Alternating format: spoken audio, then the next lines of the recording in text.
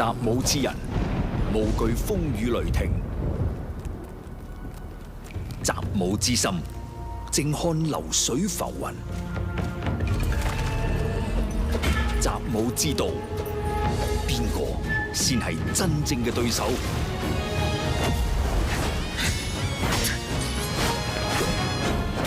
讓本帥看看，對手究竟有多少斤兩。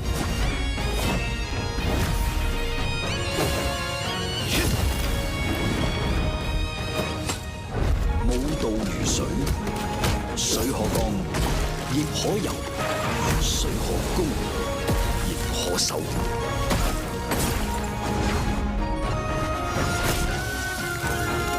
滔滔江河，奔涌无形，无形为形，无道即道。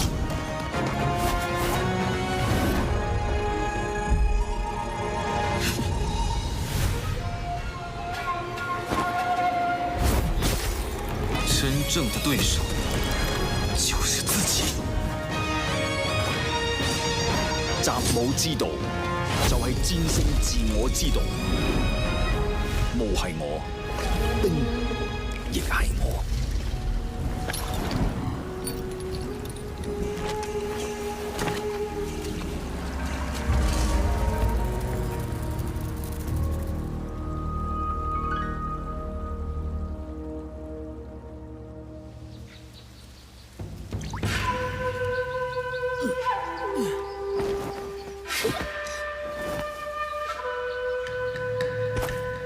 诸位，可愿为本帅俯首？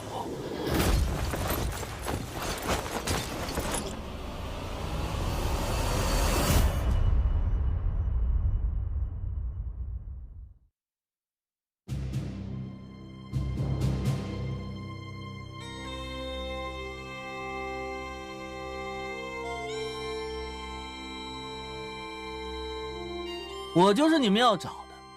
李星云，哎，人长得帅就是麻烦，走哪儿都有人惦记。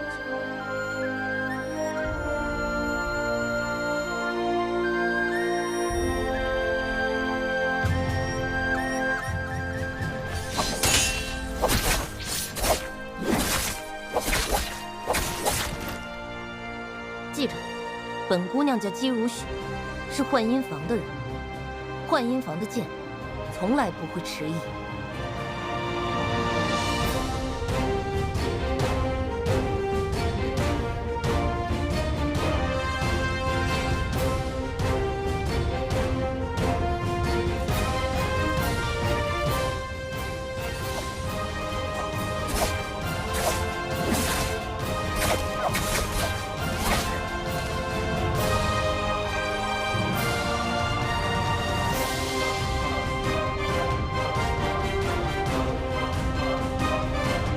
从今日起，本帅心之所向，便是人心所向。诸位，可愿为本帅俯首？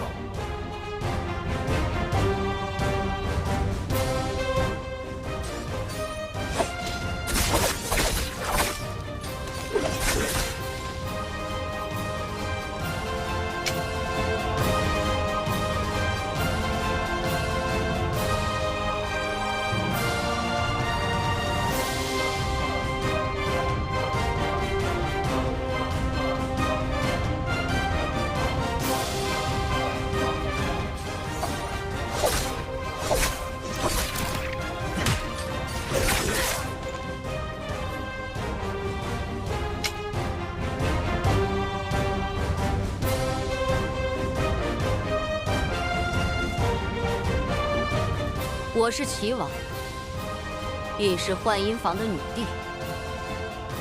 太平只是这世间的面子，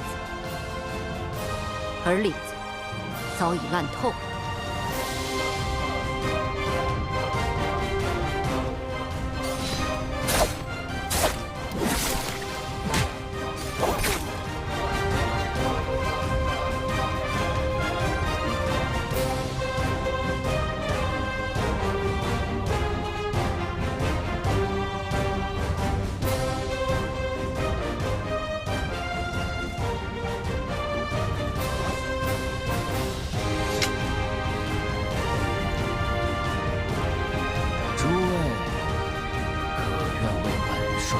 手。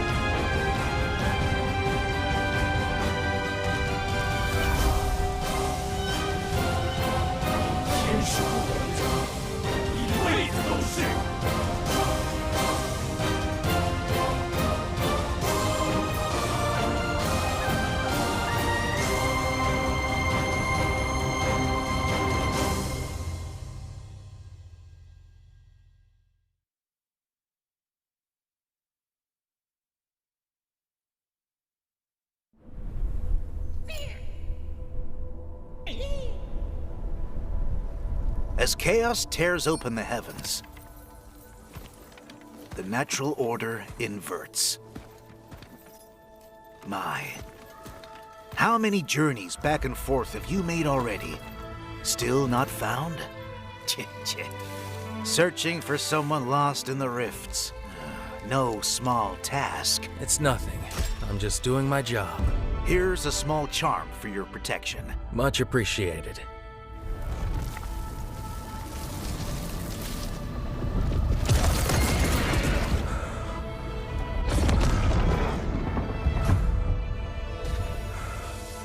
This is nothing like I remember.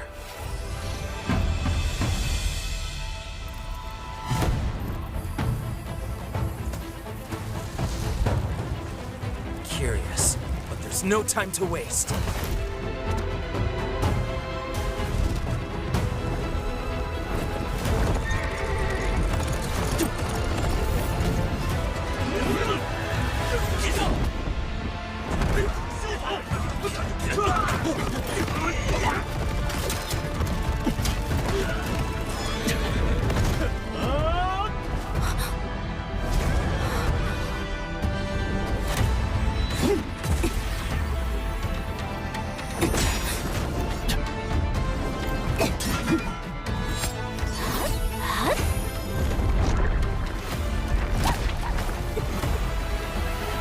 All that, Justina, only to become the matron? Traitor. I will not listen to Akiria's lapdog.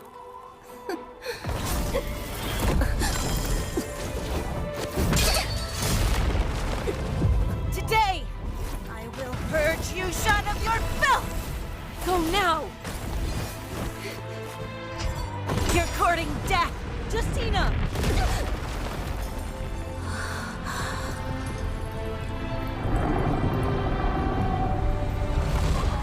Excellent. It's taken the bait.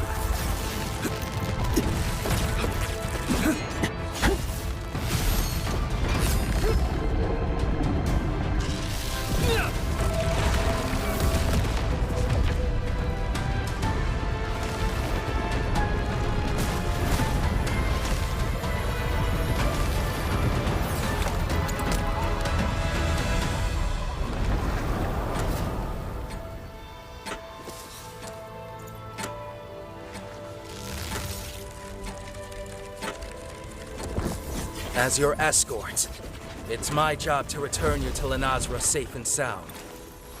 So, no matter how many times it takes, I won't stop till I find you!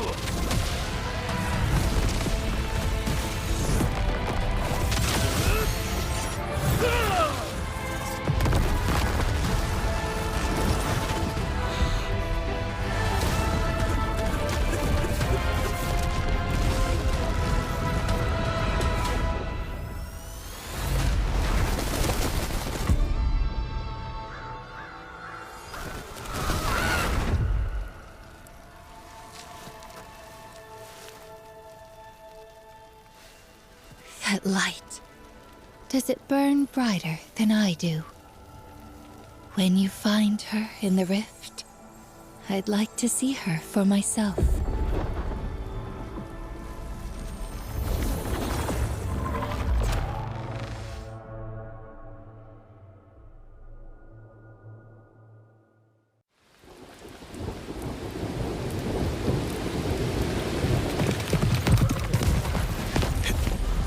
风卷雷云，来者不善。老伙计，这遭又该麻烦你了。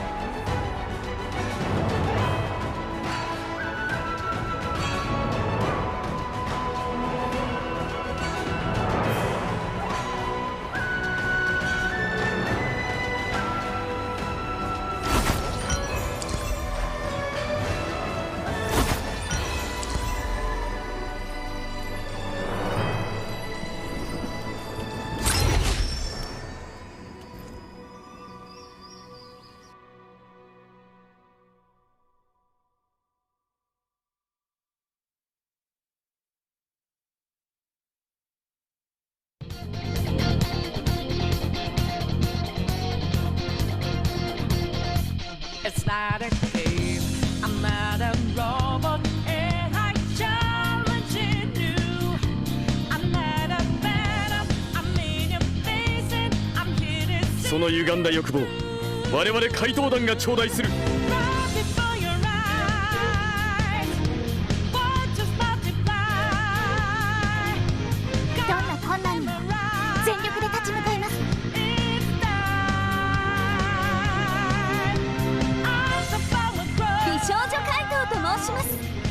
お宝は私がいただいていきますね。綺麗なバラにはトゲがあるとこ見せてあげるね。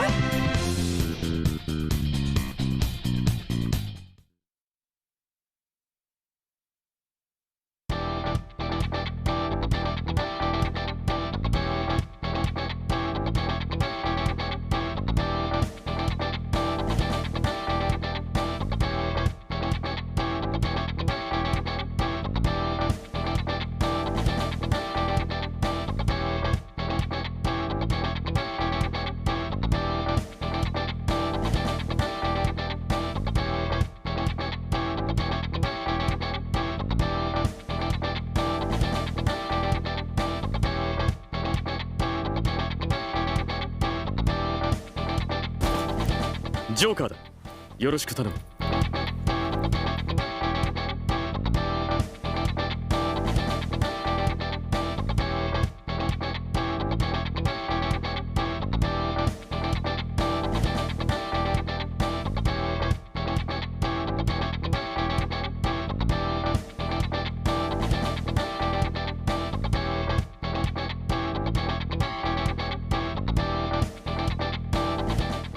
心の怪盗団の一員だよ。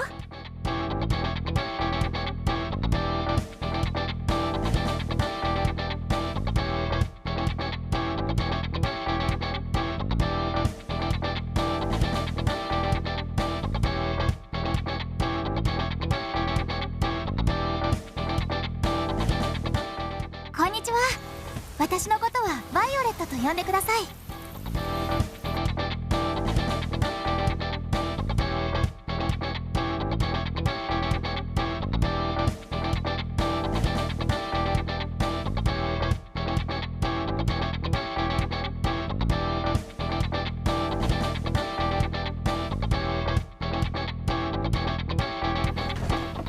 私はノワールです。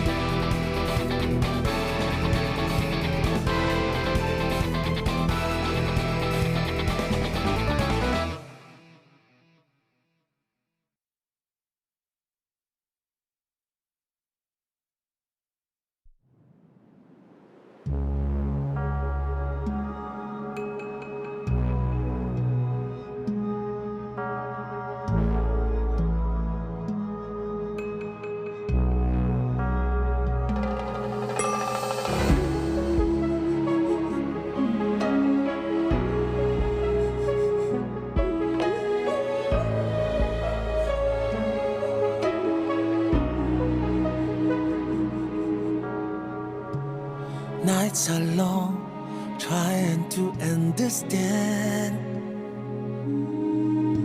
a life of words unspoken. How all of her hopes, all of her plans, told so much of what I meant to be, how some should stand, but I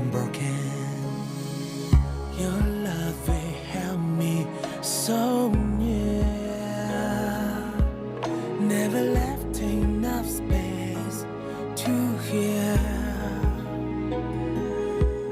how it tore me up inside. I've never been prepared to take the key to your kingdom's gate. The dreams wanted that I'd never share.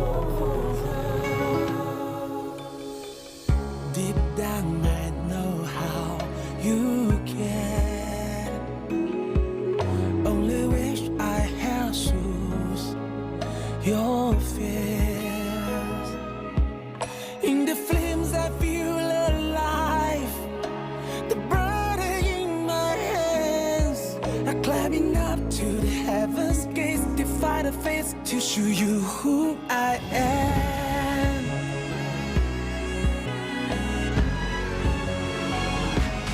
Break this throne now, trade for my freedom instead. I fight it on my own road ahead.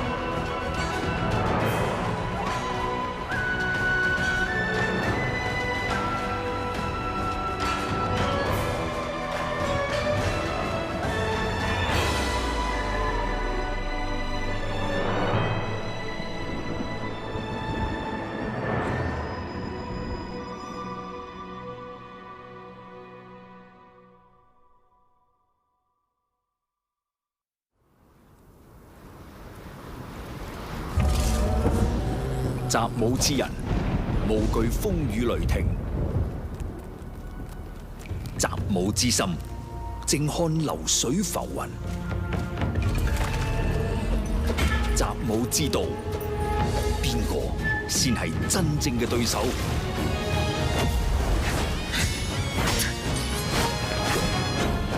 让本帅看看，对手究竟有多少斤两？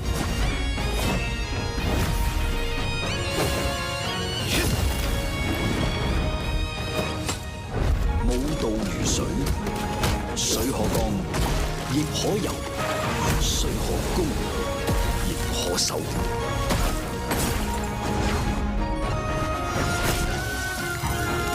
滔滔江河，奔涌无形，无形为形，无道即道。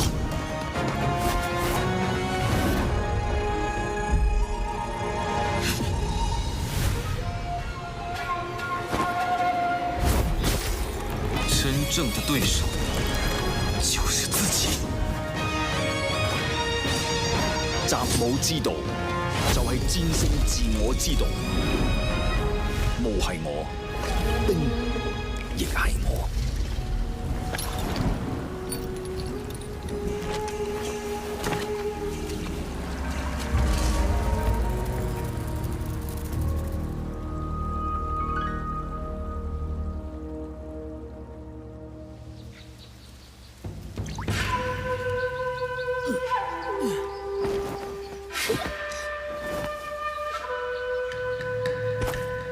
诸位，可愿为本帅俯首？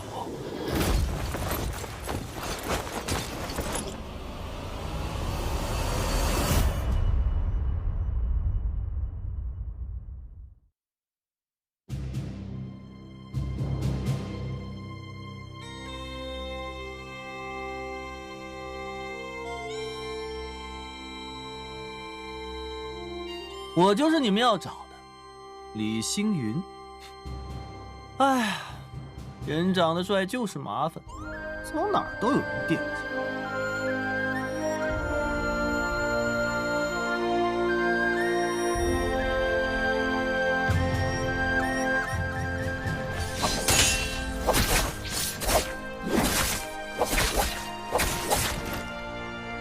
记着，本姑娘叫姬如雪，是幻音房的人。幻音房的剑，从来不会迟疑。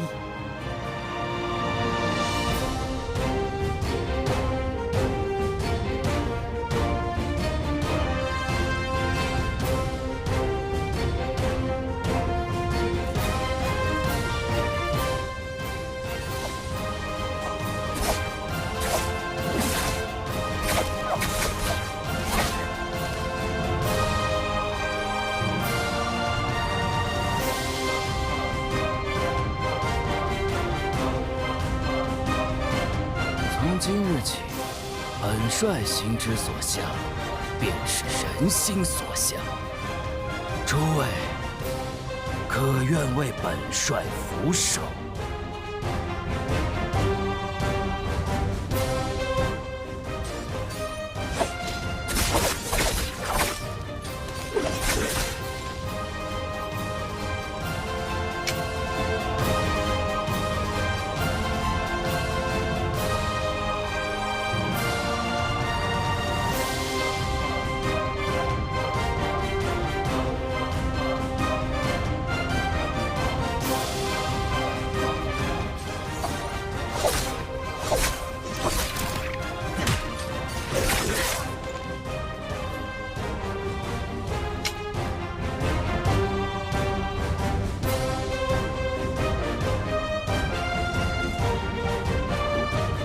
我是齐王，亦是幻音房的女帝。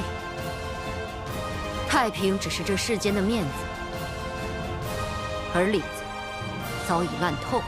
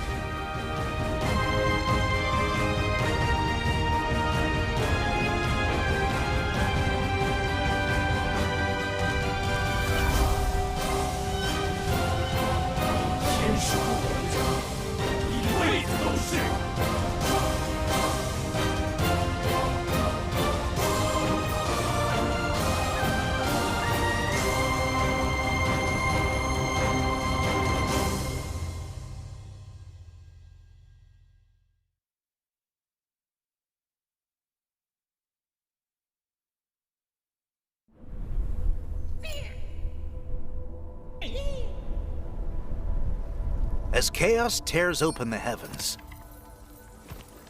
the natural order inverts. My, how many journeys back and forth have you made already? Still not found? Searching for someone lost in the rifts. No small task. It's nothing. I'm just doing my job. Here's a small charm for your protection. Much appreciated.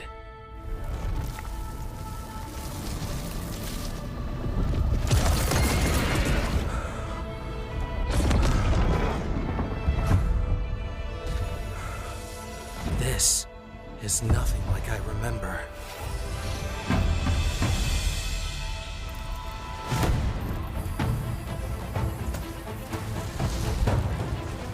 Curious, but there's no time to waste.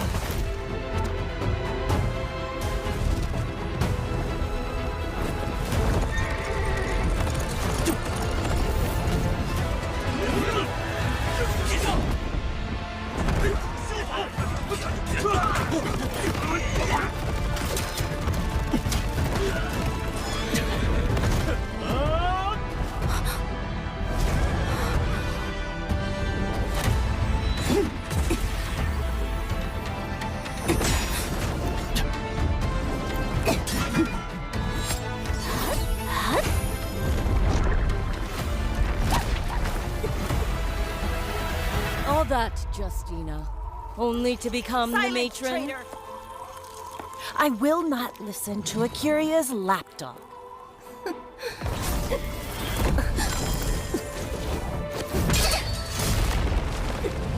Today, I will purge you shot of your filth! Go now! You're courting death! Justina!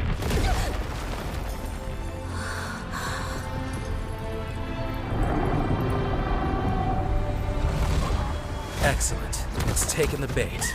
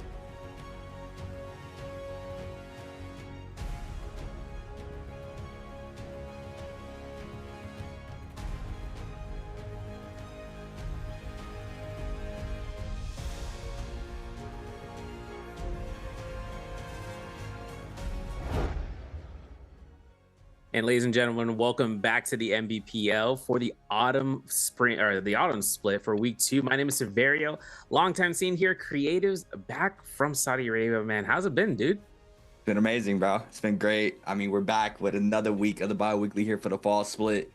I mean, it's gonna be exciting this time, Severio. I mean, we got some big changes coming up to today for the league. It's gonna be a little bit of a different pace what we're used to, but I feel like this is going to really set the tone for the remainder of the year and how these players are going to compete for the remainder of the season. But I mean, yeah, it's gonna be interesting for sure.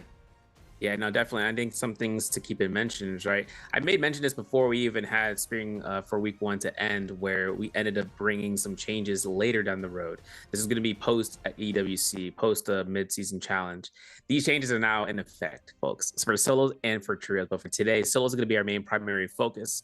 Seeing about a quick recap in terms of week 1, having between 8 rounds for finals. Our first bi-weekly winner has been Spider, getting himself into first place. FPX Star, the dark horse, my man literally is the definition of that. My man smirked and then won it out to force out the points and allowing for the match point threshold winner to be Spider, but more importantly for him who had the highest points. But before we get more into that, we do have some of our Twitch drops to be in effect. 15 minutes gets you the Tay, 30 minutes gets you the Spectral Silk, and for an hour you are able to get that Splendid Treasure Choice gift.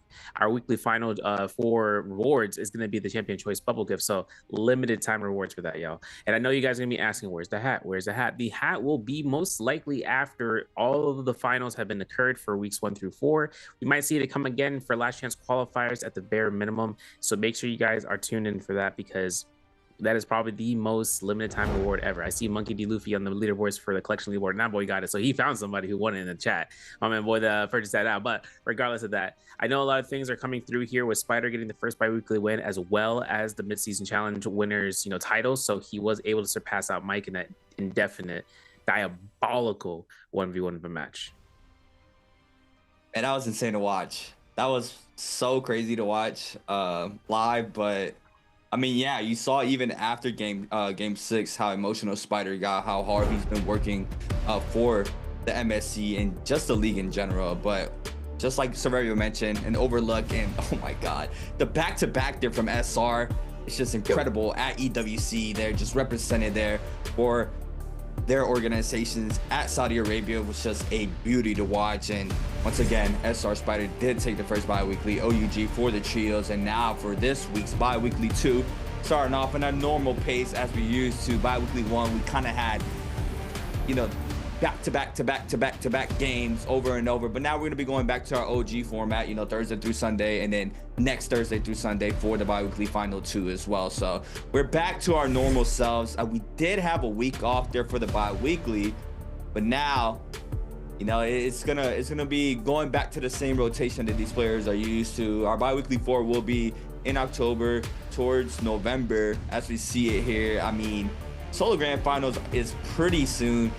CMA qualifier for Jacob as well, the 30th to the 2nd. I mean, you can look at it now, we're September, but next thing you know, one of the casters is gonna be up here talking to you guys, talking about CM mainland qualifier. It's gonna come so fast with how time flies. But today's groups do have ASC, JL, OUG, WBG, YZG, BBE. BBE, Frostfist not being able to compete for the first bi-weekly 1. He was able to compete at MSC, but he's now back for the second bi-weekly of the fall split. SR, GG, OA, Alliance, TE, WZ for Group B, FPAGQ, SS1, Wolves, DRG, 521, and Balda. And today we are going to be going with Groups A and C. No Spider, but do have 2 new cool kids in the block. We do have XM and Zoo. Yeah, buddy. Those 2 players, as we see it there. Yeah. How do you? They already played, right? First bi-weekly? Yeah, first bi-weekly, we saw you kind of working it out here, as well as HM from JL, which is Huimao. Now, one part here, if you guys are curious what we're looking at, this is that Faces. This is that 1v1 situation I was talking about, that martial artist. So you know the 6-phase system, right? How they're grouped in 2s. Now imagine that, and that's going to be the same case. They're still going to be grouped in 2s, but they're going to be competing who can choose first for the first 3 rounds in a best out of 3 in a martial artist solos format. Love it. Love it. I can't wait. We're going to have that coming up here later. And this is going to be the map rotation. Same old, same old. For trios, it's going to be different. But for here in solos, Bedora Midnight is going to be the first map. Holorod Sunny into Morris Isle midday. Then we go to Bedora Morning Dew into Holorod Sunny into Morris, or to Holorod Dusk into Morris Isle Night. That's going to be for solos. Now, as I mentioned, the martial artist solos is coming up right in just a couple of seconds. I really I've been waiting for this for a long time. Hoping to see how this kind of turns out to showcase what is going to be the effect for the first winners to be setting the tone. But another thing too is that we have to understand that the pick ban system has also been reworked. See, this is first phase for the first 3 rounds. I mentioned how that first winner, the winner who comes out on top between those 1v1s, they get to choose first for the first 3 rounds. The pick ban phase system is still theoretically in a 6 phases. However, each player in each phase, such as if it was for Verse and Star in the same phase, if Star won his 1v1, he would choose his character first, and then that character is banned, leaving Verse the remaining whatever is available. Every single hero in the selection process is not shown to be banned until it is the player's turn in order for them to select their hero. So keep that in mind. There is no way you can distinguish who is who until it is your turn to phase selection. So if you are in phase 5, if you're the 10th to 11th or the 9th to 10th person to pick their hero, you will not see the previous 8 or 9 bans that occurred until it is your turn. You do not get a pre-order gift of what is being chosen from the first 2 phases, because each individual player is individual, so you would be able to target selection them out. The players don't have that advantage. They're on blinders, bro. They have nothing left to their eyes besides just going ahead, figuring what's going to be picked in the first few phases, because there's only one character, right? There's no more double picks at all. Like, we used to have triple picks, we used to have quadruple picks, but we now only have the single picks. That means that there's no repeat characters. That means you need to have a roster of around 11 characters, worst case scenario, when you enter into the grounds as one of the final, the latter half of the phases. But after games 1 through 3, they flip the selection, so whoever won is now the second person to pick in their respective phase. That puts them to go through. Now, there are some additions into terms of this patch with Enor Wan being here. I don't know if he's going to be showcasing in solo CA, but he would be a cool addition to see if he gets picked out. Yeah, I mean, day one, we could potentially see him. I mean, we did see some a lot of well, it's just staple now. Just day ones are like test days for a lot of these players to see what they want to test out, especially right now with a big, massive change in the system with the pick ban phase, and now with a new patch implemented as well. It could be a good day for these players to potentially test it out. I seen Mike play them a little bit on his streams, but yeah, I mean, I feel like this new pick ban phase system is very massive. Just like you mentioned, just expanding the players' hero pool. On top of that, I mean, no sugarcoating. Family Matter has been a thing for a very long time now, and I think this being implemented is really going to cut that a lot more harder in these situations and really try to get rid of that. I think that's what the system pretty much wants to do, with just everybody being in a solo character. There are no pairs. There's no more same cosmetic. We can run together. Like, this is all, everybody is going to be having to lock in a different character. So, I mean, for me, I love it. I love it so much. But I also loved when everybody was the same character. Back in the day, remember we had the whole lobby of Temis, the whole lobbies, whatever character was meta back in the day. It was just different now, which I think this system right here is really going to make these players grind a lot more and really try to perfect characters like on that last selection, those Valdas. We're probably gonna see a lot more people even pick up Justina more for that comfort pick as well, because Justina's always been very strong in the meta. It is more of a comfort pick for a lot of players, but even so, it's going to really make these players grind a lot more for those characters who are not in that first to fifth selection, and really try to tweak out the best for those heroes, because now you could be playing your first or second game with one of those characters. Yeah, exactly. Yeah, and I think one part of that kind of comes out of here is, a lot of these players kind of go through with this, having a chance of going on this end. We were explaining kind of going through here. I think one important part about it is that this will be a different chance of seeing what some people have under their sleeve, right? We saw Sure. XY testing the grounds with the Viper, and people were like, oh my god, he's God's here bringing the Viper out. I'm like, bro, look, after he ended up getting focused out, the whole lobby, even if they were even the characters that were individual based, they literally saw the value that she wouldn't bring once she had been forced out of her position. I know a lot of things kind of come through with this. I know a lot of players were kind of being skeptical of seeing a Viper being chosen, but thinking about how she is like one of the 11 characters that can be in XY's arsenal, who knows what else he can bring. I mean, he brought the Temmie very few times inside of last week, with it being his premier pick, and yet he didn't bring it out as often as people would suspect. So for kind of like seeing the case scenario of him having high value games, maybe an off meta pick can come through. I don't know if we're going to see some really off meta picks coming out here, like a Hottie coming back into the mix for solos, but he definitely is an option in the air. I mean, no pun intended. I think a lot of things to come out for the characters are, you know, what seems right at the moment, and then seeing about what can be used for both survivability aspect, but for, you know, for the picks, if you have the points, if you don't have the points, you got to be able to adapt or overcome. Oh man, this is crazy to say right now. Martial arts solos right before solos, you know, like it's, I feel like we just TP to the future right now, sir. Like I feel like I would never see the day that in the Pro League we were going to have a full brawl of martial arts solos. That we see it here. We have our first rounds gonna be Fong and Verse going at it, and then we also have Star and Mike, T225 against XY, Choose against HM, Lipo against Action, Zoo against Frostivis for our 6 groups. It's gonna be very interesting to watch how it's locked down here for the martial arts solos. I mean, new system in play.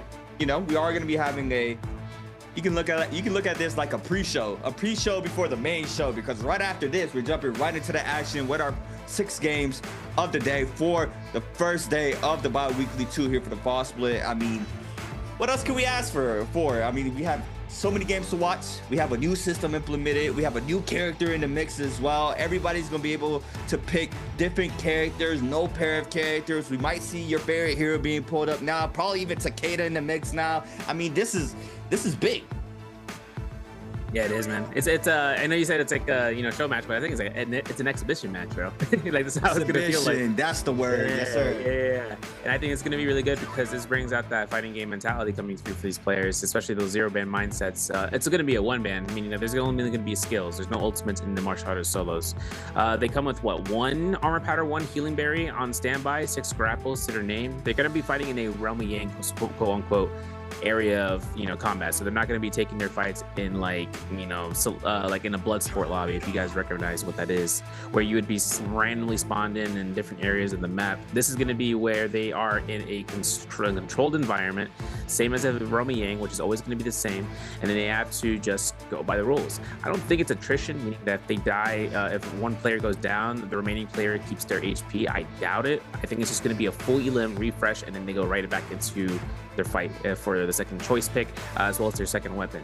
Where in martial arts solos, you would end up getting, you know, whatever character you kind of decide upon using, and you can use a single weapon. Now you can still parry the options coming through for the other opponent. Another thing too is that we're also going to look at glyph board changes because of this, because there isn't a chance in anywhere where the Nbpl players are using the survive glyph board, the purple glyphs. You know, I'm reminding you, the purple glyph boards that are rarely used, because in the open world, like, you don't even get to use that because it's very deep. But in here, parries can give you siphon for 20% for 10 seconds. If you get that, you get mitigation of 15% for 10 seconds. It happens every minute. So once, you know, the round goes through, if you get one opportunity to get some sustain back, some mitigation, you bring that to the table by bringing the glyph board alongside, I think, what the energy for in the cooldown phasing. Yeah, I mean, that's gonna be massive. But overall, I want to talk about the new cats in the block, XM and Zoo. I mean, I think right now is probably one of the hardest times to come back. Wait, hold on, we got action. We got action here. Hold on, we start off. We got locked in here with Fong and Verse. We have Fong on the Vipers, Zaping for Verse. He is going to be dropping pretty much all that purple armor. And now, ooh, I feel like we're in the realm right now. We are going to be playing around these pillars. The Viper now playing that jump LBs on the staff in hand, trying to find an opening. Is going to be able to weave that beautifully done there from Verse. Now overholding, trying to parry bait, catches probably off the half armor. Since the sign, the F turn for the Zaping. Sends the big parry there for Verse. Gets the damage, jump air. Oh, I hear R&B. Grapple cancels as well. Oh my god, hold on. Oh, gets cut off the wow. 1 point up in the R&B from the staff though. Big damage. Go for the jump LMB. It's gonna be rough here for Fong to try to bring this back though. But I'm thinking the fact that, you know, Verse catching caught him on a lot of chip damage. He wasn't expecting that jump LMB conceals the deal. Everyone's watching this from the outskirts. This is what I was talking to you before. Hey, I'm not ready, yo. I wasn't ready. I told you, dude. This is going to be the head up, and this is going to be where we're going to look at round 2. Now, of course, Verse is up on 1. Still need to look utilizing the F2 on Wu-Chen here instead of going through with any sort of restore. He is going to go full offensive capabilities, and especially against Zipping. This is best case scenario. Verse looking to try to go ahead across the corner. No parries caught on his RMBs, but he does get a nice tap dodge. Wrong man looking like Neo. He's going to be looking for another chance here. Leaving out, gets his F2 cast, backs it up a little bit, and creates space. I think a lot of points coming out here for the F2 to cast a recast. He can't even get an LMB. I don't even think so. Oh my goodness, I lied. No what? Travel bumps confirmed for the RMB. Then gets a little bit of chip, and we still have the F skill for Zip. Wow, I'm not gonna lie, this Wu-Chen with a hat, the near Wu-Chen drip, he drippy right now. Yeah, even though now playing nunchucks, we got Fong in the back end, still winning this out. Fong is still trying to show up. We have, oh yeah, there it is. Proc comes in off the nunchucks, he's gonna send it, gets a cancellation off of this as well. Goes for the clink. Both players trying to space. Fong with his signature weapon, the fan, once again. Running F2, can't get caught off the prio. Now the F is gonna be called in for Verge. Looking for the perfect TP, catches this time around, and I think this is gonna be enough damage off the LMB dodge LMB into the 1.0 for the elimination there for Verge. Beautifully done, and it's in cycles, huh? Winners. Yeah, I told you they go in here. That's why you're watching the player point of views. They're watching this from the outskirts, yeah. Okay. So okay. They see everything going through here. Now it's gonna be Mike versus Star in this following phase. Now we're looking at seeing whether or not the Tumult versus the Viper comes out on top. Remember, no ultimates, all about the skills, and Tumult has the lowest cooldown if you throw the Insta Wisp. Seeing about the Scare Rush, this is good right now. Looking at Mike try to go for the 1-2s, goes for the 3-piece, gets himself caught to the parry, immediate F, gets almost caught by the stack by the horizontal with the blue focus. Still trying to look for an LB catch here if he can. Still looking for the Scare Rush in front of the corners, gets caught by another horizontal, kicking the accession. Oh my goodness. LMB to the LMBs, to the F2, gets tap dodge, and Mike's still trying to go ahead for some quick staggers and gets a nice jump LMB. Wow, good damage now, trying to even out the health. Is gonna be able to knock off 2 blocks of that purple armor. Mike gonna weave that. Now Clink comes in off the focuses. So he's trying to find Prowl, is gonna use the grapple to the overhold, cancels it to avoid getting hit there off that stagger. Still chasing down the Viper Star to be able to weave the F as well. Beautifully done there for Mike to avoid getting hit with that damage. Looking to fish for that parry, but Star being a big nuisance here on the pillars, making sure he cannot get hit by any damage. And I mean, he can play this out for the timeout, I believe. Yes, he has 15 seconds left, and this is a strat. I mean, Star can just go ahead and keep cutting out the pressure here from Mike because the health advantage is going towards Star's way, and he eats him up with an LMB focus as well. And now Mike, with 5 seconds remaining, has to really push up a lot of damage in such a short amount of time, which is not going to be possible. And Star playing look at Star, man. Star is a menace, man. I don't know what Star been eating this past couple months, but he is different now. Everyone's laughing after that fight, dude. They're like, wow, I can't believe it. Seeing how Star comes out here with the Liam against Liam. This is going to be the F1 versus F1 shenanigans. Mike burns it out first. 1.0 comes out, the kick. It's going to be connected for the 1-2s. He's going to be looking for the RB release. Gets parried. Nice F1 to come out here for an RB catch. A little bit of chip here and there. Looking for an LB. Clink off the 1. Making sure he can try to look for the RB catches and get a parry opportunity there even. But he finds one there. There's a nice chuckle. Grapple bump into the RB. 1-2, 3-piece. Jump RB afterwards. Try to concede into a grapple. A little bit ambitious there. I think he's going to get caught by the RB. Yeah. Obviously, the F1's going to be coming up in a couple of seconds here for both the mates, but I think Star right now is looking to try to get a little bit more time to get that F ability up to some time. Mike has it. F1 to RB. Get anything off of that. Nice RB off of that. We're going to see the burnout for Star and the 1-2-3. Oh, they also the same. Oh man, turning it around. Nice and dicey. And that's going to be Star coming out on top.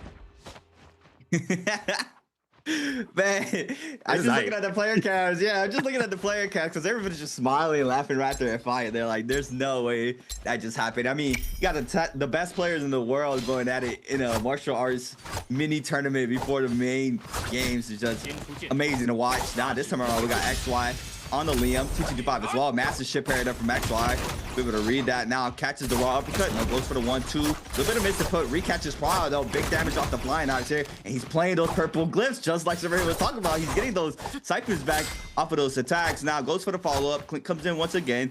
Looking for the spacing off the RMB from the flying eyes. Overholds the Scare Rush. Goes for the parry. Has to use the F there to avoid getting hit off the focus attack. And now full combo from T225. Full extension as well.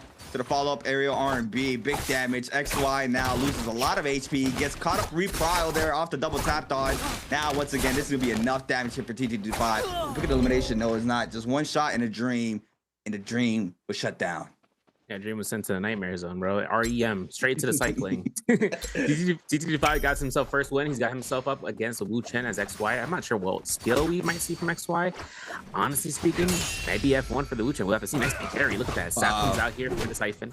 Hoping to see the uppercut. Not going to connect. Nice hits on the LMB and double jump into one. Getting caught by the horizontal. This is going to be XY's gain right now for the LMB. Clink number 1 for the block extreme. Looking for another horizontal. Gets caught. Okay, bro. This is going to be the chance right there. This is the F1. I called it.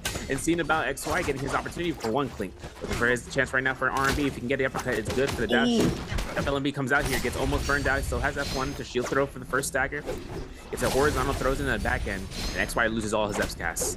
Yep, here it is once again. Trying to find Prile. TT25 with the 1-2. Proc comes in off the nunchucks. XY still with the health advantage. Tries to cancel that, sends it, but doesn't nearly catch the Prile. Now the F invested there for the Temi into the R&B bonk there from the nunchucks to pick up that kill.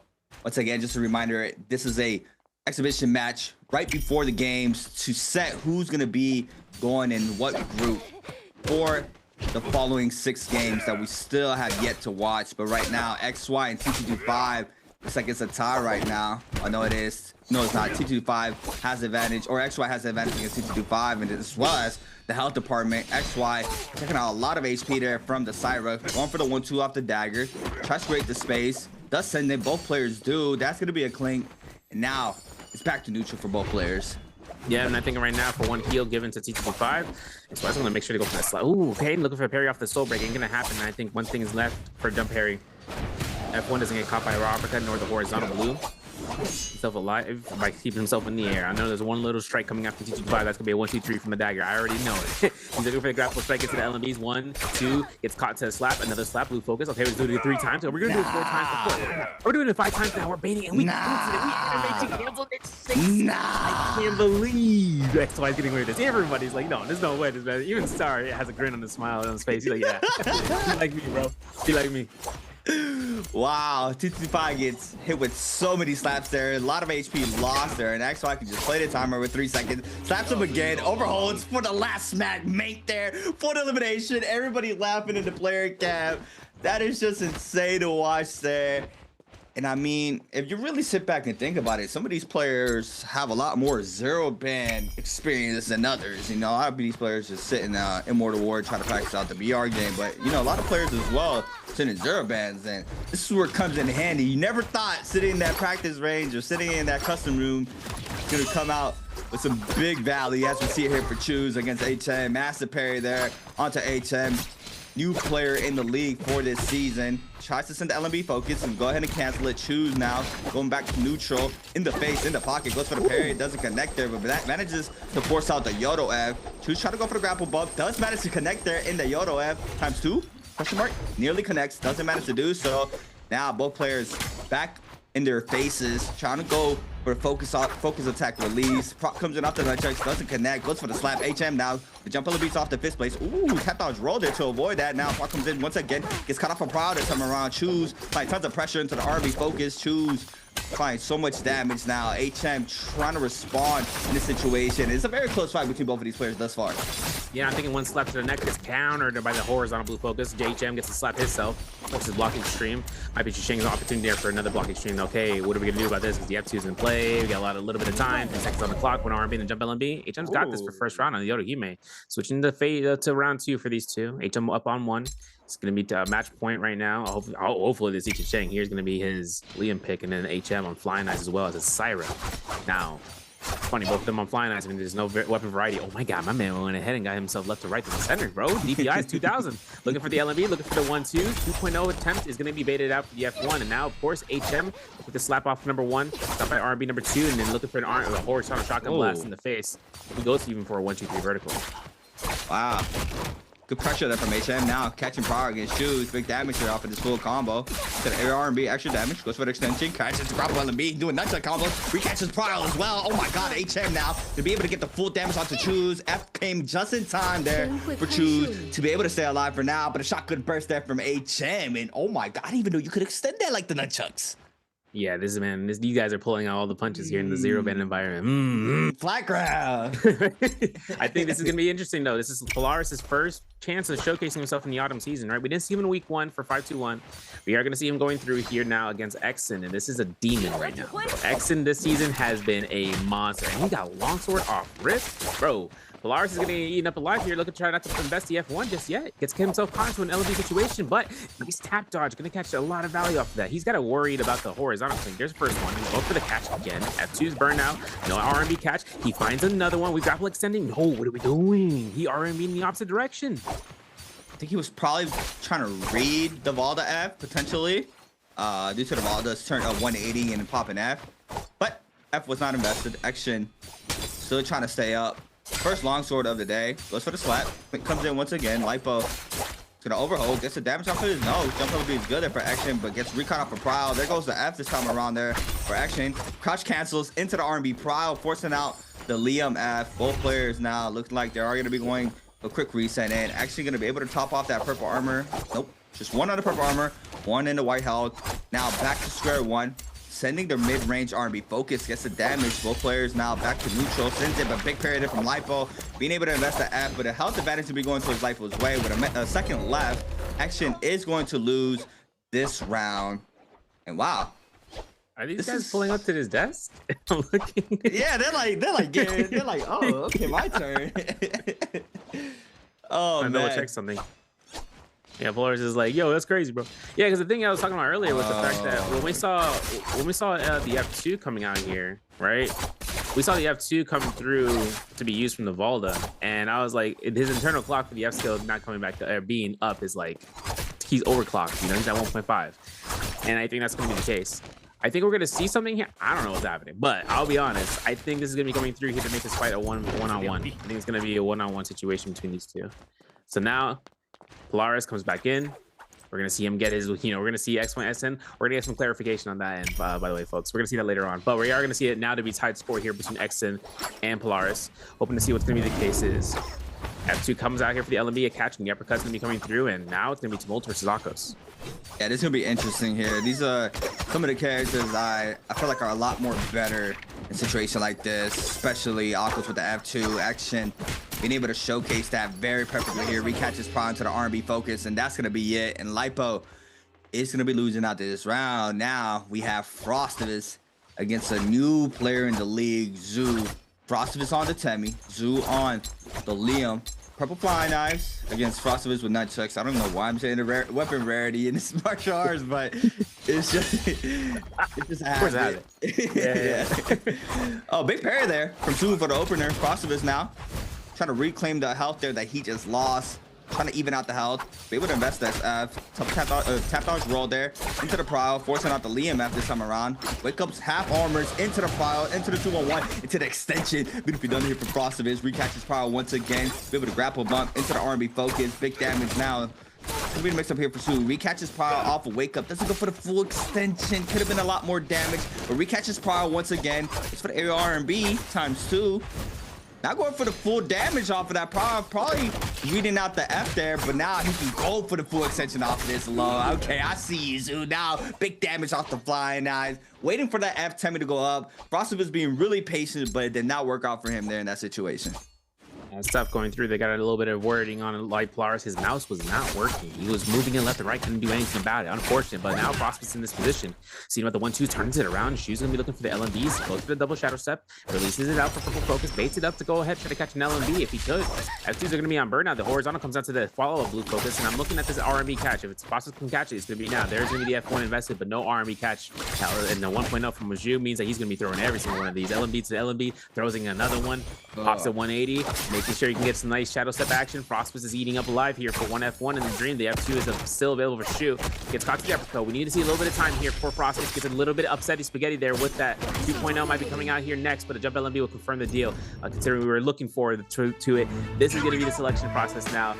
We might see that on the screen where the players who had won takes the first pick in their respective phase. In the latter end of that phase is going to be the loser, which this is going to be reversed after round 4 or round 3. So from round 4 to 6, whoever is a loser then becomes the first one choosing in that phase. You guys will see what I'm talking about when we get later on, but that's going to be the case. That's going to be where we enter in the round. This is gonna be a little bit interesting, man. I like this. This is every single Yeah. solos day we're gonna get this. Well, besides finals, maybe, but we'll have to see how that one ends up because this is really exciting to see for the future solos.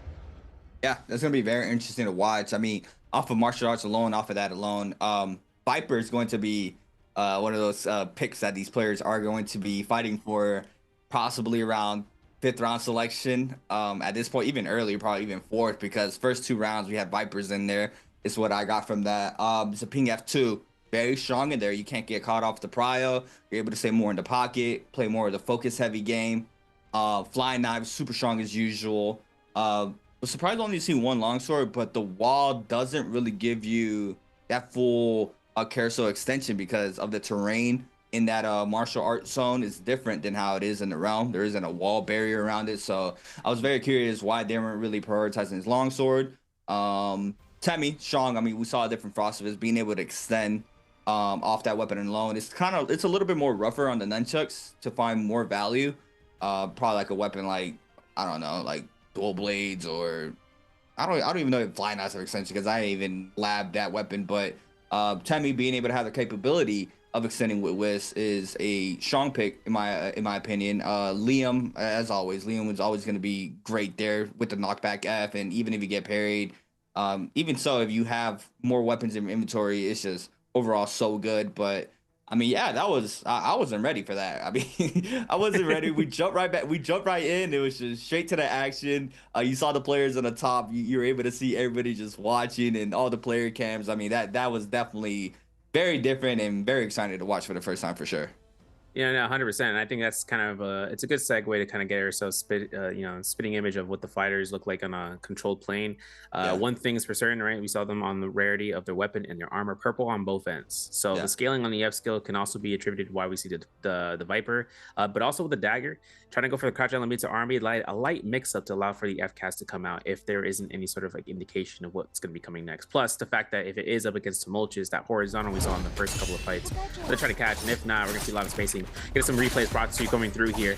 A little bit, of course, I have to say it brought to you, right? But the LMV comes out the F2. MTF, aka Fong, gonna go ahead, smile it out here. And then this is the first other fight between Verse and MTF. Of course, seeing how Fong, aka MTF, aka, if you want to keep going by his name, his alibi, he's finding himself out here for the RMBs, catches off the nunchucks. And the fist blades are really coming through here as well, but the flying knives definitely had made its appearance a lot of times with the Liam in connection. Seeing about the parries coming out here. Liam with the F1 to RMB, right? It's chip damage at the end of the day for these guys, and trying to catch a 1 LMB connections means that they're going to be looking to try to go ahead for as much possible damage in a short amount of time.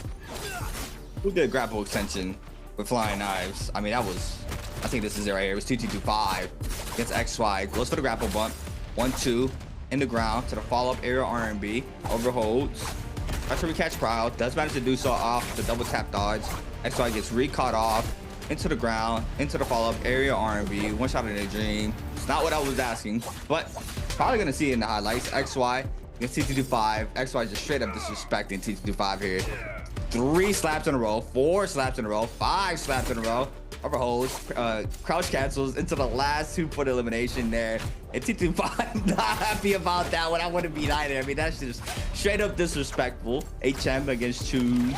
HM on the fist blades. Croc comes in off the nunchucks, forces out the Yodo F. Has to go for the air RMB or for the RMB focus, but the follow-up there into the jump LMB was enough there for HM to pick up that kill. Yeah, now we're looking at Xen's replay right here. When he got the LMB double on Life Polaris, he looks towards the RMB catch. Now he's looking for another LMB, and he gets another one, bro. That double in succession. That's tough. That's real tough. Shu, though, thinks his fight against Prosperous. This for the RMBs against here. Yeah, you go for the 1-2-3 until he's like, oh, hell yeah, what are you doing up there? I'm looking for your catch. Ding, and there's it. Look. Once you start to getting close distance from the flying knives, it's either an RMB catch or an LMB catch. And this is going to be the results of what we saw in terms of the fights between all the players. And I think only 2-3 players got 2-0'd here. Between Verse getting the win, seeing JL's HM taking the win, and seeing DRG shit taking the win as well. No, 4. And Star took it up against Mike 0-2 or 2-0. Tough. So it's Verse and Star in first group, right? Yeah. So Verse Star, XY, HM. Yeah. Okay.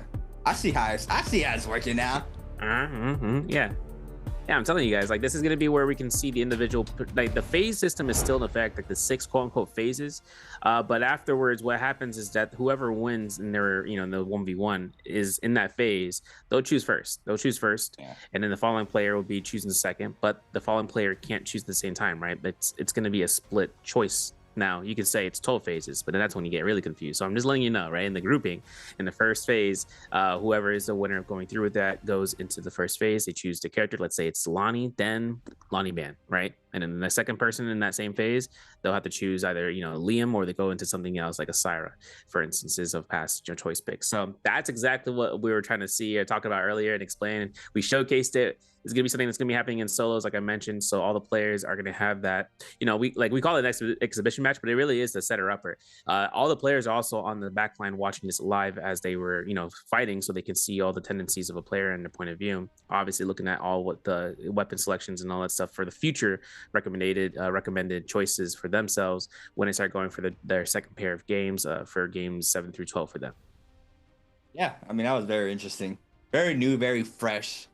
Always trying to change up things here for the Pro League, and I mean, I think this is amazing. We have a pre-show before the main show. It's just great to see. But right before that started, I wanted to talk about XM and Zhu. I was gonna say this is possibly the hardest split to try to come in as a new player, because they had a week break, 2-week break from Biweekly 1 into Biweekly 2 due to MSC. When usually the new players are going back to back each week to try to get used to the tempo of the Pro League. And now with that break, it kind of, you know, slowed them down a little bit. And now on top of that, we have a new system that has never been seen. We have a martial arts right before our game start, which is, you know, a lot more different. No more double pick heroes as well. So I still believe this is probably the hardest route. Depending on how the matches go, we have to see how the solo pick heroes do in these lobbies and how the game language is looking like for these players. So I mean, it's going to be very excited to watch. I don't think we have a difference there on the map pool, right? Map pool is completely the same, correct? Completely the same 1-to-1. The only one that changes trios, but we'll talk about that. The guys will talk about that tomorrow. To kind of keep you in the loop in terms of what's going to be the case, I think, you know, for the majority of things, Syra changes are also in effect. So seeing how V1 Syra has been severely changed out, keep in mind that Syra has no real opportunity of actually getting her chances to really pop off with the dazzles that she once had, right? She only has 3 dazzle orbs to come through. Now, keep in mind that the dazzle orbs have a range of 50 meters that you can be thrown out to catch your targets in a fair distance. So if a Syra decides to throw her orb at a disengaging target, if she lines up the line of sight and hits the orb, she then is able to go ahead and catch a dazzle. And if the lobby wants to control themselves onto that person they got dazzle, bro, they have full real estate to do so. She also gets a little bit more healing now from each dazzle towards herself, but there is a cooldown, and the dazzle is not a right click anymore. It is invested into her F, which means inside of her ult form, she no longer has a combo breaker for her to have some extra movement. Her Romy dominance is going to be kind of, you know, limited from what it was once before, but now she has to be a bit more tactile, right? Her light beam can be parried, although when she does charge up her light beam and is immediate to level 2, it has to be released. There's no hold checking a Shio anymore, right, for chip damage. So you don't have really much of an issue where a Shio can end up going through and getting chipped out per tick. After level 2, it has to be thrown out. And that parry doesn't give a parry attack, no riposte. I think there is some talk about it where it's just going for clink damage. I think that's the case, where you take a little bit of damage, but then again, it's better than taking the full knockback and that 400 hit. Can be very interesting to see her, especially in solos as well. I think she's still pretty good in solos. I wouldn't be surprised if these players don't play her. I think she is still a really overall great hero. Even with the dazzle chains, people were saying that it doesn't even feel that much of a difference. We were watching it in global scrims as well. I mean, she does really well in the games as well. So wouldn't be surprised. I'm really thinking about, you know, what comes after Shayol. You know, are we gonna have a prioritization on a Temi? Because Temi is usually one of those last round selection picks for a lot of these players. But right after that, what a lot of these players do like Valda, the Yodo obviously in the pool now with her rework. A lot of players have been prioritizing that Yodo He-Man. But thinking after all that, like, who is it that these players are going to be trying to lock in for the round selections, because now all these characters are going to be locked out 2 times faster with only one only one hero being able to select per player. So it's gonna be very interesting. Maybe we'll even see a Tessa from Fong. I mean, Fong's been a big Tessa enjoyer for a long time, and with a meta like this, or with a system like this, I should say, it could be a possibility that we are able to see something like that being unfolded, depending in the round selection that he's in. If he's towards that end, the bottom side of the groups, he could potentially bring out a Tessa. He also likes Matari. Yeah, I mean, that's what I'm very curious about right now. That's something I'm just waiting. I'm like kicking my feet like a little kid at the grocery store. Like, where's the round selections? Yo, where's the round selections? You have round selections at home. Here's the thing that happens. I think one strong point is that when we run through our usual 6 and now we're running our usual 7, if you really want to go through, is that then the off chance picks can come through. Obviously, Colin might have more of an appearance coming out sooner, yes, for sure. Seeing about Akos as an option to be it depends on where Akos shows up, right? If he shows up in the first, like in between picks 7 through 9, or if he's going to be coming through his picks 10 through 12 as like a latter half pick, there's still so many options to be brought out, right? Like, we still have the chance of bringing out the Justina, like we mentioned, come for pick zone, and if not the Justina coming through here, the Wu Chen still have more of an appearance to have a zipping Ming can have a chance of being able to be predominant inside of these pick bands as a choice pick, and then hopefully seeing about the forcefulness of off meta. Like, I'm talking about cicadas. If they decide to make their appearance, I doubt it, but then again, if someone wants to off pick their Tarka choice pick, go for it. Still a little bit rough around the edges, especially in the Pro League, but he's still a choice. I'm not going to count him against it. He's still an option to be on the table. It's really, the table is kind of endless in terms of options, so long as the character that you're using isn't like a transformer. Don't quote me, because a transformer can end up really going through and getting pocketed out. This is going to be that phase pick system I was talking about. So remember that phasing of, I said, like, once the other. This is going to be where the players are actually going to go through and taking the stead.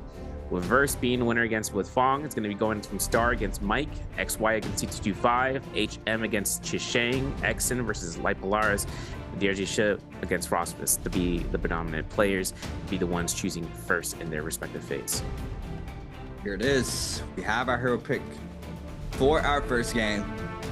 That boy Verse. I met that boy Verse in Saudi. It was lit. But overall, like you said, Tarka, I'm looking at XY. 5th round selection, I don't expect it. But when Tarka did get that rework, he was really focusing on that character. He was trying to make it work. But, I feel like right now, this could be a better time to try to make one of those character works if you're in the bottom end of the selection verse. Just like, man. Bro, I was supposed to sleep in today, dog. They said they gotta be in Group A, Phase A, bro. Why is this? I gotta be in here an hour earlier. Overall, though, locked and loaded. You see these players. I mean, what can you say? These guys are gamers, man. They be up late. They be gaming, and when it comes down to bi-weekly day, they gotta be up early.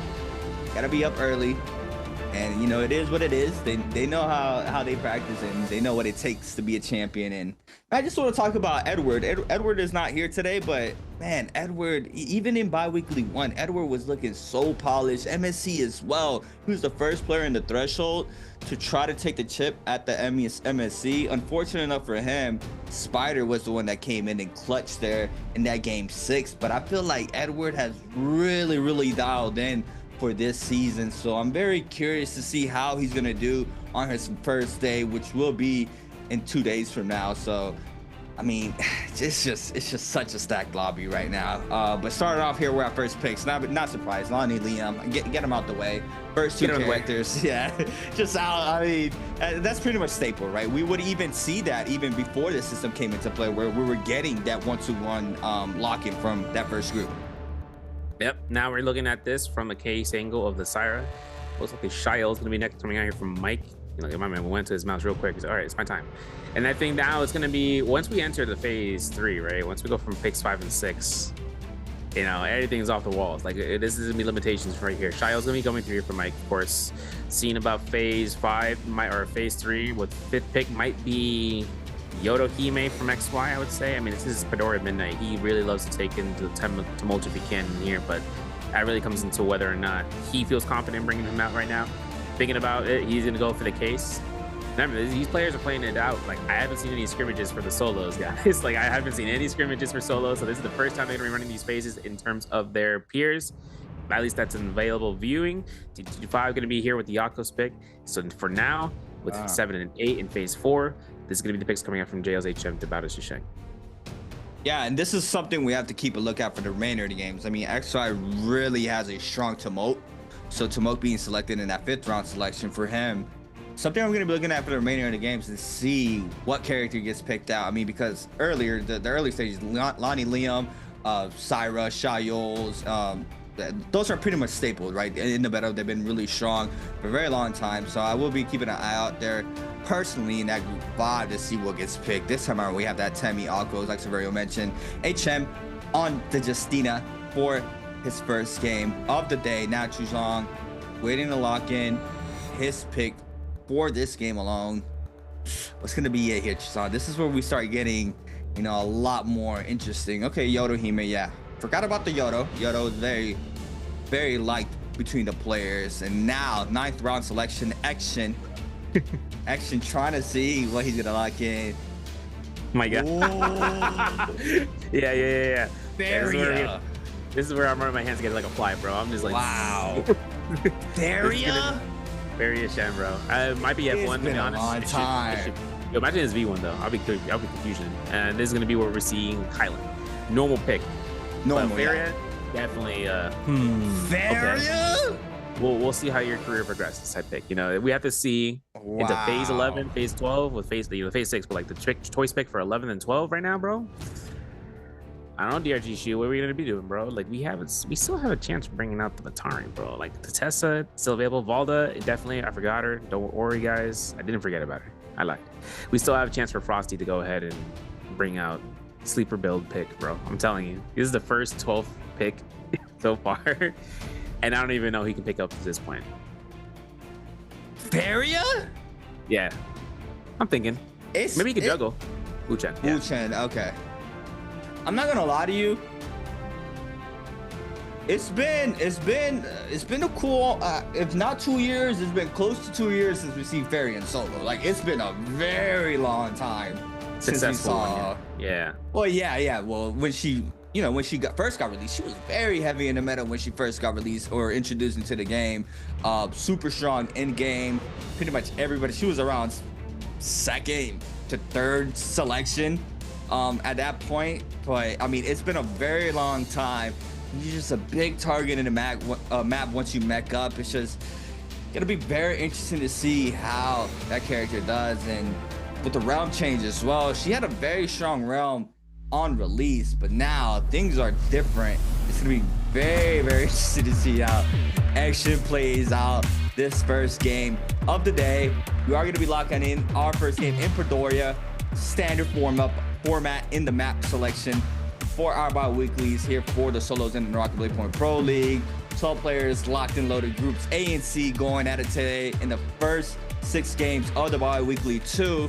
New system implemented, new characters in the pool, everything being a lot more different. Didn't see an Einer. I was expecting the wand. I'm not gonna lie. I was expecting the wand to come out potentially later on today. Wouldn't be surprised if we have these players test out that character. F1v2 on the Feria. Okay, that's standard there. Standard there for the Feria. Everything else looks pretty standard. I mean, that's crazy, right? Because thinking I looked at I looked at Mike and I looked at XY, and we got some changes coming up to those 2 characters in our next patch coming this week for the live game. So those 2 characters, and I don't know how long is it gonna take for them to get on that patch here for the Pro League, but I'm very curious on that Tumult, because the Tumult, even me and Severio talked about this last weekend about how it's going to be, because for me personally, I think Tumult is, overall very balanced right now. I think he's one of those, he's not OP, and he has a very high skill ceiling. So I'm really afraid of Temi getting, messed up, if per se. Yeah, big time. You know what's interesting too is look at the stats, right? Like Shang, T25, Polaris, obviously, and Frostbus, obviously, because they haven't played. They haven't had any chances of using these characters before, and especially in week 1 for bi-weekly. So seeing this Yoda, especially the Akos coming out, definitely a rare sight to see. And like you said, Tumult's changes, I can't wait, but I don't know when the NBPL is going to update to that patch for the Tumult changes, which is the one I just dropped last night, as if you guys may or may not know, with the current live patch. Speaking about the Shail V2 variation changes as well, we'll have to see how that one ends up being predominant versus the V1 variation, because V2 is a lot more agile, right? In the past, right? V2 used to be a setup for the LMB, right? Catching up neutral, allowing for any sort of extensions that you'd really start to set yourself up for. But now for V2, right? Post the nerf towards it, it was more just being agile, but they've added the retention that V1 gives, where you're able to store the shield blocks for you to be able to go ahead and store them and throw them whenever you need to for the marks. But we are going to start off on here, and we're going to have to see Mike how he's going to be ending up here on Shail on the V1. Ancient Stockgate is going to be where we're beginning. TT25 in the distance, blue spear, or blue fist blades in a blue armor, while Mike is still crewing his gear, getting a bow on the standby with common halberds, and TT5 on the Akos pick gets the blue musket as a secondary range weapon. It's the 4th. I was slumped. Patch already went live. I was slumped. I had to get ready for this. So, yeah, I'm gonna have to definitely get in the game and test out how the new Temmie is. But right now we got locked in. FPHQ star against XY. The follow up there from the flying eyes there against XY. But that's purple dagger into the wrist. Pistol shots for the extra damage since the re-LMB focus. Doesn't connect off the soul break. Gets cut up in the wall. Now, oh my god, big damage there. Manages to catch the Scare Rush into the 1-2 for the elimination onto Sar. And I know that Versus at the side of the Ascension 4, looking for the 1-2s, got velocity on standby. Parry's clean, and the weapon has been swapped, as well as the armor. HM has to run the ring around the road. So for the LMB catch, it ain't gonna happen for Verse, but an armor swap has been given to HM. Combo Breaker's been burned out for Verse. He gets a nice uppercut to the RMB's 1-2s. Looking for a Scare Rush into the investment for the horizontal. Might be even holding out horizontal the moment he gets in point blank range. He goes for some pistol shots, and for Verse right now, 16 grapples to his name. Is if HM gets a nice corner Scare Rush off, and he can just start breaking that line of sight, it might give time for Verse to heal, which will be the case. And for MTF in the distance. Look at that. My man has purple armor, or purple weapon, and a blue armor. He can find the chance to invade right now, especially with that bell strike. Yeah, Fong doing Fong things as usual, waiting for that perfect opportunity to move on in with the third party. HM eating up tons of damage with a massive parry there. He's gonna be able to cancel Fong to go ahead and change his attention onto Verse. Verse still applying the pressure onto HM, trying to get his player focused out. The R&B does connect there for HM as well. Verse now losing a quarter of that white HP, manages to find a common armor swap. Fong's gonna back on up. HM still gonna be hit with some of the pressure here from Verse. Pistol shots there for chip damage. Gets cut off the 1-2 off the R&B, LMB. Verse not swapping on over to the Hong Sword. Trying to stay up here in the pocket. Goes for the shift parry. Doesn't connect. Can be forced to pop the Lani. Has the ultimate as well. Action picking up elimination onto choosing the kill feed. There goes the Lani ultimate investment here from Verse. Backside Fong being a big nuisance as well. Gets cut off the R&B, LMBs, and be forced to throw down the first ball. Now the goalie stance comes into play. He's going to use the TP to create a little bit of that space, but it looks like Fong might be still looking his attention onto Verse, and he is, as well as HM. Yeah, and Verse still has his ult, so go ahead, throws an orb. Has to be really worried about the enhanced dash. Gets caught by the R&B, but had the mitigation to supply himself just enough to survive with half his HP bar. Verse gets himself caught to grapple strike. This is between the two players. The dash wasn't confirmed for a freeze. Verse still has himself the rooftops of these awnings. The tiles are his. And now for Verse to get heals off of common healing armor powders, he still has his combo breaker, burns it out. MCF has ultimate to just really want to invest his ultimate. He needs to find a reason why to, and there's going to be the reason he didn't take the time. HM gets his horizontal, and now it's going to be up against him. I'm hoping to see. I'm not even sure he can get an R&B, to be honest. You have 2 still available for HM here. Finds it, avoids it, gets caught by a stagger. We need one chance right now for the hits. There's a kill, and that's going to be elimination for MTF to catch +1. Just unfortunate there. HM wins the first fight, but Fong is always posted up. He's always there, lurking in the shadows, waiting to move on in, and you see it here on the Liam, picking up his first kill of game number 1. Choose as well on the Yodohime, picking up his first elimination. Action on the Faria did pick one up. Valda for Zhu and XY on the Temmie. Frostivus with 1. I mean, we have eliminations all the way through 8. Look at that. Akos, Justina. Yeah. I mean, all the eliminations have been already concluded off drop. So players are going to be playing up that scaling game now to try to prepare for that first run on Yang. We have Mike potentially chasing down Choose. I believe he is trying to kite out towards that player. TT25 as well, losing half of that white HP on the Akos. Blue armor, blue nunchucks in hand. Gonna go ahead and retop the white health. Gonna drop the health Jade. Gonna re-pick it back up to get that extra bit of health. Ooh, nice little squirrel hit there for the Vitalia. That's definitely what he needed in that situation too. So that's a win in his book. Shout out to my squirrels, bro. Shout out to them. You know what? I'm not even gonna say it. Frostus puts himself out here for the blue Tros. He puts himself on top to try to get Skygate's Cove to be his own. I mean, listen, Wu Chen got his first elimination, purple armor. We might get a replay in terms of all these eliminations that happened earlier because we got Romy Yang number 1 showing up here in just a second. As Frostus is kind of keeping himself in Skygate's Cove. Polaris as well as Star are both on the outskirts of it. And then seeing about the Romy Yang circle, it is right there. 40 seconds until it starts to spawn in here. And then for XY, he's inside of the horse, into the Hall of Military, the east side of Imperium. He is by himself, but he also has the Yang portal next to him. The RG Shin and JL's HM are right next door to one another, and we're hoping to see who can take this Yang spot. But all 12 players are still in the match.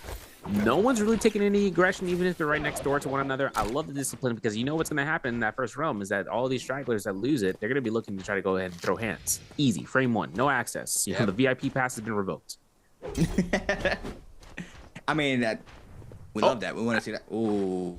As I say that, bro, I cast a curse here, bro. I can't. You just cast a curse them right now. And then look at Star and Frost is going at it as well. Syra, Wu Chen catches big damage off of this, can rejuggle off to this. Oh my god, doesn't manage to connect off the post attack, nearly connect. Does manage to force out the Syra ultimate now. Gets caught up at the 2 charge, I believe. To be able to tap dodge roll this one. Now snags up the Yang pass. All he has to do is cut out this ultimate for just a little bit longer. Gets cut off the dazzle, and now Lipo showing up to the situation. He's gonna use the Wu Chen TP there to create the distance. Gonna retop that armor. Lipo now switching his attention onto the Syra. Star's gonna back on up. Lipo's gonna get the pass for free now with the aggression there from Frostivus and the Syra. Looks like Lipo is gonna be claiming this as well. Frostivus is gonna back on up. 30 seconds remaining. No Kylan ult currently as well for Lipo. I mean, the aggression is a lot different now. This is a replay here from TT25. Someone's on a ballista. Oh my god, the burn damage there from Action. Grief zone. Wait a second. No bueno situation for Frostus here. On to the Wistros. XY, we caught though. This is free, right? Oh, we didn't get the reset on the Wisp. This is up to the V2 pass right now for Frosty. He can actually do it because I saw him pass by Fireflies at the Crimson Cave. He didn't attempt to go ahead and try to pop ult to try to contest that Yang portal.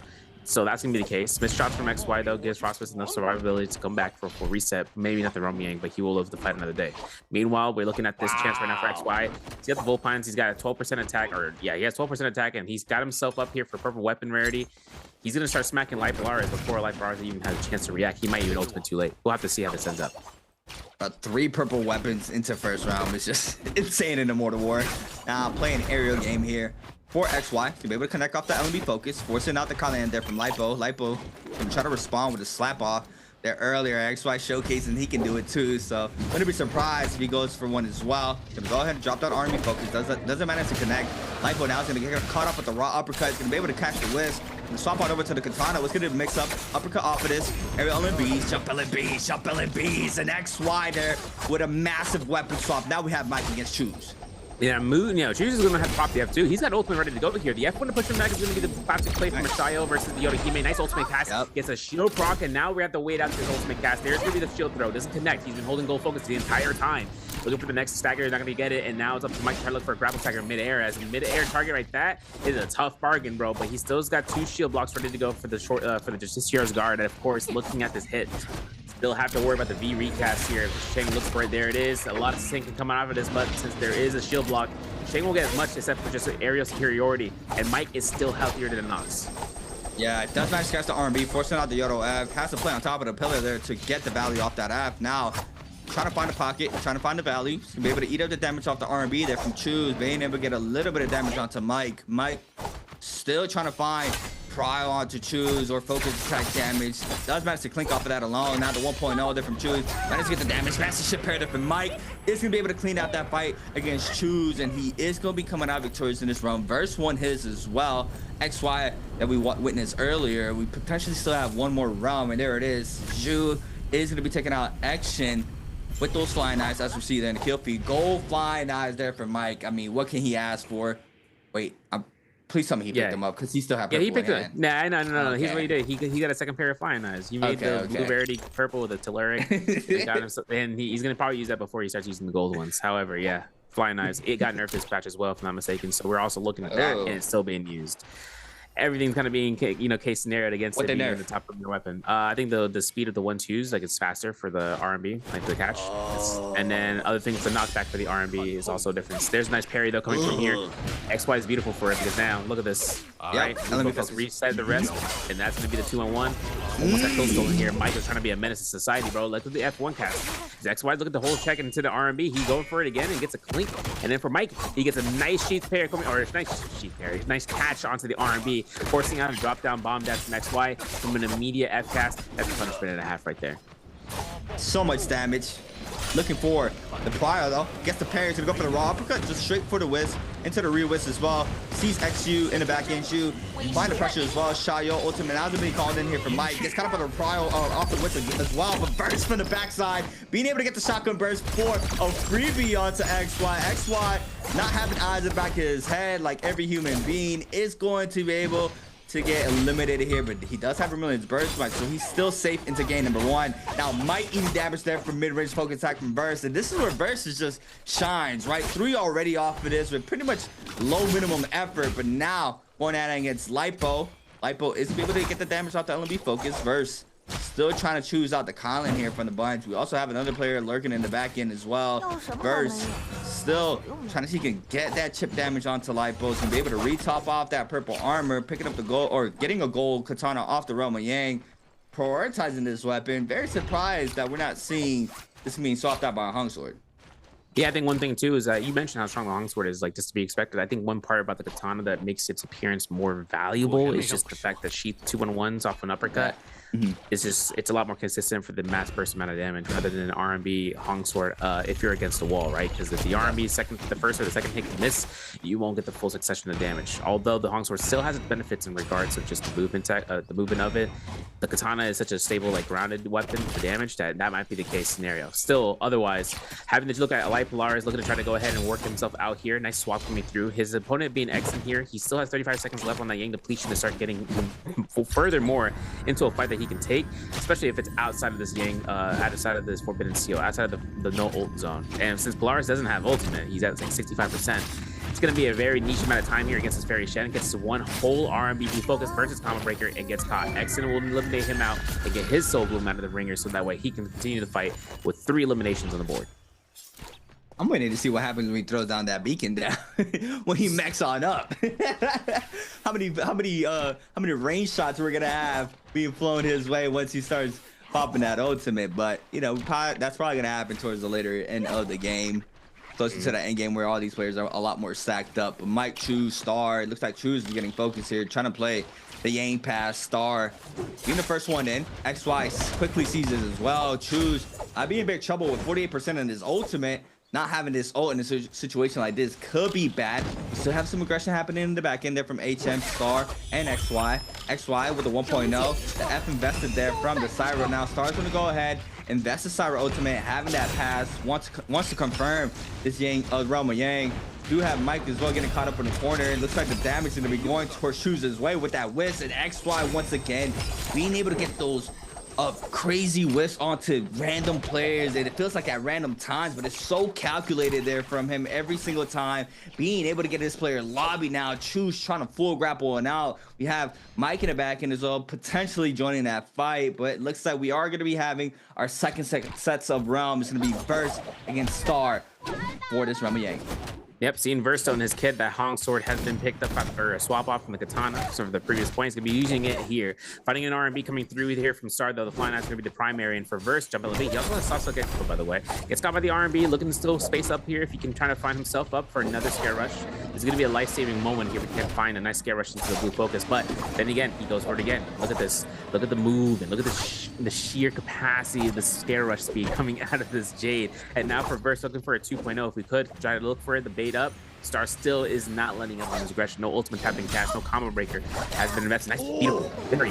And now we're gonna look for the catch up for the weapon. Nope, but he does look for an LME. He does connect it, and now he's forcing out the Syra combo breaker. Could be an ultimate in just a couple of seconds. That was a disgusting parry there from Varus. Being able to read it over her off the Scare Rush after he Scare Rush was just so beautiful there from Varus. Now has to fight the Syra ultimate. Does have ult online. Gonna be able to Chiron these pillars.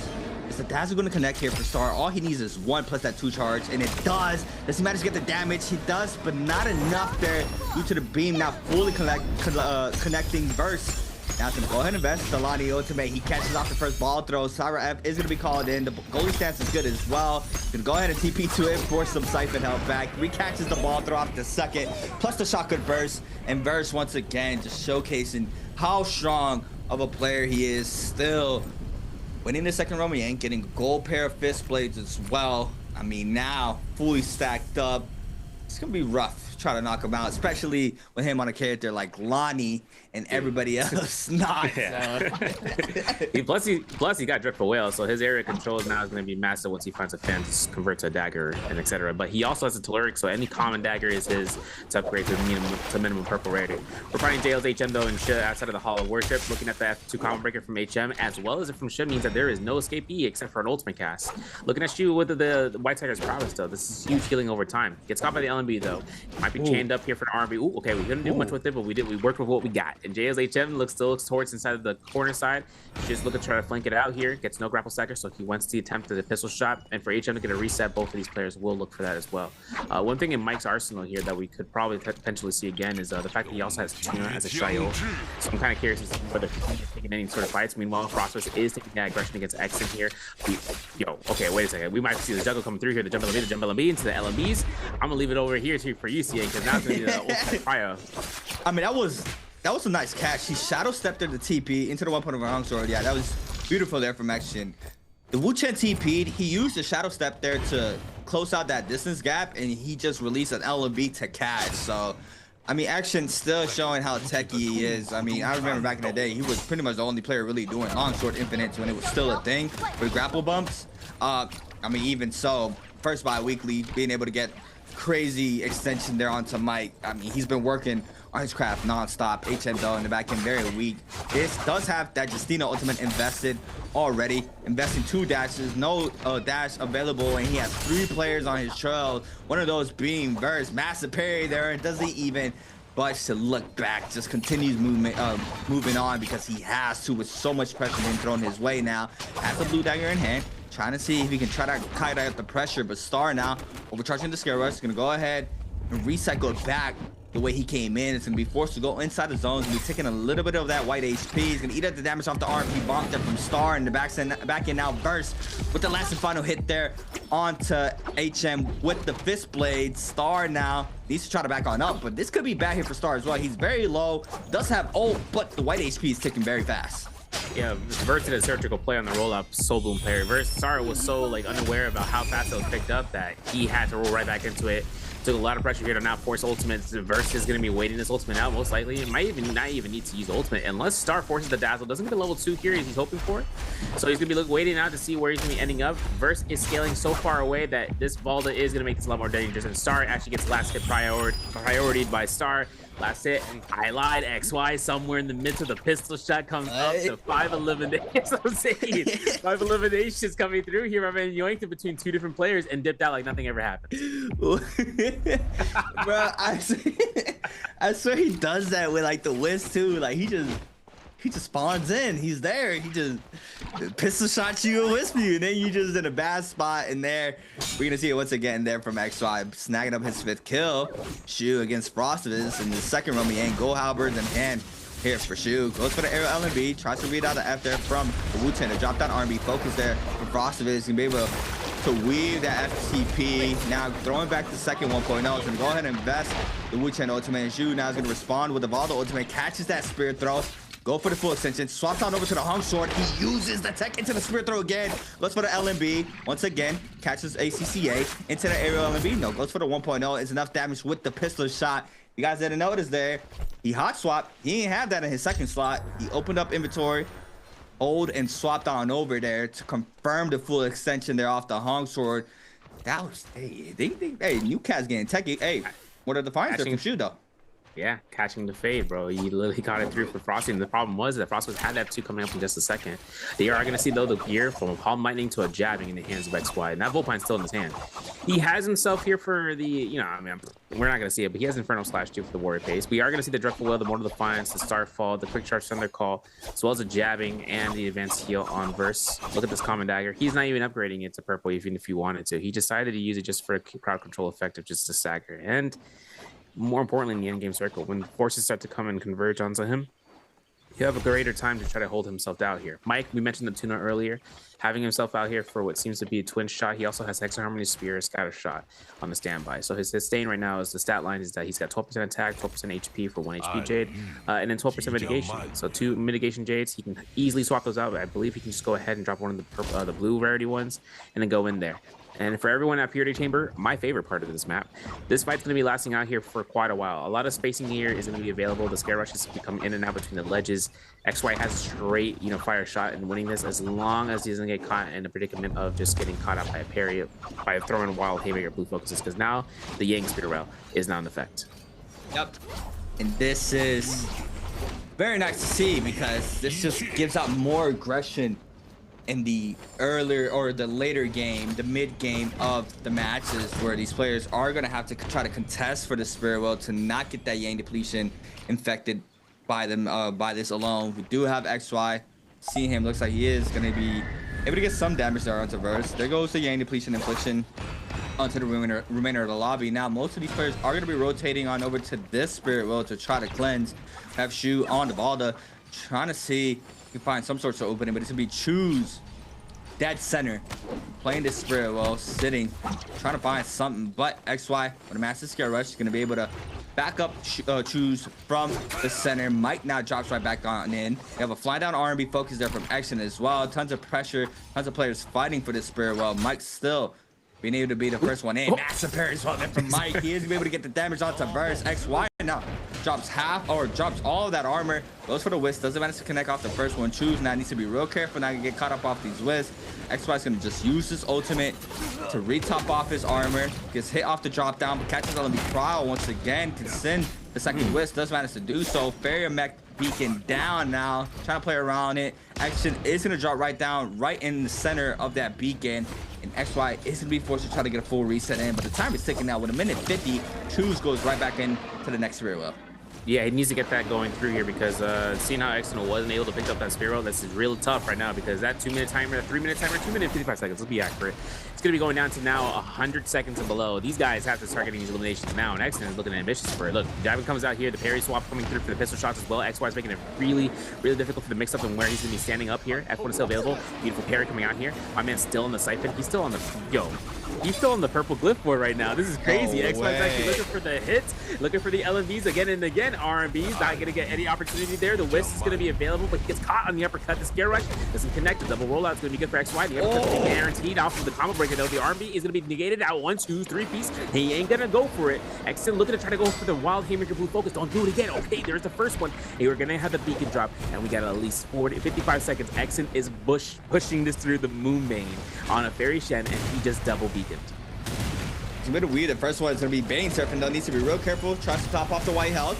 He's going to be able to top off the powder, but no Action with just a big target is going to be eating up the damage, and that's a free Christmas gift early there from XY, snagging up the bloom. And oh no, the Feria showcasing why there haven't been showed out in such a long time. That is just unfortunate there. Quick replay though from earlier. This is Mike in the scrap out against Verse, and Verse applying tons of pressure. Lonnie ultimate invested here from Verse. Mike gonna cut up there with an LMB jump LMB ×2. Trying to stay up here with so much pressure thrown his way. He's gonna get recut off the ball throw as well. Into the flying knife. No, that's a pistol shot from Verse to snag an elimination. And XY still in the pocket, still applying pressure. This time around against Choose Verse as well. Laying out some of the pressure there onto XY. And it looks like both of these players are going to be looking at Tomoko for now, but XY has a lot of space to kite out and wait out the remaining of this game one. Yeah, I remember that advanced heal I was talking about. That's in his hands now. That's coming from Exen's body. So now he has got the resources. We do see Shang taking the aggression chance to Yoda. He 2.0 doesn't come out. He goes for shock and burst. With the horizontal out here for a soul break that's going to come from the F2 coming out from Yoda. Still a lot of time here to be earned out for an ultimate cast. And XY is going to be looking to invest now. Now the Whistler is confirmed. Oh, almost got the Yoda Hime ult because the Whistler came out just in time. And now it's going to be the pressure onto XY. This Yoda Hime can strike straight and true. There it's going to be the cast. The LMB, the Volpine Essence is still in the hands of XY. Get 2.0 though. The mitigation's working magic. He got a parry. He still could look for a shift parry, by the way, after he gets one because of the purple glyph for it. Whether or not though XY can survive this, there's gonna be elimination. She is gonna get that palm lightning hits. Shane's gonna go for the recast on the V. It's no hits, no healing, and still has enough time here to try to back off unless he wants to try to ambush this. We have 3 players left alive in this lobby, 3 minutes left on the game, and now for shit, it's gonna be going ahead. No chance of actually coming through here and getting parried to now want to cast ultimate. I'm just thinking. Yeah, Burst just with a massive parry. She's gonna have to invest his ultimate pretty soon. He's trying to live on as long as possible, but gets recut off there by the opposite player. Choose now forced to pop this ultimate. Doesn't manage to catch the first spirit throw. Overholds. Tries to go for the cross up. Doesn't manage to do so there with a light attack there from Choose. Gets cut off the prowl. Yodo F called in into the spirit throw instantly there to back up the pressure for now. Verse quickly sees where this player went. Chew now. When the shotgun burst, doesn't manage to connect off of this. Forcing out the F once again. The Lonnie F invested there from Verse as well. Top side of the terrain. Has the greatsword tune. Being able to weave that. Palm lightning does connect onto Verse. Jump parry from Chew as well. Inside the zone. Spins inside the doorway. Overholds. Just so much damage. Mortifying procs there for Chew. Now in the back end. Choose with a last hit there for the elimination. LB Prowl here for Verse. Trying to stay up. The health advantage going towards Choose's way. Verse going to be forced to pop his Lonnie ultimate. And use the TP now. Golden Stand trying to look for it. Does not manage to connect. Goes for the re-grab of the ball now. Since the R&B focus, Yoda ultimate called in once again. Has the next CP up, and there it is. Pistol shot is good as well. ×2. Can't manage to connect the damage off the second. Big chip damage off of this alone. He's trying to cut out the Yoda pressure. Does manage to catch the ball throw as well. Pistol shots. The third one not good, but does manage to get more damage on the field. Now the recast off the Yoda ultimate, and it looks like it's going to be a reset between Choose and Burst for this last fight. This is tight. This is some high moments because this is a reset, no ultimates. It's going to be a cliffside fight too. So noticing how the F2 is down for the Yoda Hime, we're going to have 10 seconds left till we see the Lonnie ultimate. Lonnie combo victory is invested. Looking for the R&B catches here to change to look for the 3-piece R&B, but of course looking to try to go for the shotgun burst number 2.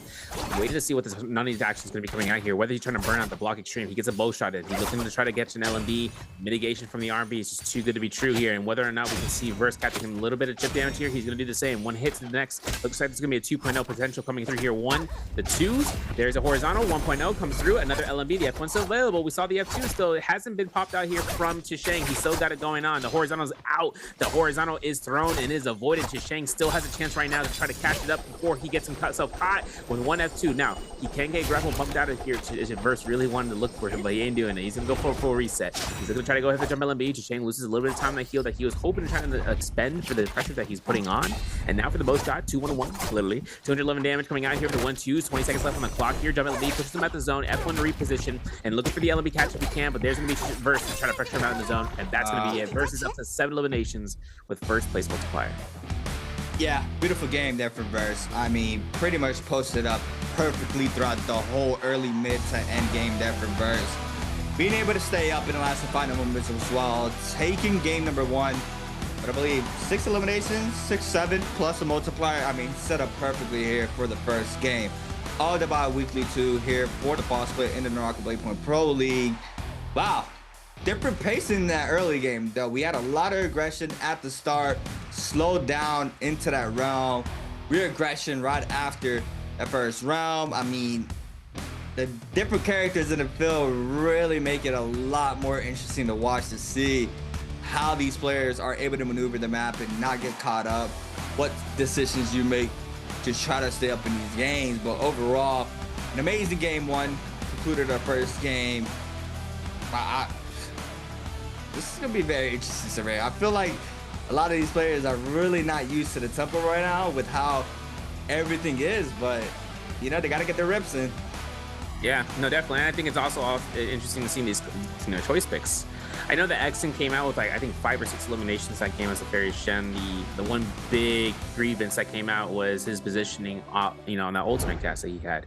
Obviously, running into chase down is like seeing you're seeing red. That's what he did against XY. Tumult comes out to be someone that you can theoretically chase down, but when you're into the Moonbane and the fact that he used 2 jumper booster kits, I said 2 beacons, but I said the booster kits that comes out from the Fairy Shen. Once he ended up using both of those, there was no turn back around. Like he couldn't go ahead and boost out, more in one direction from Moonbane if he's dropping slowly in midair, and that's what cost him his life. But another thing too, you mentioned the first Romy Yang. Right beforehand, we saw the eliminations coming out here with TT5 being the first eliminated player from the ballista shots. Yeah. Menace. But also the pressure out coming out from the Romy Yangs. Usually when we see the pressure coming out from Romy Yang, Prosperous was making it very much aware that Syra wasn't going to have any sort of value until she popped her ultimate, in which case she created a lot of value. She forced Prosperous out of that Yang, even though he had to pick up the Yang pass in the middle of all the engagement, still had a lot of pressure coming out from the Syra with the range dazzles.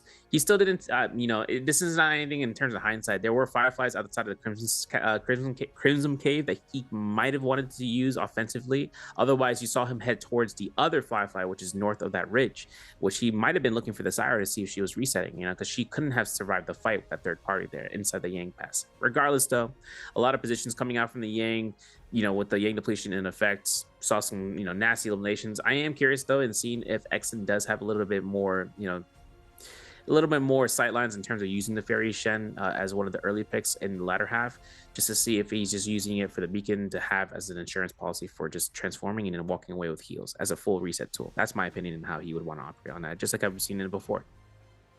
Yeah, because in that fight against XY, the first round of fight between those two players, he threw down the beacon and you saw XY kite very far away from that beacon to make sure that mech was not taken.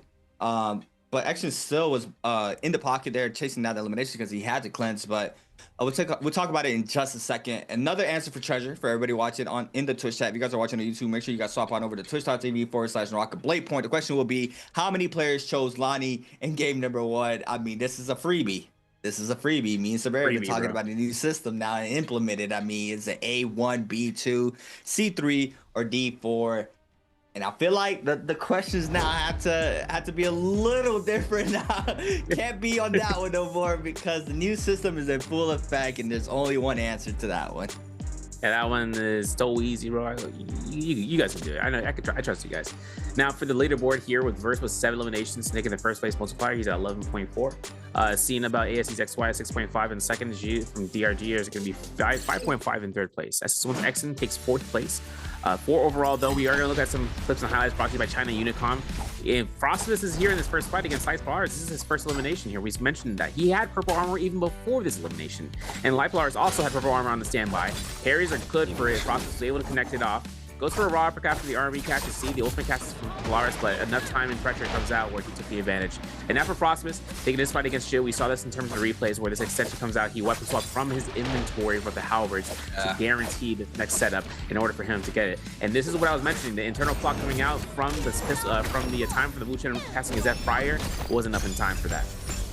Yeah, seeing that from a new player is just good to see because we don't really see that in the Pro League. I mean, pretty sure these players know how to do it, but it's just not very staply seen. And a character like Valda, specific weapons really give her an extension like that. But XY against Action, this was the V3 beacon or the V2 beacon now.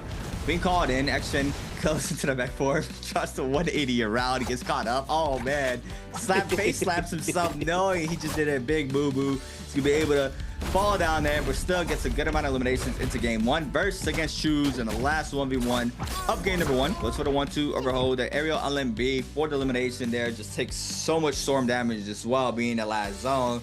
We see TTD5 angry at everybody, like, back up. That's not cool, man. They're like laughing at him for getting slapped earlier. I'm pretty sure that's what they're laughing at him about in the martial arts solos.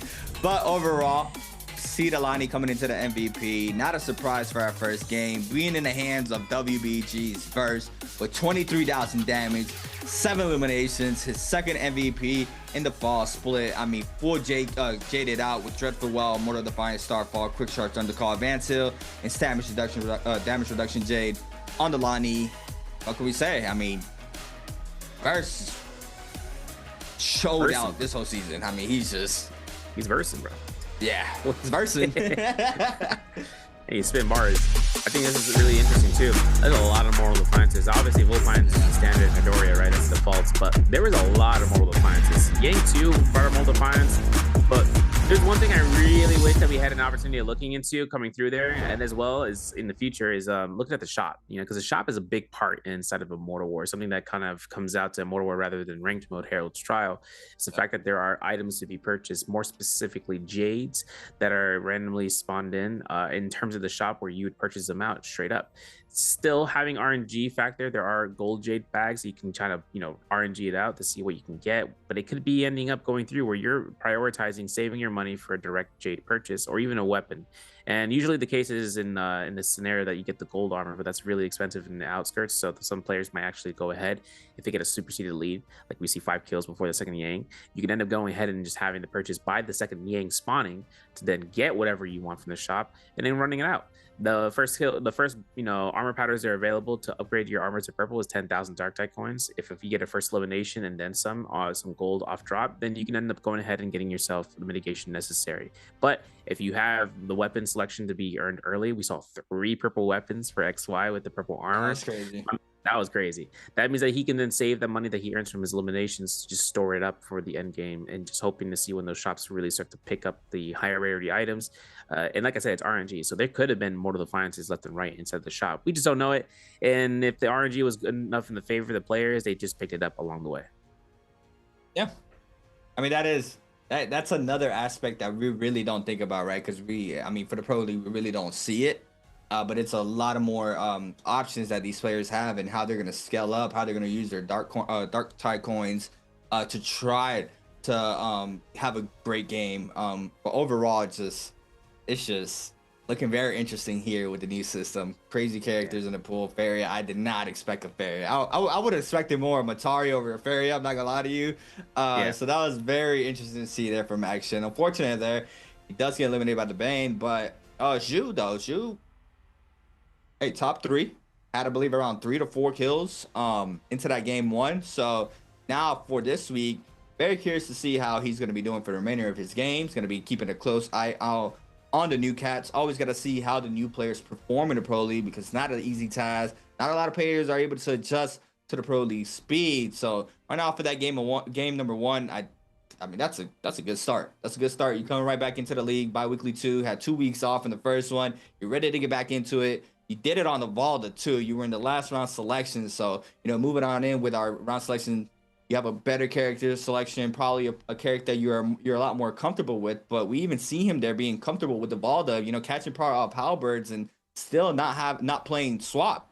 Being able to go into his inventory and swap it on out. You can see how techy he is, and you know, I love to see that. I love to see versatility in the Pro League. A player like Action really does that as well with combo extensions, and Wufang also being one of those players that really showcases his play style in a free will, in a really creative way. So I love to see that, especially from new players. They're like Shu. Overall, it's gonna be very interesting to see how the remainder of the games are. I don't know. I don't know. I'm looking at that group 5 once again. We had XY on the Tumult for our first game, so he did lock in that character. I mean, everybody knows XY is a Temi enjoyer. But overall, for game number 2, I am going to be looking at that round 5.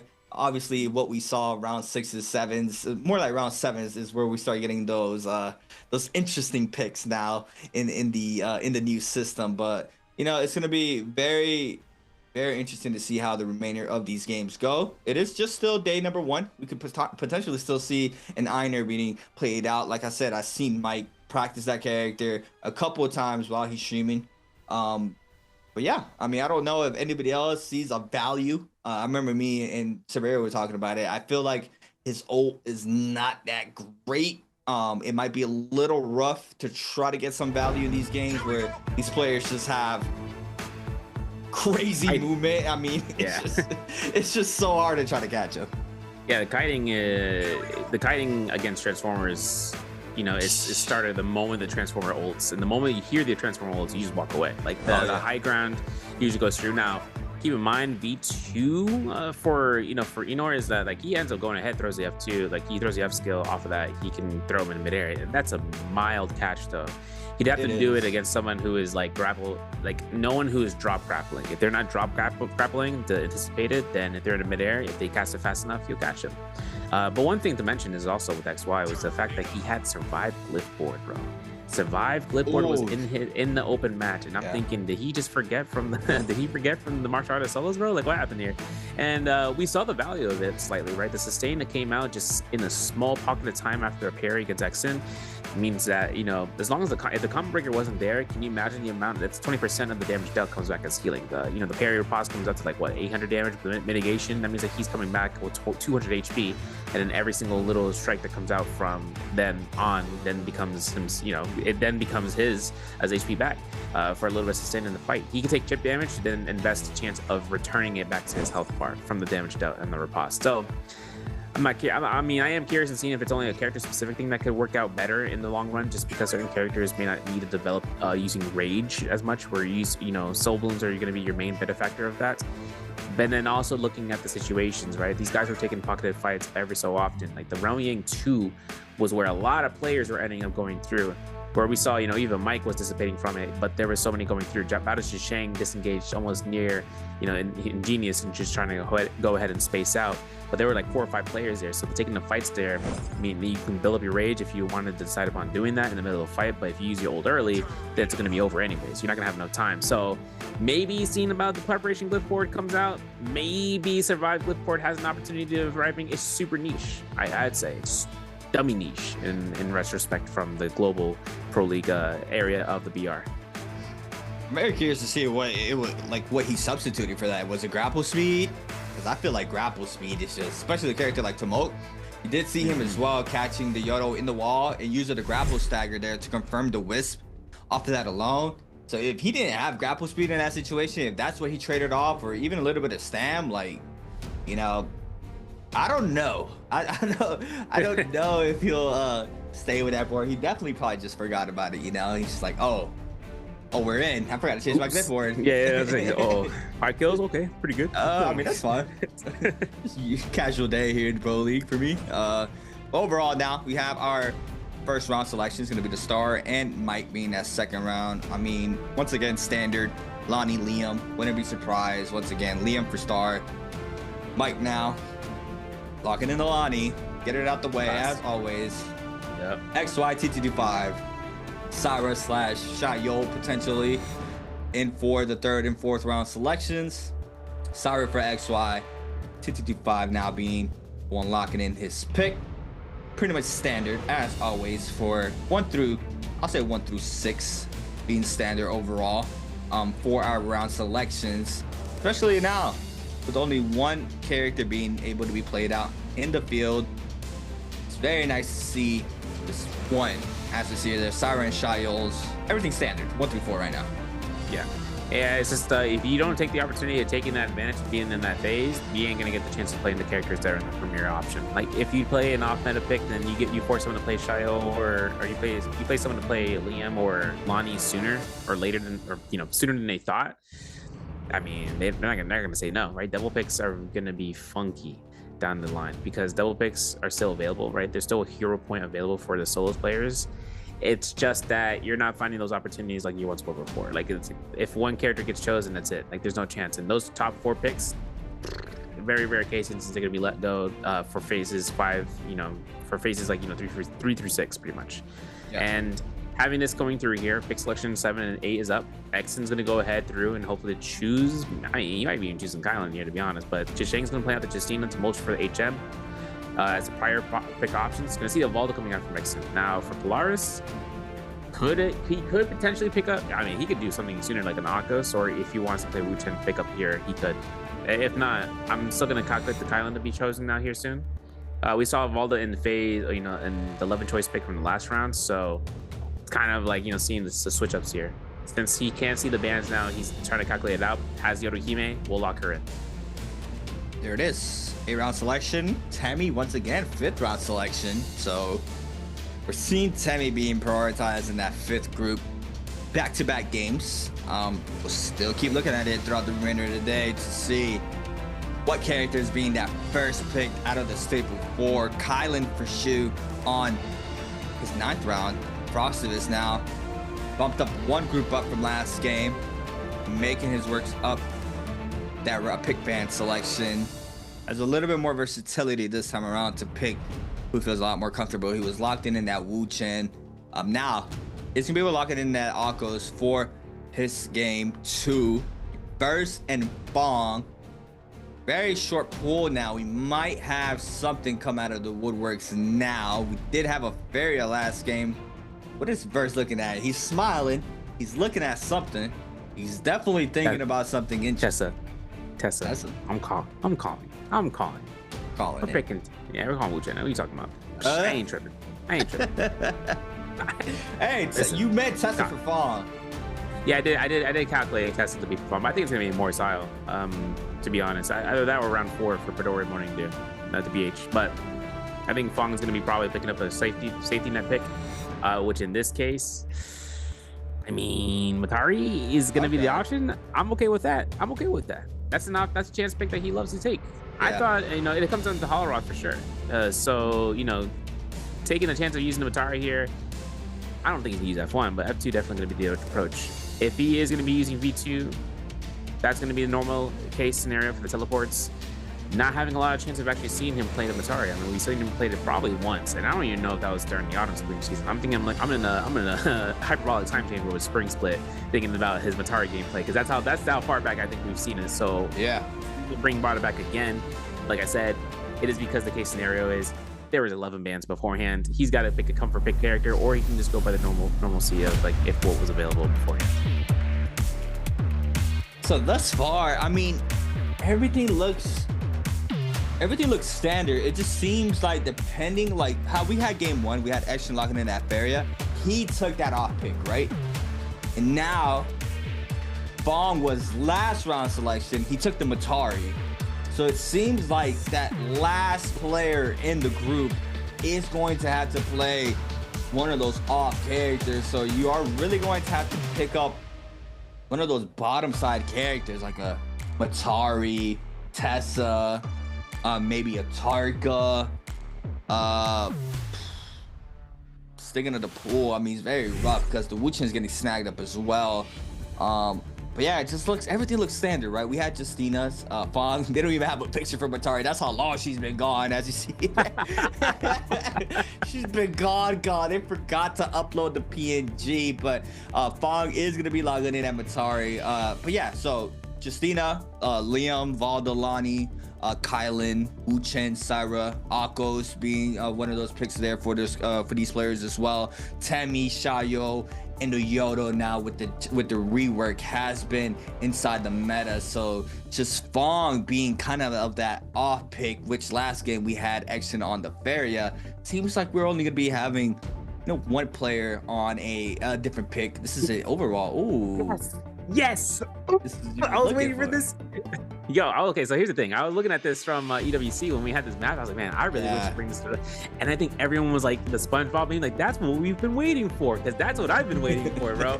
This overall map drop means it's a lot easier for you guys to digest, because for the overall 3D graphic, like between the 3D graphic and this gives you a direct on drop location. Sure, there's an RNG aspect of where they drop north or south of that little bit of space, but this is where you can see the majority of players. OUG Mike is on Frostvis, as well as Wolves MTF, WBG's Verse, SS1's Excellent, 521. This is all inside the quarry, and they're all right there. Plume Castle has JL's HM, ASC's XY, FPX Star over by Cinnabar Valley next to Bada's Shishang.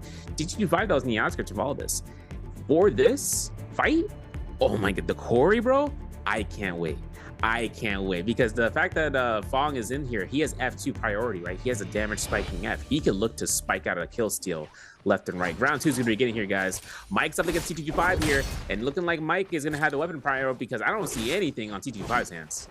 Yes, Slap Off can return the favor towards Mike this time around, but he can eat up the damage off the 1-2-3, off the Hung Sword, or Halberd, sorry. In the back end now, Frostivus sees that player very weak, does manage to snag up a weapon this time around. No, he does not. Just eating up all the chip damage from both of these players. One slap is good. Tries to overhold, trying to look for a weapon desperately. Tries to read back inside the building. Sees one in the end of the tunnel, but doesn't manage to find it. Mike now going at it against Frostivus. The F2 connects. Massive parry there from Mike. Now Frostivus is going to eat up all the damage. Trying to stay up here in the situation. Overhold, catches Pryo. Tries to back on up. Pryo once again goes for the dash LMBs. Back to back. Now, health is very even here between both of these players. Yeah, very careful right now. Nice tap dodge coming out here from Mike, and the uppercut's going to be guaranteed for the R&B. The bed might save the day. Not going to be the case. Looks like it's going to be laid to rest. Yo, bars. Mike's going to go down for 2 eliminations right now. He still has purple armor to be purchased. He could look for it. And I think right then and there, Mike has an opportunity looking for the purchase of armor. Nah, not the case. You saw that? My man went straight for something else. He went for item bags. And looking at Exton outside of the outskirts, this is not too far away from where we're at. We're looking at the jump LMB to do it. Take it away, CA. He does for it again. I saw the terrain. I was ready. Gets recon of a fire though. Fong eat up a lot of damage in the back end. 1.0 there from Mike. He's gonna eat up some of the damage there towards Action. F invested there for the Matari. There goes the Matari ultimate as well. Catches one dash. Choose picking an elimination onto XY. Ooh, TP's back. Trying to be sneaky here. Is be able to create a little bit of distance, but the chase is on. You have Action trying to catch up there onto Fong. Mike as well. The drop down. Being able to TP on up. It's gonna be able to get the R&B focus there onto Action, and Mike's just waiting for perfect opportunity to move on in. Yeah, I think the R&B is gonna come out here after the F2. Okay, look, the F2 is already passing from the vault a lot early on. Exton was really looking to try to go ahead and anticipate the fact that Mike was right there. And looking at this from MTS point of view, he gets nice R&B. The Toblum gets double tap dodge, but no rollout for the parry for the pickup. And now Mike with the advantage. Lonnie Ultimate's ready to go here. He get caught to the uppercut. Guess what? Mike's at 3 eliminations, and he has enough gold right now to go ahead and just hold it down for the 4th. I feel like Mike has a lot to prove right now. He is our J Cup winner. Very rough performance there for him at the MSC. You saw how happy he was. He was not about that as well. Just replays in my head. Player cam, how he was just staring down the monitor. So see him now locked in here on Lonnie. Has to have a massive pop-off game and start off game number 2 already with 3. It's a nice tempo for him to be able to take this MVP. Lipo, Ju, and HM. Looks like there's going to be a little bit of a 3-way scrap off. Lipo just waiting out. Has purple fist blades and purple bow already on the Yodo. Blue armor in hand. HM on purple dual blades. Blue armor. Gonna wait this out. Ju as well. Purple dual blades. Purple weapons all out across the whole map right now. Everybody being able to get that off their scaling for their weapons. Looks like HM trying to get active here on the Temi. Be able to tap dodge. Can go ahead and parry. He's gonna be forced to pop this F as well. Shu now is gonna be forced to try to back on up on the Colin. Doesn't manage to connect off the Wiz. Nearly does though. Top of the wood stack. Be able to create a little bit of distance here. But both players looking at Shu. Lipo starts to move on in. This could be bad if he's not able to get that ultimate in time. Yeah, and now it's going to be the case if whether or not he can. We're looking at Chisheng with that Salvation Podium weapon with the gold staff. I know Mike is a little bit worrisome with that enhanced dash. The imprint dash comes out, or the imprint set up for Chisheng. Now that the next dash is enhanced, any blue focus held out. R&B doesn't connect it in time. This means that there's a free pass from Mike to get the lower. He goes for goalie stance and connects it. He has an R&B in his face to look for it, and we tripped over the door. This gives a little bit more survivability for Mike here. He has one more orb. He looks for the connection, doesn't get it. Oh my goodness, it bounced back. And looking at the R&B coming from the staff, he's going to be a case for the LMB. Burns at the combo breaker. Chisheng looks to get a double tap dodge from Mike. It's not going to be the case. Worrying about whether the R&B is going to be coming out here. The nice armor swap for the common rarity is going to be swapped out here from Mike. And just saying, still looking for himself to get out of harm's way. Yeah, but that gold staff is going to do so much damage. As you see it there. Sends the 1.0 off the R&B. Gets the damage. Common armor pretty much gone there for Mike. Still trying to look for the opening. He's going to back on up. Open up a little bit more tropes. Does manage to find another common armor swap. Chooses. So he's going to re-top off that gold armor. Swap it on over to Fong against Star. Massive parry there for Fong, but it doesn't even matter. He's playing Liam. So be able to catch prioritization off this. Slide uppercut doesn't connect. Invests the ultimate, I believe, there to avoid getting slide uppercut. Yes. And now chip damage there onto Star. Be able to invest the ult plus the F for some extra damage. TP's on back. Choose does manage to eliminate Mike there in the kill feed. Follow up 1, 2, 3 there from Star. LB Proud now for Star into the one from the dual blades. Big damage. Send it into the R&B. Overholds, tap dodges are good there for Star. Bong not trying to retreat with the ultimate gone. Could goes anybody's way because the health is pretty much even as well. Yeah, one range shot in a dream is going to be the case for Star. He is hiding around this tower thinking that MTF is still on there. Since Fong, aka MTF, aka Matari here in the situation, still has time to look for the loot, it gets a blue armor. So that's 900 armor right there. 900 health pretty much. Starts on the common. Still having a chance here to see about the F2. It looks like MTF looked to use it as a flank out. Yo, you saw that? Yo, my man really, he really setting himself up here. The soul break comes out just a little bit in terms of the anticipation for a Star to think about what he's going to be doing next. A lot of energy has been burned out from Star to try to dissipate away from the F2, try to avoid it. And MTF knows that there's going to be a lot against his Liam, such as the ultimate bar, if it's going to be coming back on time with how long this fight's duration is lasting us. It's going to be a nice R&B though after Star cancels the meter dump, gets himself a nice uppercut, and an R&B like that, F2 burnout. We're looking for an armor reset if he can. Look at the pistol shot. It's connecting. It is a little bit too far though. The one armor powder kill will happen for MTF, and with Star with one R&B and a meter dump, his ultimate is back online. Wow. Part comes in off the nunchucks, doesn't manage to connect. The terrain was not in his favor. Liam ult called in, gets caught up with the V2, and that's going to be enough damage here for Star to snag at the elimination off the R&B bonk from the nunchucks. Being purple rarity, he's going to secure him that elimination. Star now coming on top against Fong. T225 finding his way out here from XY, applying a little bit of pressure there for that Yang pass. Shoot now, you know, some of that Storm Blade looks like it missed. It was not full tracking him. He does manage to go inside the realm there against Verse. Verse now re-picking up his armor. Is able to go to inside the Yang as well. Looks like a Yang pass was not claimed. Frostivus against Shu. We have Kylan v Akos. Frostivus under Drippy Akos. Go ahead and start up high. Very drippy. Looking for the opening here against Shu. Purple dual blades, but blue hung sword here for Frostivus. Yeah, and he's looking for the shadow step, looking for the R&Bs. Nice F2 to burn out the combo breaker from Shid. Looking for the LMB catches, and he earns it. The ultimate countdown for the Akos. And I know this is going to be an ultimate capture for the Kylan. There it is.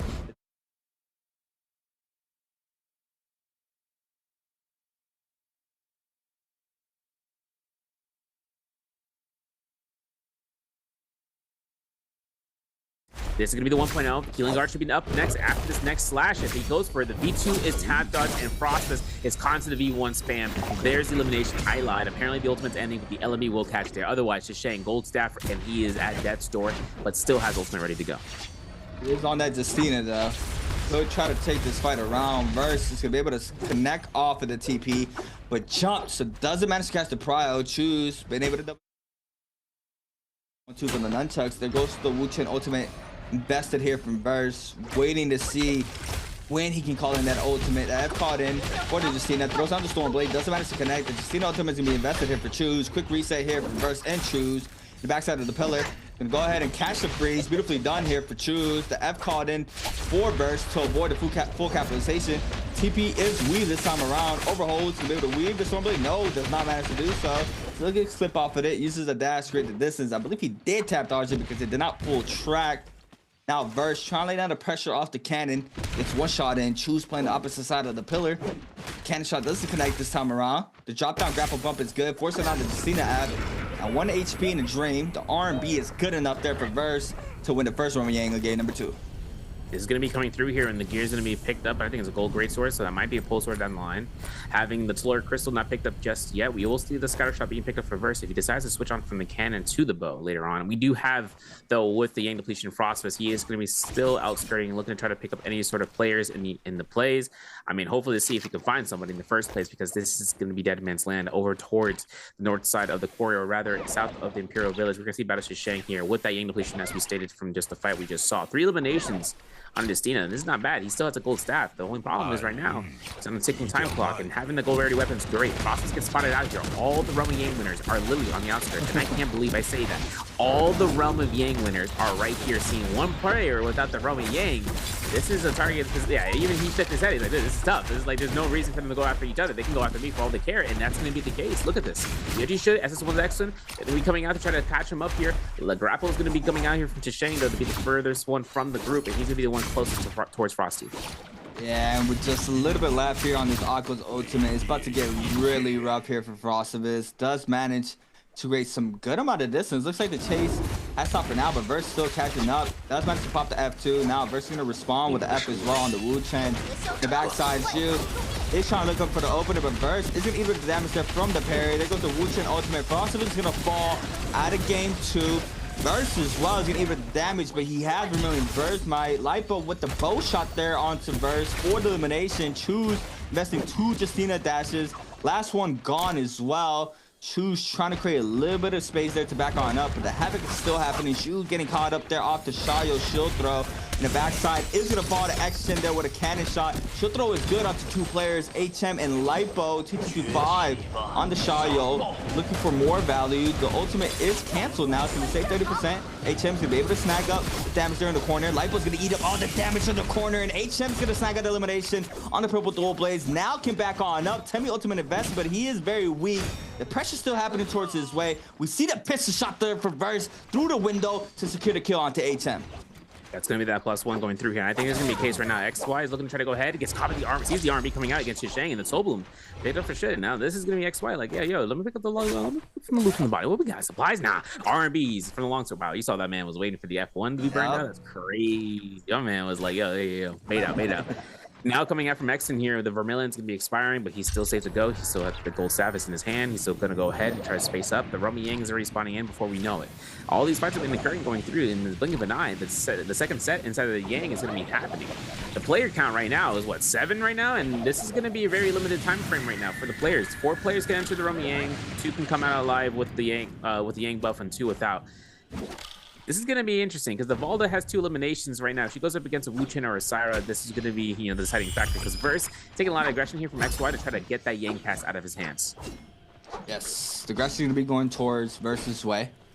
XY trying to claim this Yang pass. See the massive parry there for Verse, reading the scare rush. The drop down is not that great, but he's going to snag up that weapon, purple dagger, I believe, in hand. Now, Verse still trying to cut out the pressure here from XY. Purple Katana now swap off here from XY. Trying to find a value. Trying to see if he can find the Sky Rush. Going to clink off the focus attack there. He's going to be able to get hit off the damage off the 1.0 there from the Dual Blaze. Still applying tons of pressure. Going to caught up on the side of the tree there. It's going to be first to pop this F. Nice TP there from Verse. Tries to read the F. XY very patient though. Once again, not investing that F, and now has the Syra ultimate online. The Stormblade's called in here for Verse, investing it all here for the elimination, looking for the dazzle. Does manage to go into the portal just in time, and with no ult online, needs to be real careful not to get caught up lacking in the outskirts of the map. But Action and Verse are going to be going at it, and Verse is on the Wu Chen, Action on the Valda. But that gold staff is looking really good here for Action. It is. Rutger Gale is also stacked up, and he has advanced heal, and as a Valda man, this man is set to go, but he's got to worry about whether the F2 cast is going to come out prior to his F2 himself. Let's see. He's looking at this. Versus burned out for the F cast. Oh, man. LMB's stacked the catch. Remember, Golfo, he knocked back the target in close range. And for Exton, he's going for a wild haymaker RMB. No line of sight. He went for that. Gets caught to the 1-2s. Maybe looking for an RMB from the backside from the Wu Chen's nunchucks. I'm looking at this chance. There's a nice LMB catch into an RMB. Beautiful. Jump LMB might be confirmation for a cannon shot. Doesn't go for it. The roll is good. Into the old cast. We still have a little bit of time. Burst still has a chance of confirming this Wu Chen Spirit Blades. He's waiting for the F2. There it is. There's the catch onto nothingness. Unless the blender comes out, and that's not going to be the case. The cannon confirms the kill. Exton comes out on top. Meanwhile, TG5 versus Mike. Shiloh versus Lee. Or Ilani.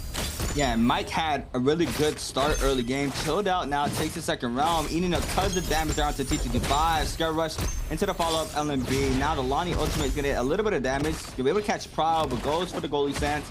Gets some of the health back. It's going to send the 1.0. It's the damage off the purple frame. Cannon shot slides on in here from Mike. Shows out the Assassin's Lunge this time around on the purple dagger. Both players are going to take a quick reset in pretty quick now. Cannon shots there for Mike. Grapple does not connect there for T225. The aggression stops for a little bit now. Back on in. Eat up the damage. No, so be able to weave that. Catches the crouch LMB off the F there. Now F caught in for the Lonnie. Into the follow-up LMB for Mike. Winning out his run with Yang. Is going to be able to continue scaling up with, I believe, 4 eliminations on the board. And on the character like Lonnie, we saw it last round with Verse. This character is just so good when there isn't a pair of characters, and we see it once again here. Snagged up the gold Hong sword. It's gonna ought to play the purple flying knife, still being one of those first prioritized weapons for these players. Yeah, and he has a stanchion sky pillar in his back pocket. If he finds that gold, any of the gold staffs, really, he gets that on hand. He plays Lonnie. He goes for the ball. He can go for easy silence into extensions for stanchion, like the animations. He can quite literally get everything going on involved for the end game circle. He's at 4 eliminations. He's doing really hot right now for this game 1 for week 2. So going ahead in 6th place overall right now. This is going to be the game. His first game, maybe not so much in terms of point balance, but this one is going to set the tone for him to try to get towards the top 3, at least so long as he doesn't get caught through out here. Bounty Squad's going to be coming up here for Polaris. Going to find an aggression against probably Verse in this scenario.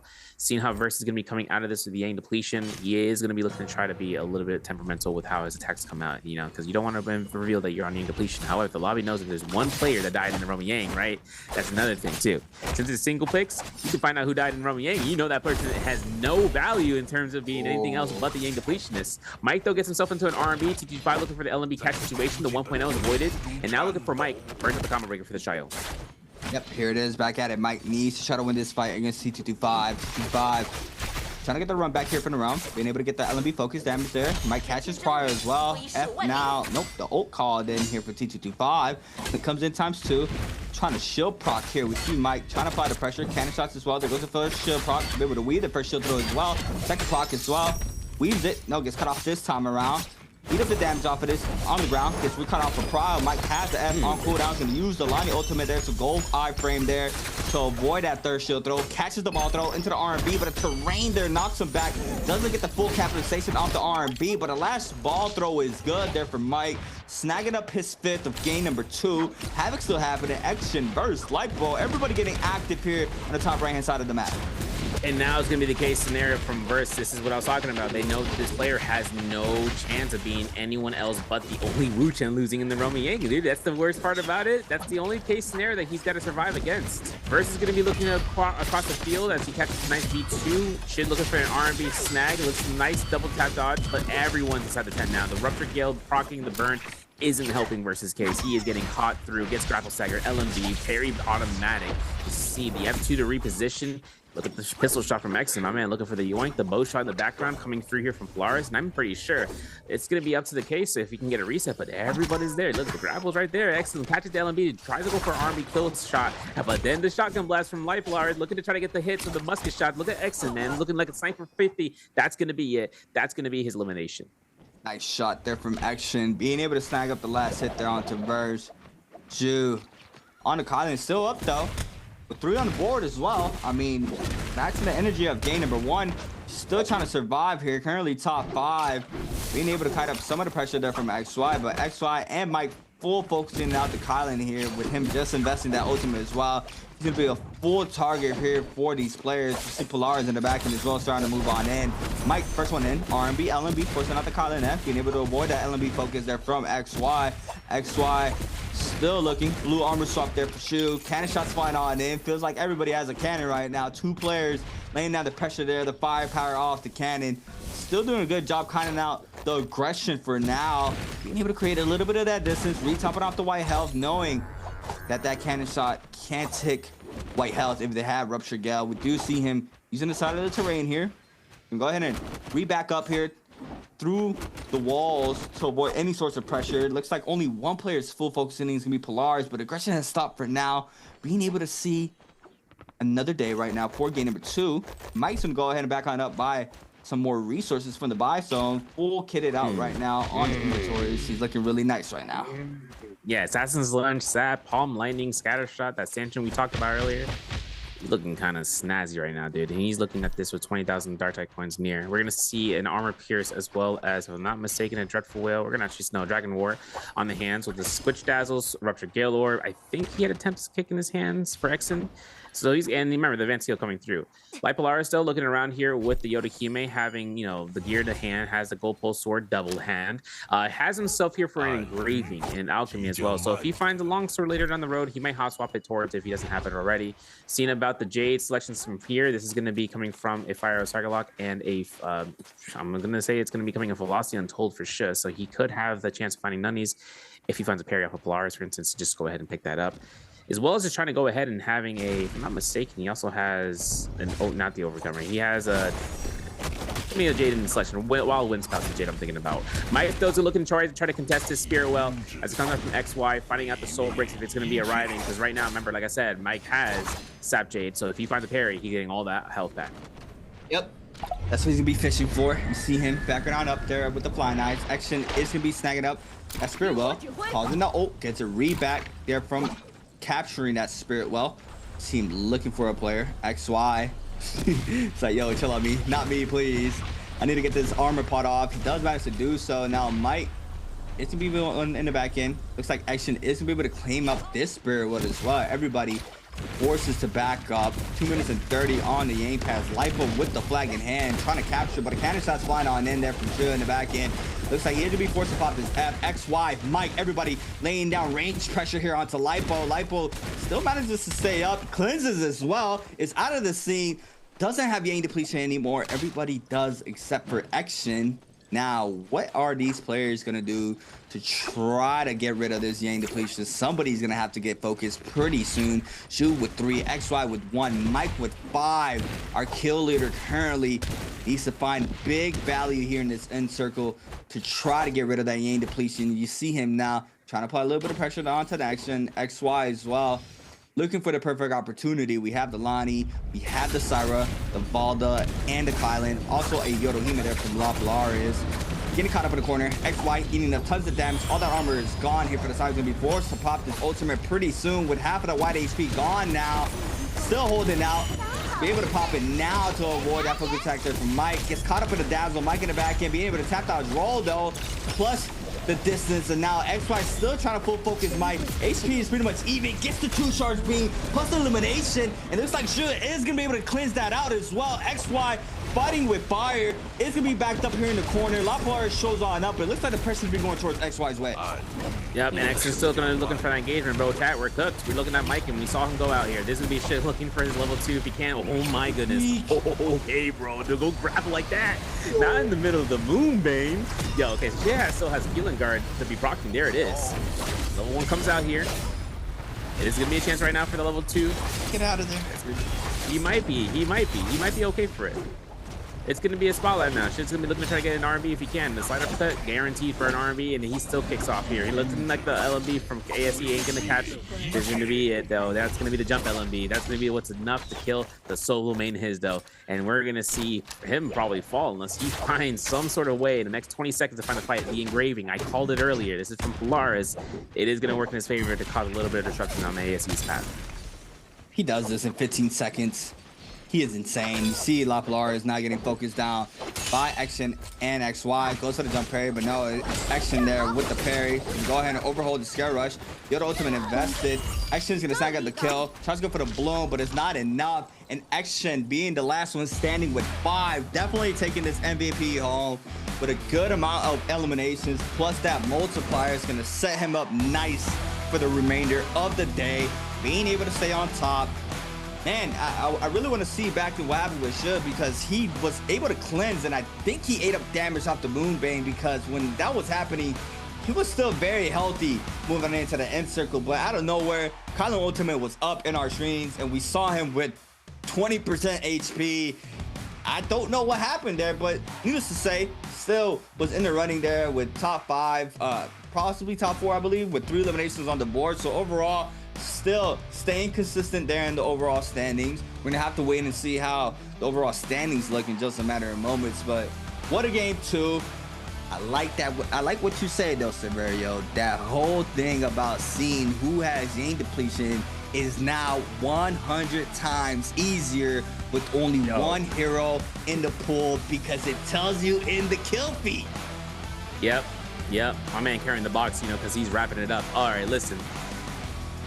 Everything comes out to where there's one player that gets caught out, right? And they know who it is in the kill feed. That's it, bro. They see a Wu Chen, they lock in. Where's the Wu Chen? Oh, there he is. The fact is that Frost came out that first Realm of Yang, Yakos. And what happened then? Every single Realm of Yang winner was on his outskirts to look for him. They saw him and they're like, look left, look right.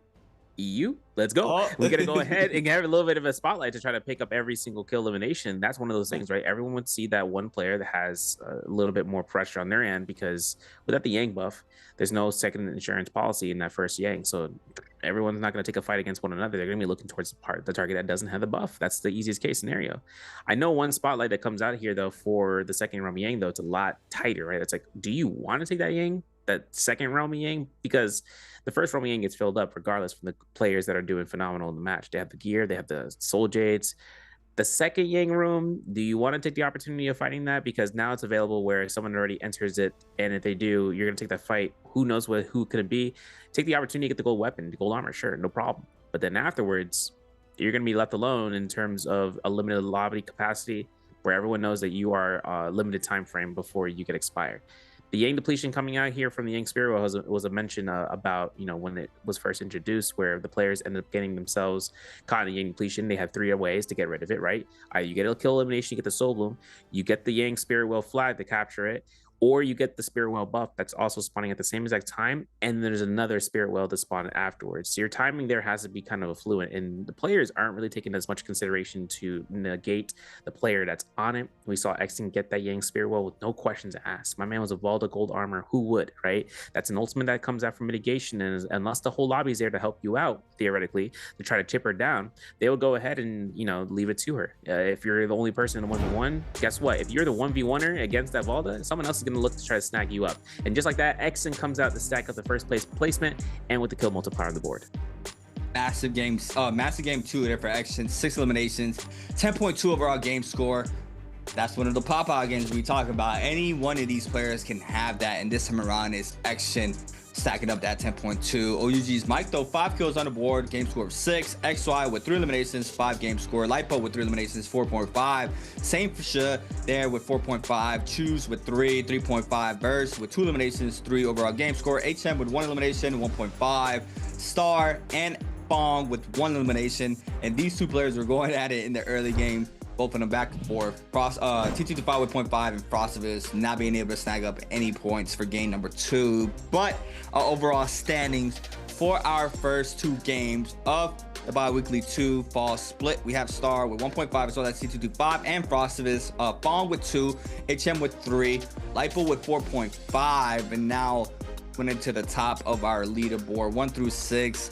Definitely going to be Action and Burst fighting for that top 2. And currently, Action taking that with 15.2, Verse with 14.4, XY with 11.5, Sure with 10. I mean, consistent, like I was mentioning, 5.5s and 4.5s. If he's able to stay that consistent and have a pop-off game, he's already in the runner to take top 2 in this pace that he's at right now. OUG's Might with 8 and Baldas Choose with 7.5. Yeah, I mean, I'm looking at Shud. Hey, Shud. Yeah.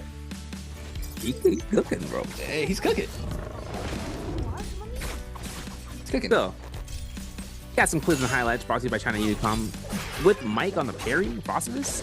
That's a Gamers United moment, bro. No cap. You're gonna look at the LMBs, looking for the F2s, looking for the LMB here. This was crazy though for Mike, right? Just to catch the opportunity to that. Like, nothing was gonna save Frostivus in that moment. But then he takes his Rumyang and T225. T225, remember that off-drop fight that he was taking back and forth between Mike as well as any other players that are around there in the quarry. Like, he, you know, ate it up through in the second Rumyang. He lasted this long. But the dagger movement is just too good right now for Mike. And this catch right here to deny it with an ultimate cast, diabolical. And then Mike gets the R&B. You may not have kill confirmed there, but then he looks to try to lock in another kick. He uses the wall to his advantage, and it bounces off. My man got the dagger room theorem, bro. My man, that's mathful. He's playing Squirrel Girl.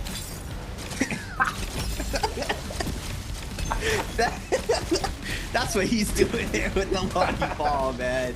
Oh, man. Glad she's getting there. Anyways, yeah. Oh, this is what happened. Gets clipped off the Bane. ×2. No! That's exactly what I was wondering. It's just unfortunate. And Severia called him out, too. He's trying to use that grapple in the middle of the Bane. I mean, that's just unfortunate. Massive parry there from Action into forcing out Lipo's ultimate, gets the last hits, and now one last stagger there, or one hit onto XY, snags up the last 2, but still, beautiful game there from Action, being able to stay up on the Valda too. Valda MVP for our second game here for day 1 of the NARAKA BLADEPOINT Pro League bi-weekly 2 fall split. Beautiful game there from Action. 21,000 damage on the Valda, 6 eliminations. Had Dragon Sword for some nunchucks, Armor Pierce, Mortal Defiance, Advance here, Heal, Rupture Gale, and Aerial Dash for Ongsword if he had it. This is the second MVP of the fall split. Locked and loaded. Mad damage on the cannon. He had 9.9k damage on the cannon, and then his melee weapon had 3.6. So he was just straight up chip damaging from mid-range there. We saw there in the realm of Yang as well, being able to get so much damage in the round with that cannon, and we see it there in the stats with 9.9 thousand damage. He's putting in work.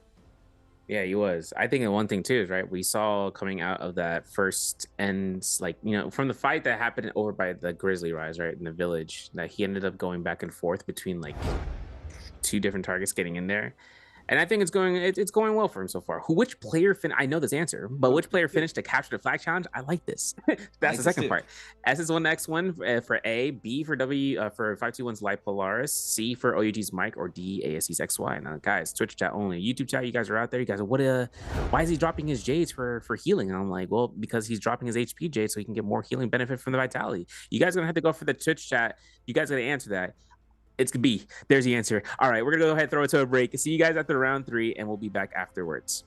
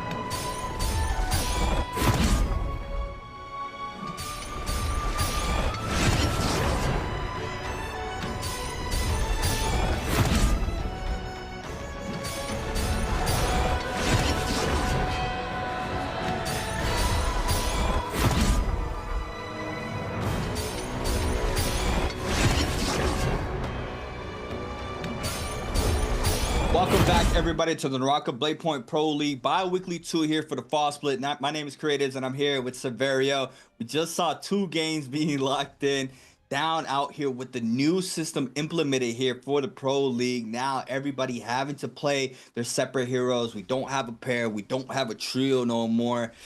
A lot of controversy there with family meta that has been happening for a very long time. Now we're seeing being unfolded here. That's a lot more difficult to proceed and scale up in these matches. And once again, I'm gonna bring it back up, Severio. What you mentioned about the Realm of Yang, I feel like that is a big high risk, high reward kind of thing, because if you're the only character in the field and you're being spotted if you lose the realm, that's a big bullseye target in your map every single time you lose that realm. And yes, capitalization off a realm winning realm is gold weapon with armor upgrade. But are we going to start seeing potentially some players not take first round that much? You know, we usually get all 4 filled in for the first round. Might get a little bit, knocked back a little bit. These players starting to see that that might not be too valuable going in there with just having their game being cut in half that fast. Yo, seriously, I mean, like, the thing is that the value of the realm used to be where you can distinguish between a double pick in the round phases, but like the moment, the moment that you lose the realm Yang, the lobby sees a non-buff player and they're like, yeah, you know, they're like, where you at, bro? Like, there is nothing more dangerous than being that one player caught out. That makes everything a little bit more dangerous. But one part that comes into it, right, is that you still need to take that fight. You know, in the realm Yang, right? The value of the gold weapon can come out to where you can just start sleazing out of the way to then like come back and like the moment, right? We saw the bow shots, like the range shots is one thing, right? But like using that gold weapon for your gold scarcity, the Shail, the Syra, they all take benefit out of that. They all take full value on that end. Depending on the weapons, Justina could take easy yoinks out of the situations from trying to catch a dash into a cancellation, where she gets the kill with a single blue focus, such as with the spear or even with a whole sword if she decides to use it. But then again, the stress comes out when you start losing that, and it's like it's a tick on the timing clock of like the mental. You know, shout out to the word mental, word of the day. We are gonna look at the scene about what's gonna happen throughout the entire 6 games today. Frostfist first game with the Wu Chen got elimination, but then he get eliminated by X and over by the Cave by Arcadia, and that was tough, right? The Fairy Shen comes out on top. Then him playing Akos was a player, was in the right phase, right moment, but not in the right situation. There's a lot of things that just accumulated towards him getting knocked out in the second. And Mike was also someone that was going to come through here. We, you know, Castle Crystal out here, bro. It's crazy. By the eliminations, we were like, he is on his pop-off arc. He is going to go ahead and have this round, and then all of a sudden gets popped out. Like, he got no real chance of getting to the top 3 at that point to try to work it out for the overall leaderboard, but he's still in that middle ground. He is still having to catch up to try to get himself going through. Let's talk about Exon's keyboard angle. That thing, God tier. Very vertical. Very vertical. And that's why he changed. Yeah. That's probably why, right? But yeah, Action came back in the league this season and showing out that he deserves to be in this position as we see it here for his second game, snagging up that MVP. Massive fat multiplier, 10.2 overall game score for that game alone. Versus well with game number 1 pop-out game for him in Predoria, being able to have a crazy game 1. HM still having a little bit of struggles here in the Pro League, not being able to find his full fitting, hasn't had any pop-off games thus far. This is second week. We're on a 2 to 3 week break from bi-weekly 1 to bi-weekly 2. So now he needs to get right back in the swing of things, being able to adjust to the Pro League, being his first season here for the NARAKA BLADEPOINT Pro League. Veteran, GOAT, so good at the game, showcased so many times that he is arguably top 2 players. I mean, if you want to give him top 1, you can, but right now, Spider, with his running thus far in the 2025 season, he's pretty much has that title in my eyes thus far, taking bi-weekly 1 plus MSC. But you know, we still have a couple bi-weeklies left. This being 1-on-1 bi-weekly 2. It's still an early start to the fall split. Overall, we are going to have XY once again. See what he pulls out for this round selection. Gonna be keeping an eye out on round picks 5, because back-to-back games we had a tumult being implemented for that round selection alone, and this time around we have Action in that slot. So very curious to see what Action is going to be pulling out for his 3rd game on Morris Isle midday. Not yet in the Firefly maps. We are still in the daytimes like Hall of Ross, but still we have XY and T225 having a first round selection, and I'm not surprised to see a Lonnie and a Liam. Yeah, no, that's gonna happen, man. Cyrus, Shail, boom, done. You know, that's the guaranteed top 2 phases, the four pick selections. That's gonna be happening. And I know there's gonna be a case right now for XY and T5 to not make it miss. Since XY was able to pick up the Lonnie, that's true. We're gonna see T5 here play out the Liam. Thank you. We know there's a lot of chances right now to see if everyone wants to follow suit in the regular order pattern, because there's also another part of this, right? Thanks for raising my mic real quick. The thing that happens next is the thing that happens. You're over there. You're all the players. No, so the one part that really makes this interesting too is everyone can notice if it's being done and just repeat cycling, that they'll know the players are in each phase. It's just who is picking what. That's the determination. Yeah. They gotta know, okay, it's a 50-50 shot. Like, is HM picking the Shio or is Shane picking the Shio? Because the thing is that's coming from if you're in the first phase, like the first couple phases. But when you get to the end phases, bro, like you're like, okay, it could have been the choice not here, and it could be chosen in the first two groupings. But if it's in the third or fourth, you know, that's going to be a little bit more difficult to kind of decide upon, right? Justina comes in here from SS1's Exton, 521's Lipo finds the band. He's like, okay, let's go ahead. Let's pick up a Yodohime again. You know, bump it. We had already chosen her to go through for last round. We could double pick her right now because we're gonna be in the latter half anyways. So might as well go for it right now for the double pick. And because I did pretty well that game. He's smirking. My mouse is working. He's got a little bit of chance right now to go for the Tumult, and he's still locking it in here for the Morris Isle midday. So this is now gonna go into the following phases for the Ajisha and PV's Frosty. Yeah, it makes sense. Exton loves the Justina. Him picking it for 5th round selection really makes sense. And then Lipo snagging up the Tumult, really favoritizing that character there for that 5th to 6th slot is what I'm looking at. 7th slot there for sure on Yodo. Frostovitz not having to have a lot more room to pick another character. He was deep down in the bottom in the last round selection for game number 1 and second to last for game number 2, and now third to last for game number 3. He is gonna be locking in that Kylan for his pick for game number 3. Burst and Fong, possibly Aquas for first, potentially. It's going to change up a lot of the tempo now. These players had picks on specific maps, but now you've got to kind of play around the round selection. And there it is. Burst snagging up the Aquas. Fong smiling. What you smiling at, Fong? Fong is cooking something up in the back end. I mean, they got the angle. They got the angle too, like a Wes Anderson film, bro. It's crazy. They're looking at him like, what's your plan? Well, the storyline is I picked Matari last round. I'm picking Tessa this time. Oh, no way. Yo, back it up. Let's get it rolling.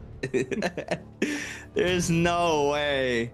He's locking in that Tessa for the 10th round selection. I mean, now, what do you have? Valda and Wu Chen available. Fong being able to snag up that off pick that we're not really used to seeing. Tarka G coming back at the Pro League for FPSEQ Star. We're gonna see a Tarka back in the mix. We've got to get excited for that because people's elbows are gonna be out. The rework Tarka, we did see him being played out a little bit more with the rework. Then he got tuned down a little bit. So a lot of these players just stopped. They just what? Bring it back. Yo, it's crazy too. You know, I was about to make mention that Duncan's like, I'm on 16 hours on this stream. I need a second win. Boom, Tarka. Lock in. Area Shen for Mike though, heck yeah, dude. I take those because when we saw Exton brought it out in round 1, I was like, all right, are we gonna see it again? He's like, I like what Exton's doing with that. I'm gonna do it too. This Morris Isle midday location though for him is actually, it's tough because if he ends up in the building, right? Like, you know, Farius Shen and Celestra, no bueno, bro. When she throws a beacon inside the buildings, what's she gonna do? You know, walk around one corner, see the windowsill like she's like a Peppa Pig, bro? Like, she can't do anything about it. Man, I'm very surprised. I'm very surprised we're not getting, like, nobody wants to test a new character. Maybe not map. Maybe that's not the map they're looking for. Probably needs Fireflies to really pop off. Not sure. Because I did see, I saw Mike playing him. I saw T225 playing him as well. So he was getting tested in their day-to-day gameplay in Immortal Wars. So very curious to see if we are going to be able to see that character later today. Would love to see that. I mean, Mike, they don't even have the Fairy already. They don't even have the Fairy to Tessa. Fairy to Tessa. I mean, hey, they have the Tarka though. Tarka is like stars. Tarka, of course. Tarka, I have this one right here. Bro, it's just like Karumi, bro. Remember when they had Karumi always for like the characters not chosen? Dude, that's it. They have it on standby. Classic. So, kind of curious and seeing if anyone's been changing anything up, like a V1 variation for look at T225 V1 variation for Liam. Good thing we caught it because we wouldn't have been surprised otherwise. This is going to be a change up between what we usually see with V2 and seeing how Liam V1. There was a little bit of change too on this patch for Liam. I'm not even sure how I feel about it. It's like decimal points on seconds of catch-ups, but then again, drops. Love the map. We love to take this. I love this, bro. But man, that drop in 3D. I missed the drop in. I missed the 3D, but this is good for data. This is cool, yeah. I lose one, I win one, you know, and I'm gonna have to take this as a win. We can actually even see all the comments against the players from the socials from the community on the right side. Social Security. Social Security, first of the month, third. Yeah, this is cool. Like you mentioned, you can really see the exact location of these players. I do miss the 3D view. The 3D view really got me immersed. Like, oh, okay, game started. Let me log in. Let me get up. Let me tap it in. But for this game alone, we have some congestion of players that are on the left-hand side near Celestia. We got Bowed F521, WBG, JL as well. Right above them, we have OUG's Mike, Frostivus, and T225. At Sunwind, we have Wolves. Also, I mean, man, I still don't like fighting in Sunwing. I don't like it because it's just you see DRG. She might be rotating on in up there and potentially even go for the third party. But starting off here, game number 3 with OUG's Mike and BB Frostivus, both players with fan/dagger in hand, and this could be a good fight because T225 is also looking in here for the third party. Yeah, he definitely is. And now we switch on over to Lake Yellowleaf. We're seeing the start here with Common Nunnies. Having the Otahime from GRG is going to be a little bit dangerous, considering that their third-party opportunities from Exon on the Justina Purple Flying Knives. Man, shotgun burst, that's like 600 damage at this point. Fireball is going to come out here, so this is going to be cool. I like to see it because we're bringing it back, right? The Fireball is usually used because of the gold focus and is also guaranteed to give you vulnerability if you connect it. And it's also the fact that it can just be used on cooldown with the V1 if it decides to go ahead and pop it off. But we are seeing Star coming through here, getting a Scare Rush off towards the Eventai Temple. Might even break line of sight here as the struggle from both GRG and Exon are griefing one and the other. Star throws a Fireball to negate out the pressure, and he still has enough time to grapple towards it.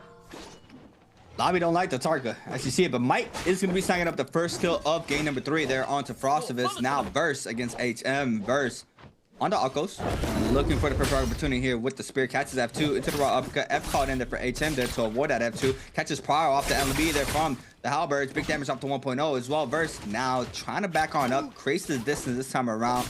Double tap dodges out of harm's way, but gets re-caught up from Prior there off the Scare Rush. And HM snagging up the second kill of the game 3. No, I believe T225 did, but still, first kill for himself. Now we have Fong against XY.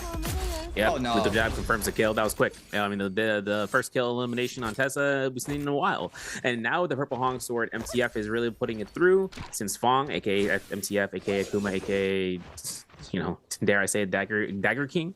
He goes into this with the Sunwing's Rest as an area. Maybe ASC could be around there. Otherwise, to respawn. If not, then it's going to be it. For T225, though, it's going to be escaping out the Islet Crater. We're going back to the Eventai Temple for Star getting caught by the R&B. Look at this. Look at this. Yeah.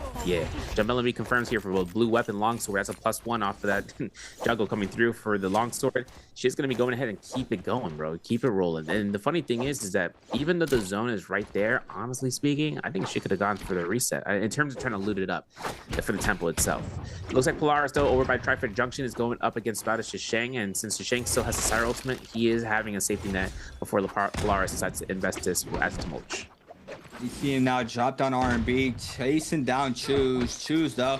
Open up the tropes, looking for a better armor upgrade. Since the R&B focus gets the damage off the Lipo, now the Star Ultimate is going to be invested there for Choose. Catches the Dazzle instantly into the 2-beam charge. Big damage onto Lipo. Temi Ultimate now investment, but through the Temi Ultimate, managed to snag up that illumination. And La Polaris is out of game 3 very early into this game as well. T225 against HM. Blue Fist Blades in hand here for T225, going against HM with Purple Pole Sword as we see it there. Trying to cut out the pressure. Drops back down, doesn't go for the Ballista Tower. T225 though, full chasing on in on the Liam. Kind of going in. Does manage to catch the LMB Prior, forcing out the Shayo F as well. Recatches Prior off a wake up. 1, 2, 3 into the crouch LMB for the extra damage. And just a quick reminder, everybody that's watching, we do have a new system. We no longer receive double hero picks at all. Before today's game started, we had a showdown match to decide groups, and now those characters are not able to have a 2-round selection. It's a 1 hero pick lock-in for each group. Once it's locked in, no one else is able to snag up that character. So every game from now on will have a mixture of 12 characters in the game. And Action against Sha are going at it. Sha though drops very low, forces out the F, and now it's going to be a quick reset between both of these players. Yeah, shout out to the awareness from CA in the chat for you guys. Of course, seeing Exing taking out the chance of the Yodohime. If you can get this Yodohime out, bro, this is a lot less stress. Look at the grapple bump. Nice headshot. Ooh, look for the Stagger. Might be just a chance for a 2.0. Doesn't get the reveal for the hits, but backlining this. Look at this. MTF showing up to the scene. Look at this drop down. Oh my god, the Tessin Chan Destiny, bro. No way. No way. He doesn't get the kill elimination. Saw it coming out here against shit, and now it's going to be MTF looking to try to go ahead of this. Now, MTF has a chance right there for the Tessin Chan to bait it out here for the dat dodge. Gets crouched on LMB to the toes. Looking at whether or not he can catch the LMBs. Gets a nice R&B to a lethal jab. Connects it, avoids the shotgun burst, and an arm swap right there to keep a reminder of. Now he does lose a little bit more HP than he's kind of hoping not to lose. He's got no combo breaker for this next set. You've seen ultimate still available. The explosive armor has now been procced, and whether or not MTF is using this ultimate to cast to recast to to mitigate the dash, Mike's here to make it to the scene. It looks like Exen dashed inside. Oh, he gets the parry, but he dashed inside the Forbidden Seal, which means there's no more ultimate available. Tesla Chance still available on MTS's side. Tesla could use this to get us a little bit sustained and a little bit of time to buy themselves out. Exen's still going to have Mike on his back, though. And as it goes out for the 2.0, he's going to keep sparing that out for the blue focuses. Yeah, pressure going towards Exen's way. You see now Fong starting to move on in after getting a full reset, and Sha as well in the back end, looking for this Justina. We see him trying to find a common armor swap, does manage to do so. Cannon shots flying on in from every direction as well. Being able to kite for now. Doesn't have ult 60%. Tesla ultimate connects onto two players there from Bong, and now the R&B drop down from Bong as well. For the elimination onto Exen. Bong being able to get away with murder. Already posted up for the realm as well. Snags up the pass. No pressure, I believe, because so much invested there from everybody else. Star against Choose. The Tarka running fireball. Being able to overhold blue there to avoid the knockback there from the fireball. Star loses all that blue armor, trying to stay in the pocket, trying to fight for the Yang pass, but a 1-2 there from Choose, applying tons of pressure. R&B makes from the Dual Blade. Sire Ultimate now caught in there from Choose, catches the Dazzle into the 2B charge. Now the Tarka's out of game 3. What a sad sight to see. We just barely saw it when it wasn't even able to go inside the realm, but Choose being able to snag up his 3rd kill of the game, posted up for the realm as well. Yeah, 2 of those eliminations from Sire Ultimate alone, So, seeing how Mike is going to have the Fairy Shen to mitigate any pressure for this gang. So instead of remember old BMB1 where he teleports into the sky? This is just him hunkering down, Same thing with Walda's shield, same thing with Cyrus shield.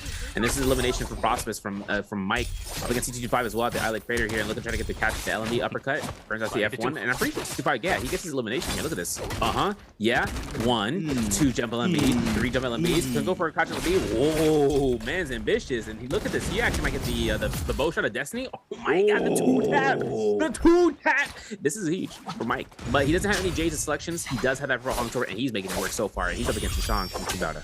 Ooh, LMB Prowler early here for Mike, forcing out the F there from the Siren. Goes for the jump LMB. Each of the damage off the 1-2 into the beacon throw to the R&B focus. Jump LMB for extra damage on the ground. Cancellation there for Choose in the back end. Cannon shots flying on in. Pistol shots for Choose. Health is even once again. Mike staying in the pocket. Choose playing away for the beacon. Prop comes in off the nunchucks. Manages to catch the Prowl there. Half armor. It's beautifully done. Forces out the F once again. Gets cut off the Dazzle into the R&B focus. Play with fire inside the pocket with the Dazzle down. You are going to get caught up. Now we have Frostless against T25. Yeah, T25 already invested the ultimate B1 variation for Liam. Could be the best case scenario for Frosty. Frosty looks to go ahead for some slashes here for a level 1 to level 1 to burn the killing dart. Wow. This is going to be V1 to catch it up here. The combo breaker is out. The ultimate is done. Frostbus still has a chance right now to look for a single blue focus, but he gets parried as a result. This could connect here for a swap out for the weapons. Gets himself for a parry off the palm lightning. T25 late on the delay on the F1. Still has an R&B to worry about for Frostbus. Other than that, his shots are good. Frostbus gets his elimination on the board. He is going to win up from Rummy Yang. Get a gold weapon, get a gold purple armor, I should say. Good to see a chance looking at the gear. Another gold greatsword, another $1. But look at this. He's got himself a Phantom Step. This is massive. Phantom Step this early on. He's got to stack it up to get it from Ripple Step to Phantom Step by dealing damage. Once he's done with the 2,500 damage dealt, a man's going to go ahead and upgrade it. First gets a kill against HM inside the Rummy Yang, most definitely. And then Cena Mike outside of the outskirts with 3.5 minutes is trying to get the Spear Well, trying to get the purple armor. And then he can start going ahead and getting hunted down. Otherwise, excellent. This man is like a hawk, bro. Man, looking at this from the angle, got them all up in the ears, and MCF as well are on the tree line. And seeing how DRG shit is here, bro, the third party is here. They're gonna be diabolical. I need to see a replay of XY in the realm against Shub, because I saw the fist icon. What is he doing to these people today? I mean, trying to welcome the new cats with slap offs. Like, what is it on? We might see that later on. Picking up his first kill in the realm with a fist. But Shub now trying to respond as well against Mike. Mike now He's able to avoid that Tesla ultimate. Shield does not though, and this might be bad here for the Yoda He-Man. Does manage to pop the ultimate, but it doesn't even matter. Burst there, snags up the kill with the longsword. V2 Beacon drop down here from Mike with a little bit of knockback, and now it's going to jump inside the mech. It's gonna be able to retreat for now. Looking for Fong, potentially Fong in the backside. No armor. Action being the one focusing out that player mainly. Mike still looking for the perfect opportunity. He's gonna D-mech for now. Burst though, sees the Feria, potentially gonna go ahead and full drop on in. Fong being able to kite out the pressure. That's Fan on hand. Gonna have to try to catch up to him. I mean, so comfortable with this weapon. Being able to scale rush on now. Frost with T225, choose HM, all going at it. HM very weak right now. Being able to get that first shield throw there onto Choose. Since the 1.0, Frost with a massive parry there onto him. And T225 with the palm lightning for elimination. T225 not being able to cleanse off of that, I believe. XY comes on in. Not sure who takes the bloom, but now Choose against Frostivus. Frostivus eating up so much damage. The 1.0 there from Choose as well. Pop lightning from mid-range. Has to force to pop his ultimate. Trying to lay down the pressure to everybody around here. Does get cut off by the V1. And XY with the Lonnie ball throw there for elimination onto Frostivus. And T225 gets the solo, and this means he's safe. But look at that 50-meter range, by the way, for that Dazzle. But okay, that orb goes far. T225 almost getting caught by the pulse sword hits, and now it's gonna be T225 with the last V1 for Liam cast, canceling ultimate, getting the combo breaker, and running through the ravine instead of Celestra. Worried about the scare rush into the R&B. That's gonna be the catch from. Oh my gosh, XY just spinning with it, and the pistol shot was guaranteed in the microseconds decision making that he took. He earned it, and that's 3 eliminations on the board. 42,000 Dark Tide coins in his hand. Burst on the other hand, chasing out against Mike. Now remember, Mike was on the completion, but he got himself rid of it. He is going to be going ahead and still getting chased down. He's at 60% rage. He's going to hunt himself down or hound himself over into the zone. So he's going to have to worry about whether or not they're going to be looking for him. Otherwise, the bells are going to be the only thing left besides, just camping out the zone, like camping out the circle. Mike has 4 vitality, so he's kind of chilling right now. The arm pattern is only at 3 common ones. And so as long as he doesn't get chased down, as I say that, MTF is one of those seekers, man. He is looking to go through this, hopefully to try to catch a yoink off the Tesla through the wall, and there it is.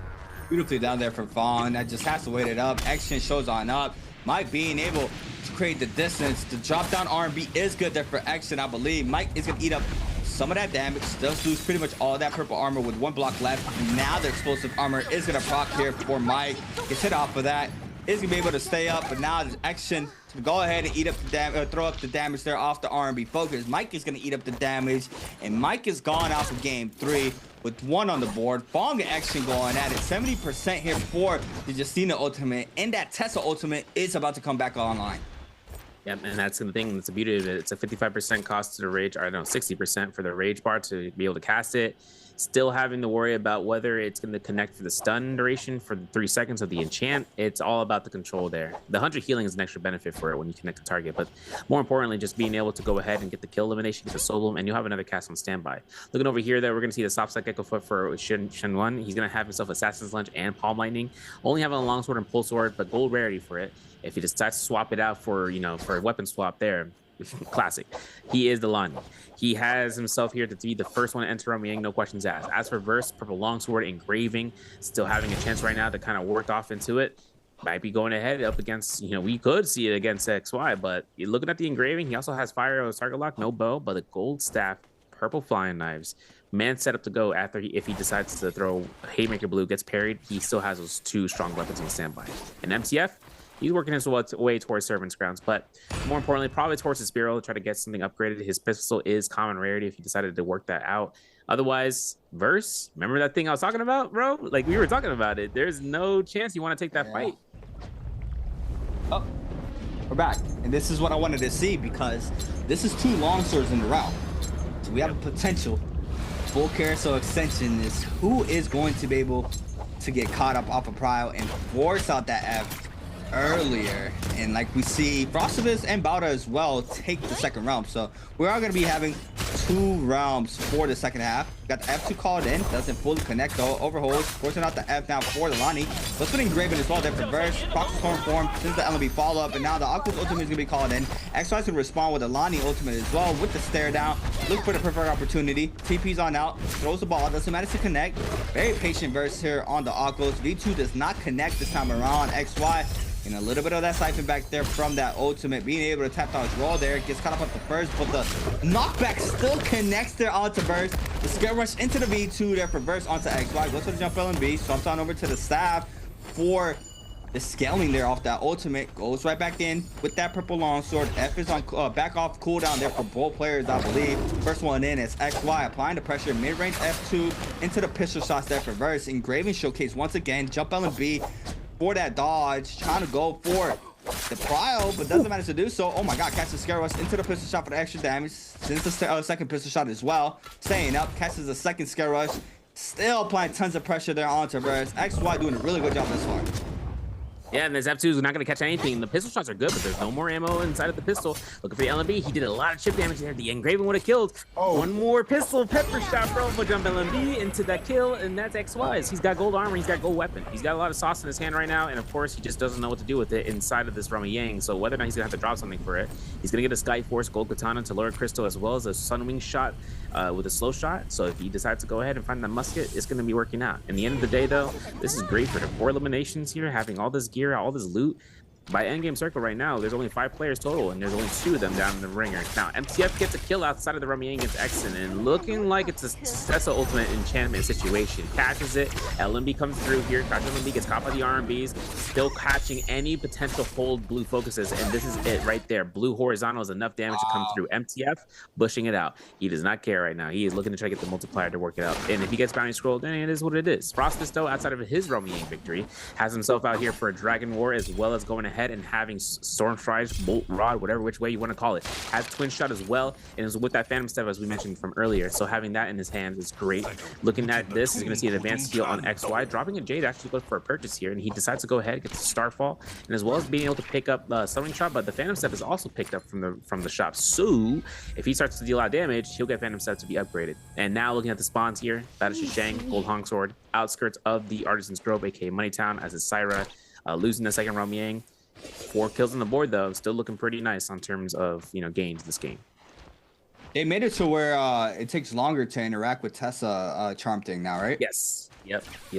So is there not a way out of it, even if you catch LMB Pro into uppercut? Or no, you could. If you bait him into an uppercut, yeah, you can still interact with it as long as she has a combo breaker, you know, to push you back. You'll be able to like walk through it. Do you have enough time though? You should be. It's a little tighter, but yeah. Okay.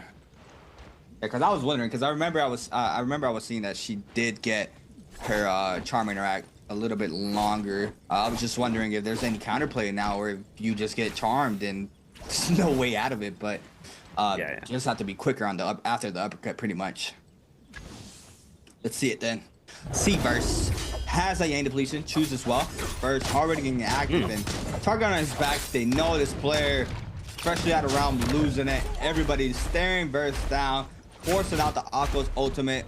Do have him chasing down Choose on the Syra, catches the V2, beautifully done there for Verse, but a drop down R&B there from XY, applying the pressure onto the Akko's, being able to catch the jump LMB, forcing out the Syra ultimate, uses the V2 to create the space. Does not want to get caught up there off the Dazzle.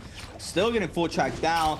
We have Fong starting to move on in, as always. There goes the first ball throw there from XY into the R&B bonk there from XY, snags the elimination onto Verse. Choose trying to stay in the pocket, but he's going to lose a lot of that armor gone now. Still, with 2 minutes and 36, needs to try to cleanse. Top 4 still in the running. We do have Frostovich starting to move on in as well. On the Kylan, you have XY still with the online against Fong. Fong's gonna eat up the hit there off the ball throw, trying to cut out the pressure. 46%, doesn't have the ult online since the 1.0. No parry, every R&B is good there from Fong. XY still in the pocket, being able to get some sorts of damage there onto Fong. Goes for the side uppercut, explosive armor procs there for Fong as well. Frostovich being able to snag up the elimination there onto the Syra. So now 3 players remain. Fong might be the one getting full looked out here between both these players. Yeah, Shop is going to be invested for Frostovich to get some repairs. MTF with blue armor swap, nicely slide LMB, but then he gets a tab dodge for his ult cast, meaning it's going to be a kill steal potential for Frostovich. You see that man posting up here, the full sword, he's looking for it. He does not get the confirmation of it. MTF still has an opportunity of going straight towards one of the buildings in the northwest. Still having a lot of chances to try to scale out here, and of course looking to try to see if there's anything of the armor swap quality of any rarity.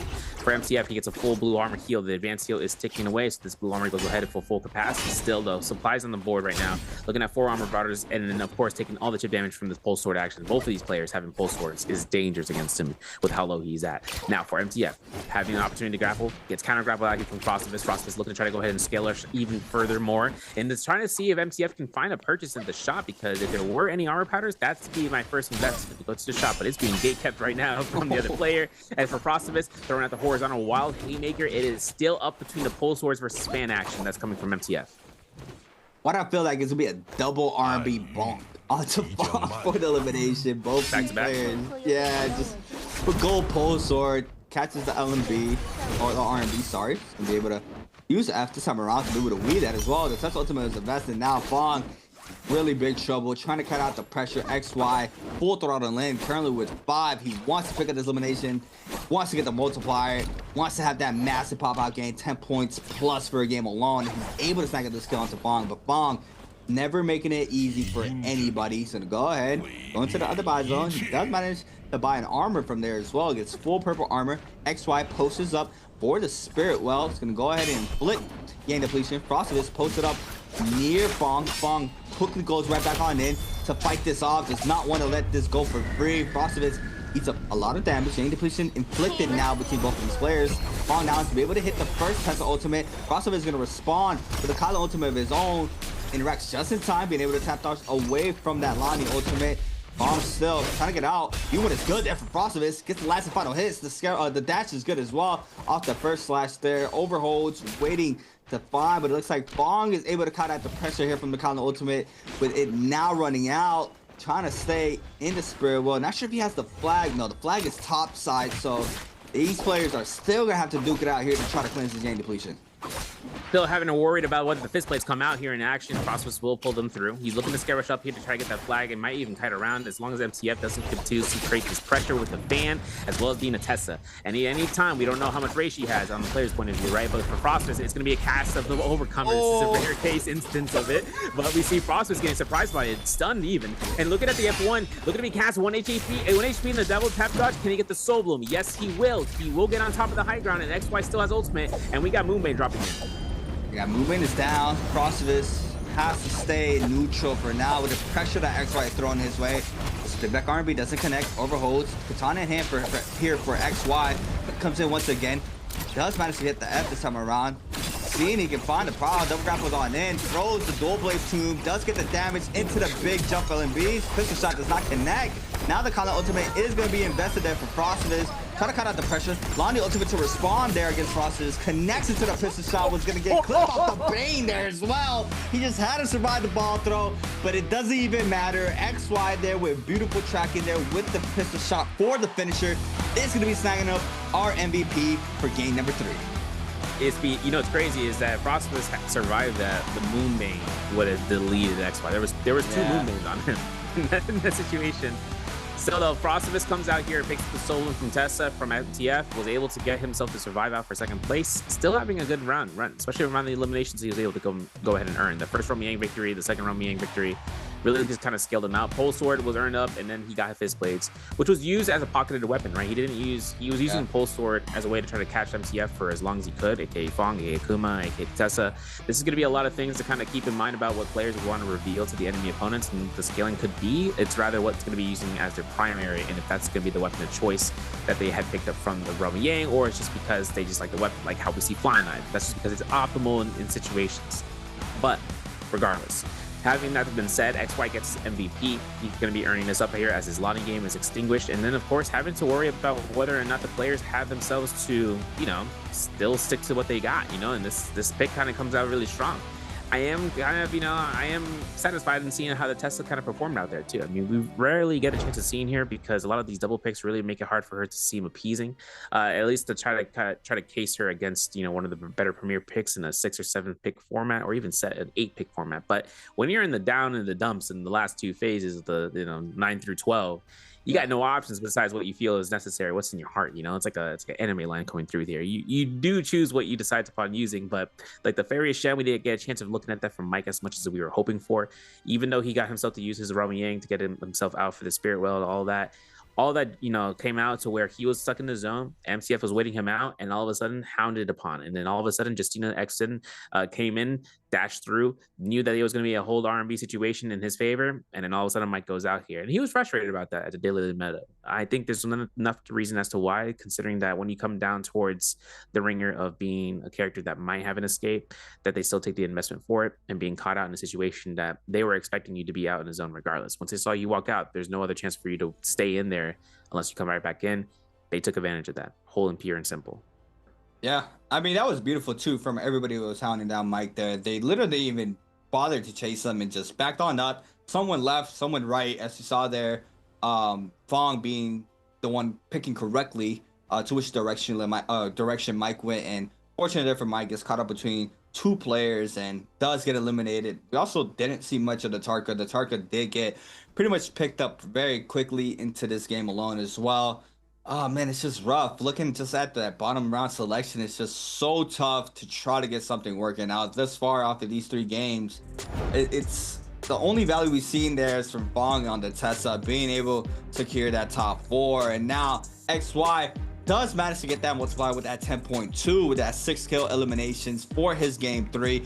Frosted is now putting up 6 game score for his 3rd game with 4 eliminations on the board. Chuzong 4 eliminations but with 5.5. Fong with 4.5, T225 with 3.5, Verse and Action with 3 game score, Mike and HM with 1.5, Joe with 1, Star and Lipo not being able to get anything going for themselves. And ooh, I feel like if you're in that bottom side of the group play, like you are in a really tough time right now, and you probably have to get a lot of hours into an off character like that. But just with everything else in the game, like Liam, Lonnie, Xiaoyu, it's just so rough to try to get something going for yourself. So this system has really put a lot of emphasis in trying to potentially work on a character that you're not very comfortable with and try to make it work. But with a top 12, it's very rough.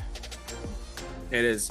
Seeing how XY though is in first place right now with 21.7, Exons in second with 18.2, Verse with 17.4 in third, Jishang with 13 in fourth, the RG Shut is 11th, and Mike in sixth place with 9.5, you know, after the 6-point game that he earned from game 2. But, you know, it's like one thing to notice is also the fact that for the, you know, for Shut, I wanted to mention this before, like my man had a rough week 1 kind of like to go through. So he didn't qualify for finals, but something happened between then through EWC to now, right? He didn't participate in EWC. It's just all that time kind of gave something for him to kind of work on, most likely to try to work for the, you know, for the ERD to kind of come through. But we already get some clips and highlights brought to you by China Unicom is United. You know, Mike is looking at this beacon as a drop. TP5 said no threats here. You know, that was it. That was all he needed. You know, line of sight was there at the beginning of the ultimate. It's a really big dead zone for Farious Shed. That's why she may or may not be used, you know, her ultimate in a dire straight position. And that's exactly what we saw. And then we see Mike go out in that room and get to Shay.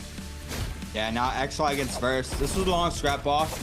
Both players playing longsword. Currently XY with gold pole sword in hand. Sends the follow-up off the storm form. Uncle's ultimate invested there for Verse. XY responds with Alani ultimate. Both players ult run out. But XY with a jump LMB behind the pillar there for the last hit. Last 3-way scrap off here. Frosted against Fong. Overcomer there for XY onto Frosted. Fong does end up getting eliminated. Eats up the damage off the R&B plus the follow-up there. But Frostivus with the last hit off the fist blade. And now our last 1v1, it was XY against Frostivus. XY decides to play the katana, catches prior, forces out the Kylan F on the top side of the terrain. Going for the double grapple, eats up the damage, sends the dual blade tome with the follow-up damage. Goes for the pistol shot, but it does not connect. Forcing out the Kylan ultimate, eats up 1 damage off the slashes. Does manage to connect off that ball throw into the pistol shot, and that would have been bad. That would have been terrible. That would have been the most unfortunate circumstance. Imagine catching the ball, then getting Moonbane knocked back, and then there's nothing you can do at that point. That would have been scary. But XY, you know, he takes scary situations to make things to you know, happy. So for this, XY popping off. The Soulfire blades, right? The dual blades foam. That was a really good. That was a clutch up moment. Usually you can use it in a mix up. Right? Just kind of throw 1-2 Soulfire. That's gold focus. It's not blue focus. And they're thinking that you're gonna throw it because they hear the cling, sound, and they're thinking it's time to release it. That means it's time to parry. Not the case. You'll get thrown out. The overcomer was a surprise in that. I'll be honest. That pole sword though, 10,000 damage. Not even using a long sword, but it is still in his top 2 melee weapons, and it's the top 3 overall, with the pistol being his 3rd primary. He did some good work with those pistol shots though. The thing is, Lonnie, is that you used to have a lot of opportunity. Well, no, let me rephrase that. You did have the opportunity of just full investing an orb and then guaranteeing, a follow-up afterwards, because whatever direction you face was the direction that the opponent would end up going through. Now that when the Alani changes happen, when her ball force, now what happens is that when Alani ball comes to and drops down, the target that's stuck in the midair, they'll go in any direction that it feels like it. And guaranteeing those hits on the range shots means that you're not really susceptibly spending more time looking for charged blue focuses. You're taking bot shots. You're a safe enough distance from them. You can use your stamina to just reset your position to get those shots. The pistol is the best example of that, because it's also a widespread area, right? The pellets, like the bird shot, that would allow for you to kind of put out the damage in a short amount of time within the ball, and then you can reposition. But we have a little bit of chance right now to look at one of the players' thoughts. We're going to have a little interview. We'll be back with round 4 before Doria Morning Dew. Don't miss out. We'll be back then. Ladies and gentlemen, welcome to the post-game interview. This is Jaeger, and now I'm standing here with our player and let him say hello to our audience, please. Hello guys, I'm Frostivus from Team BB. Welcome Frostivus, and I would like to say long time no see. And I would like to know, because you missed our first Biweekly, it's really a pity, and how you're feeling about our new rule for the solo game? I feel like I'm still adjusting, and for now I'm just seeing what it's like with the new rule. And I feel like with the 1v1 before the game starts, I think that's very important. And so for the next week, I will prepare more for that part. Got it. So personally speaking, I would like to know, so you think the new rule will have more advantage for you or not? For myself, since there's 12 different heroes, I feel like it should benefit me, because I feel like I can play a lot of different heroes. And also, it's a lot more focused on 1v1 currently. And so I prefer that part. Yeah, I know. We know that you learn a lot really fast. So I think you can handle all the characters now in the game, and it really have benefit for you. Just looking forward to your performance, really. And let's move on to next part. Answer for treasure. Okay, let's see today's question. Okay, so the question is. Okay, so before the question, I would like to say again, because we can see the question now, and if you know the answer, please type them in the chat box, because it's really long time since the first Biweekly, and I'm worried about if there are new audience here, and if you don't know, and maybe you will miss our present. So if you know the answer, just type them in the chat box, please, and we will, after our player counting 3, 2, 1, we'll pick a lucky guy. Okay, so now we can see the question is, which hero did BBE Frostivus use in Game 3? Okay, so before the answer, we're talking about the latest game, and we know that you really use this character really high damage in the end of the game. It's 4 kills, right? So how you just or any skills can share with us with this character? With character Kylan, it's actually one of my favorite heroes, and so when I play this game, I win both the Realm of Yang fight, because I'm on my comfortable hero.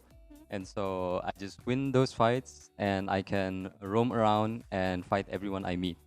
And so unfortunately I didn't win, but it's still second place with 4 kills, so not too bad. I think you really did a great job already. You try your best. And one more, I would like to know, is it your best character? Your favorite character? It's my favorite character, but perhaps not the best right now, but it is one of the strongest heroes that I can use. Okay, I see. And I think in our interview, we already know the answer, but now it's time for us to count in the number, okay? Yes. 3, 2, 1. Screenshot. Okay, let's find out the correct answer. So the character is... the answer is D, Kylan Zhang. Yeah, the character and the correct answer is D. And congratulations. And also, because we know we just finished the EWC, and as an esports player, it's also for all the Nbpl players, it's the first time we go abroad and have the matches abroad. So anything you think the meaningful for you as an esports player on your journey? I feel like it's definitely one of the tournaments that is very important because it's an international tournament, and so when we all go there, I mean, I felt like I had the advantage because I'm used to traveling a lot and to play tournaments. But yeah, AWC is definitely one of the most important tournaments of the year. But I think so, as this journey really give all the players like a way to grow up and know they're more clear about their ambition in this year, right? And also because we know that EWC you have dancing, so maybe can introduce for us or teach me. I don't know about doing the dance, but I think the people from Twitch know it's the Aura Farm dance. But they really want to see again, you know. I can't do it. I can't do it. But a fun fact, that dance actually comes from my country. That's really great. So now you're not only as an esport player, and also you take the culture from your country. It's really interesting, and maybe if you miss it, please go back and see the video, please. And thank you again, thank you Frozivas, and looking forward to the rest of the game. And thank you for today's interview, and we will take a break and be right back later.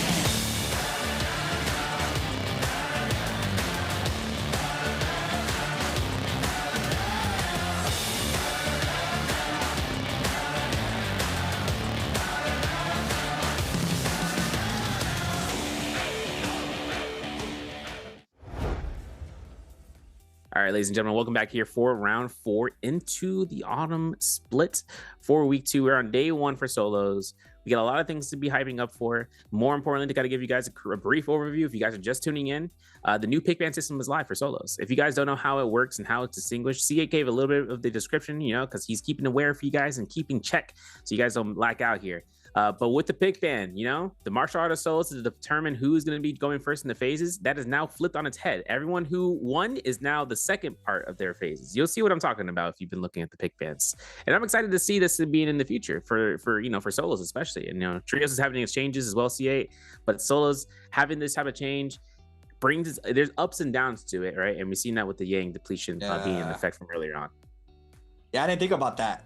When you said that, I was like, oh, is it going to be something that is going to be implemented to the Immortal War where you're not going to be able to see Yang deaths or wins? Or is it just something that's going to stay and it's going to be a big high risk, high reward kind of thing? I mean, Yang is supposed to be high risk, high reward, right? But now, without no pairs, it's going to be, I mean, we saw it there. We saw it there for Frostivus. We saw it there for Burst as well. I mean, when you get out of that realm and it's a big target, knowing that you see the character, that character has Yang depletion, so they are going to try to get aggressive. A lot of these players are really posted up for third-party situations as well, so it's really rough to try to cleanse. And that Frostivus interview, he did mention that now it's a lot more isolated fights, as we've seen it now, that because there's no pairs, right? There isn't that the family meta where the pairs are running together. Now it's a lot more isolated fights. It's a lot more neutral between the players. And he also mentioned about how important the martial arts solos is before the matches as well. So I wouldn't be surprised if these players just go on a full one ban spree, because this is a one ban, right? There's no ultimates in the martial artist area. So they got to practice out purple weapon, purple armor, and really try to dial in their character picks there. Was very curious to see what these players were going to pick for that. We did see Vipers in the first 2 fights, but I'm looking more at like characters like Seping has some good value there off the F2.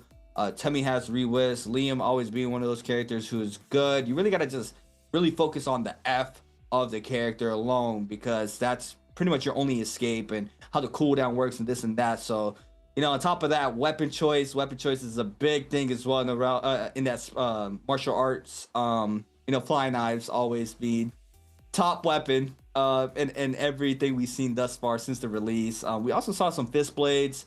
Longsword, we did have one, but can't really get a lot of value due to it being different than the realm with the wall bounce. So it becomes a lot more techie to try to get the outcome you're looking for, and that is something that these players are gonna have to dial in. Yeah, especially considering that what the F skill is, right? If you're damaging F, that comes out to scale up.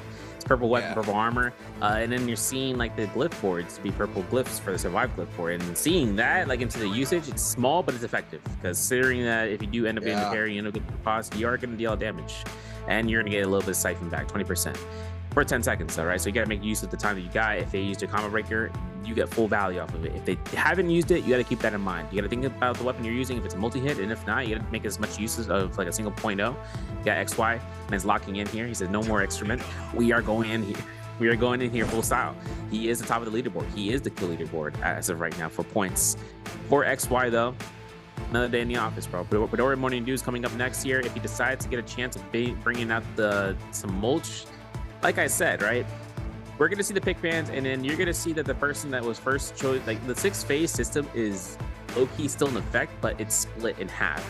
And then the players are like between 1 and 2. There is no, and I repeat this, there is no way you know who is choosing what overall getting picked and banned, right? Like you don't get a chance in phase, like the last phase, you don't see each ban happening as they happen. You only get a chance to look at the bans when it is your turn. When it is your turn to choose, you will see the phase pick bans.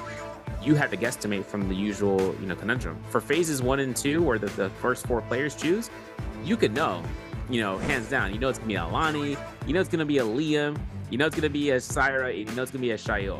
Whoever chooses what is up to that. Yeah. After that phase, you are in like, okay, this Kylan was chosen here sooner. This Kyle, wait, is that a target? Like, if a target is chosen sooner, you're like, okay, who could that have even been at that point? Still, that's going to be up to determination. These guys still have a lot of time to evolve to the system and just, go in the best way they can do possible, practicing it out. And this is the perfect, playing ground to practice it out.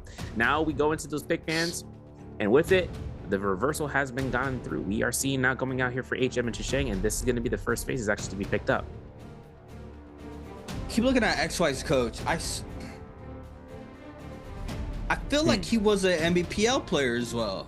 You can correct me if I'm wrong. I'm looking at the replay. I don't know. I can't pinpoint his name, but I know he was an Nbpl pro, and I'm pretty sure he was in solos as well. I just can't remember what his name is. It is really eating me up, but needless to say, first round selection, Lonnie Liam, get him out the way. Shayol for the third first round selection as well for Action and Lipo. Pretty much standard, unless we get something different right now for Action and Lipo. I mean, Action locking in the Syra. La Polaris gonna be locking in pretty much the Shayol, I'm pretty sure. Next round selections here for Lipo. Everything's standard, 1 through 4. As always, Liam, Lonnie, Syra, and waiting on Polaris to snag up the pick is going to be locking in the character pretty soon. Just waiting to see what the coaches are informing him of. And yes, it's going to be that Shayol staple 1 through 4 there for our first 2 groups of band picks. And now on his 5th potential Temmie / Akko. Is not sure really how just character pool looks. It is gonna be that Temmie, so yeah, pretty much Temmie snagging up that 5th to 6th slot spot for these players. Now Frostivus has an option. See what he's gonna be playing now. A lot better this time around for the 4th game of the day in Group 6 now, opposed to starting off at the bottom of the pyramid. He is going to be locking in his Justina game, and most of his Justina games are always a pop-off game here for BBE Frostivus. Yep, and this is going to be the case, right? I mean, this is Bedora. This is going to be his. I mean, I'm hoping to see where his drops go through, whether it's Imperial Camp or he decides to go into the Arcadia region. We are going to see the vault of choice pick for Verse. MTF has an opportunity right now to look towards, I don't even know, bro. At this point, you can pick out an Akko, and I wouldn't be against it. Yodo would also be a better option for that. If he decides to go ahead and try to save her for later, that would be the case. But peeking out here right now would be a Kylan for him. Okay. This is going to be coming through. My man's smiling about it too. He's like, I'm going to use F2. I'm like, you what? All right, listen. Seeing about FBX's star, this is going to be a chance between him and Mike on the Slaves face selection. Has the Yodohime available to go ahead. I mean, double picks are also in the air. Goes for Fairy Shen, bro. Classic. We're bringing it back. Yeah. I want to see her go through. I mean, we saw X and Pop with it. I want to see if Star has that in him as well. Yeah, I just feel like her ult is just so rough, right? Trying to maneuver in that ult, it's just so rough. Especially when everybody in his lobby is gonna be looking for that. It's just straight chip damage from every direction once that mech goes up. But like you mentioned, Action did have a good game 1 with her, was able to make it top 4, I believe, with that character alone. So overall, we've seen a little bit of value there on the Fairishen. Mike is going to be locking in this Akos for his 4th game. XY now on the Yodo. Yodo's still available. Yeah, good pick there for XY. Now T25 having to pick something different. Potentially a Matari, maybe a Takeda. He is going to be playing it. Nope. Chen. Uchin lock in. Didn't see that the Wuchen was not picked, and that is going to be T225's pick for game number 4. Locked and loaded back in Perdoria. This time, no Fireflies for our 4th game of the day into our last 2 games with Fireflies. Very interesting. Temmie in that 5th round selection is what I'm really looking at, and I'm really hoping to see how he does with the rework here in the Pro League as well once they are on that patch. But for now, we are on the previous patch from today, or yesterday technically. But no Einer Wan in the mix. Nobody looking at that character, and I believe if he's not picked out today and he's not picked out tomorrow, he might be the first character in the NARAKA BLADEPOINT history that does not get a showcase once they're implemented in the patch. Don't say that yet. He has been picked in trio scrims. So Oh, he yes. is being chosen. Oh yeah, he is. He's been pretty good in there too. I mean, we've seen the pops with him and Matari. I can't wait to see it on Trios tomorrow. But it's a little spoiler for you guys in terms of what's been happening with him. We are gonna see the ultimate variations and skills. The Wu Chen for T225, he's gonna have F1. He's gonna go for the sustain out of it, just like how we saw from XY, or inside of the spirit, or inside of the martial artist solos, I should say. Seeing about everyone else though is gonna be up to the same old variation for MTF is on V1 variation for the Kylan ultimate, V1 variation for Bowdus just Shank on the Liam ultimate. So seeing about the Liam changes from V2 to V1 is like something that's been evolving. You know, when we saw V1 and we saw people using V2, we're like, what are they doing? Are they out of their mind? And then all of a sudden, you saw what V2 was able to bring to the table. They used it. V1 though is coming back into its ringer to try to either confuse the opponents or just to give it a little bit more opportunities. Right? Escape is an option for you on the Liam. Maybe to get out of a sticky situation that we've seen in the past, or maybe just to set up a full lockdown after animation of attacks, right? Such as the void out for Alani in the face of her, or even for a Shayo, right? There's a lot of aspects towards what V1 can bring, as well as long term, you can set up a combo starter for it as well. I like how we get the overall standings as well on the right hand side now for the drop-ins. It's just nice to get a refresher to see how these players are looking right before the game starts. And back in Predoria, only one player should landing in the center of the map. Nobody trying to give anything about red longswords. We're getting red longswords throughout the scrims for the global side, and we also got it at MSC. But now nobody wants to deal with that. Everybody's going to be landing on the outskirts of the map. We do have a three-way contestant there for ASE, FPXEQ, and Bauda for that Volpine Essence on the top side of the map. Wolves landing Lone Wolf there on the bottom side of the map near the tunnels. Mike posted up right to the right of Wolves as well. SS1 521 left hand side, potential rotation on in to the center of the map. Big contestant of players on the right hand side there for JL, BBE, YGG, and WBG in the lava area next to the center of the map as well. Locked in for our fourth game. Lots of players posted up. We got aggression already from XY going at it against Star. LME comes out. My man doing the Conjurer swap. Great. Looking at it, I saw that frame one. He's looking for the clink so he can guarantee the blue focus afterwards and burn out XY. But you know what? That's a dream come true if it does. If it doesn't, it is what it is. Light Polaris though over by Ancient Stockhead this time around up against what seems to be Exon, who has purple halberds. Was attempting to go for a slap there to try to debate it out here. And and the musket shot to guarantee vision on the field gives him a little bit of chance. Almost catches the scare rush into the LMB. But Light Polaris is still looking to try to space up here, try to get some extra loot, and trying to keep himself aware on if anyone else is around. And it looks like it's gonna be a solo on fight. Yeah, we see it now. Polaris on the Shayo action. Purple halberds. Nice swap there from Polaris, forcing out the Saraf. Dropped on R&B focus. Doesn't matter if you guys the first time, but the second time looks good there for action. Like Polaris now trying to stay in the pocket, loses a lot of HP, 25% here. And what are these threat thingies that the tree is giving out to them? So tree is going to give yourself a little bit of white healing over time and range resistance. And I said that right. Range resistance. It's a little heal though, man. I'm talking like minuscule. Still a heal, but that's all it really does. Gives white health is restored at a very small rate, but the range of this part really just gives you an avoidance. Polaris though finds himself here from the armor swap, and he's still kind of like heck. Has that always been in the game? Yeah, since Flodorio dropped, yeah. I've never seen that. No one uses it. It's minuscule, like I said. Like the thing about the healing, it's like 2 heal kills pretty much. It's not that great. Beautiful parry there from Polaris, though. Does manage to back up a little bit of the aggression there from action. But moving on in here on the Tumult, looking for the last hits onto Polaris. Polaris being able to kite out some of the pressure here on the side of this terrain, but a drop down there from action. The R&B is good as well. Caught up in the corner. Another R&B. The flying knives are in action. Hong now moves on in, and he has purple armor and purple weapon as well. Nice kill up already here for Fong in the start of game 4. But Polaris, on the other hand, really in a bad spot. Finds a common armor, but how well would that do with 3 people chasing him down? Still, no one will be able to catch on up. Wondering how the grapple situation is looking like, but it doesn't matter. He sends the follow-up and shut with the last hit there onto Light Polaris. I don't even know if he actually popped over here, but we are going to see MTF here to get caught by a 2.0. Should look to try to go ahead for the musket shot, isn't connecting it and sliding down here. MTF will get a nice reset for 1 armor powder kill. Should have another fight happening here in just a second while the looting is happening through. Blue fan is going to be picked up here for MTF. That'd be in the back pocket, switching on over to Skygaze Cove. Dale's HM against T225.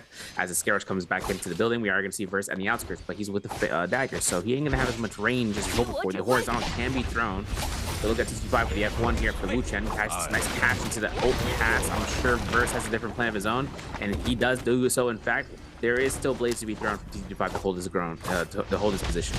Yeah, but now TT25 trying to stay in the pocket. First Stormblade doesn't connect to be able to sit inside of it to get a quick reset in.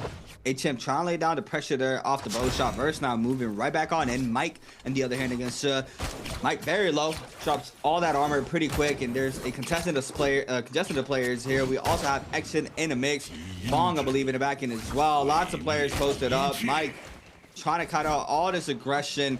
Being able to stay up for now. Trying to find a perfect place to get a quick reset in. Looks like he might have found it, but the F2 is good as well. It's an LB R&B forcing out the Temi F. Drop down Whisk. Lands on top of the roof. Now a prowl here for Mike. Being able to get a 1 point for the dual blades. Big damage with that purple rarity as well. Forcing out the Temi ult. Tap dodges with a raw uppercut there for the blind eyes. Doesn't get the reset there, but throws on the next Whisk. Nice scare rush as well. The R&B not good. The F2 is good though. The re-Whisk down. Mike being able to stay up in his fight. Ball moves on in the perfect third-party opportunity. Now with the Uncle's ultimate online, we still have the Kylan ult available here for Bong. He's just waiting for the perfect opportunity, and there it is after the V2. Yep, waiting for the V2 cast. Gets a V1 full priority in the wall. Doesn't get the connection he was looking for. He does get caught. He has one more V2 cast. Mike doesn't get a chance. And that's MTF getting himself 2 eliminations as Fong comes out here with 20,000 Dark-type coins. That's to purchase a purple weapon if he decides upon picking it up.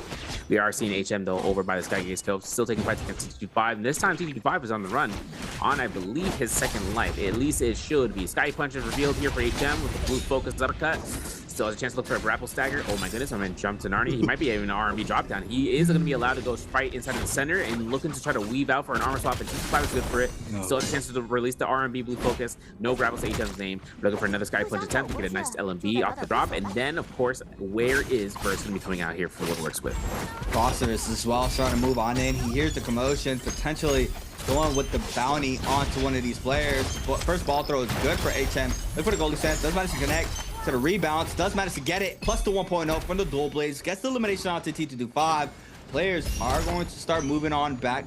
HM though throws on the last ball throw, I believe. No, still has 1 more left in his inventory. Getting active against Verse. The 1-2 off the purple dagger in the pocket. He's gonna go ahead and force out the Valdo ultimate. Spirit throw is good there for Verse. Manages to catch the prize. Sends the LMB focus, forcing out the Lonnie F. Now the kite game going towards HM's way. Verse continuing to apply the pressure.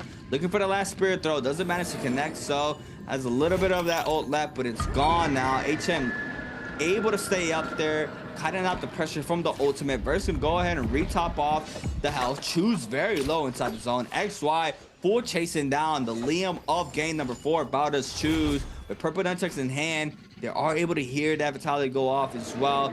In the back end is trying to post up for the realm of Yang. XY as well, potentially contested. Looks like he's gonna back on up.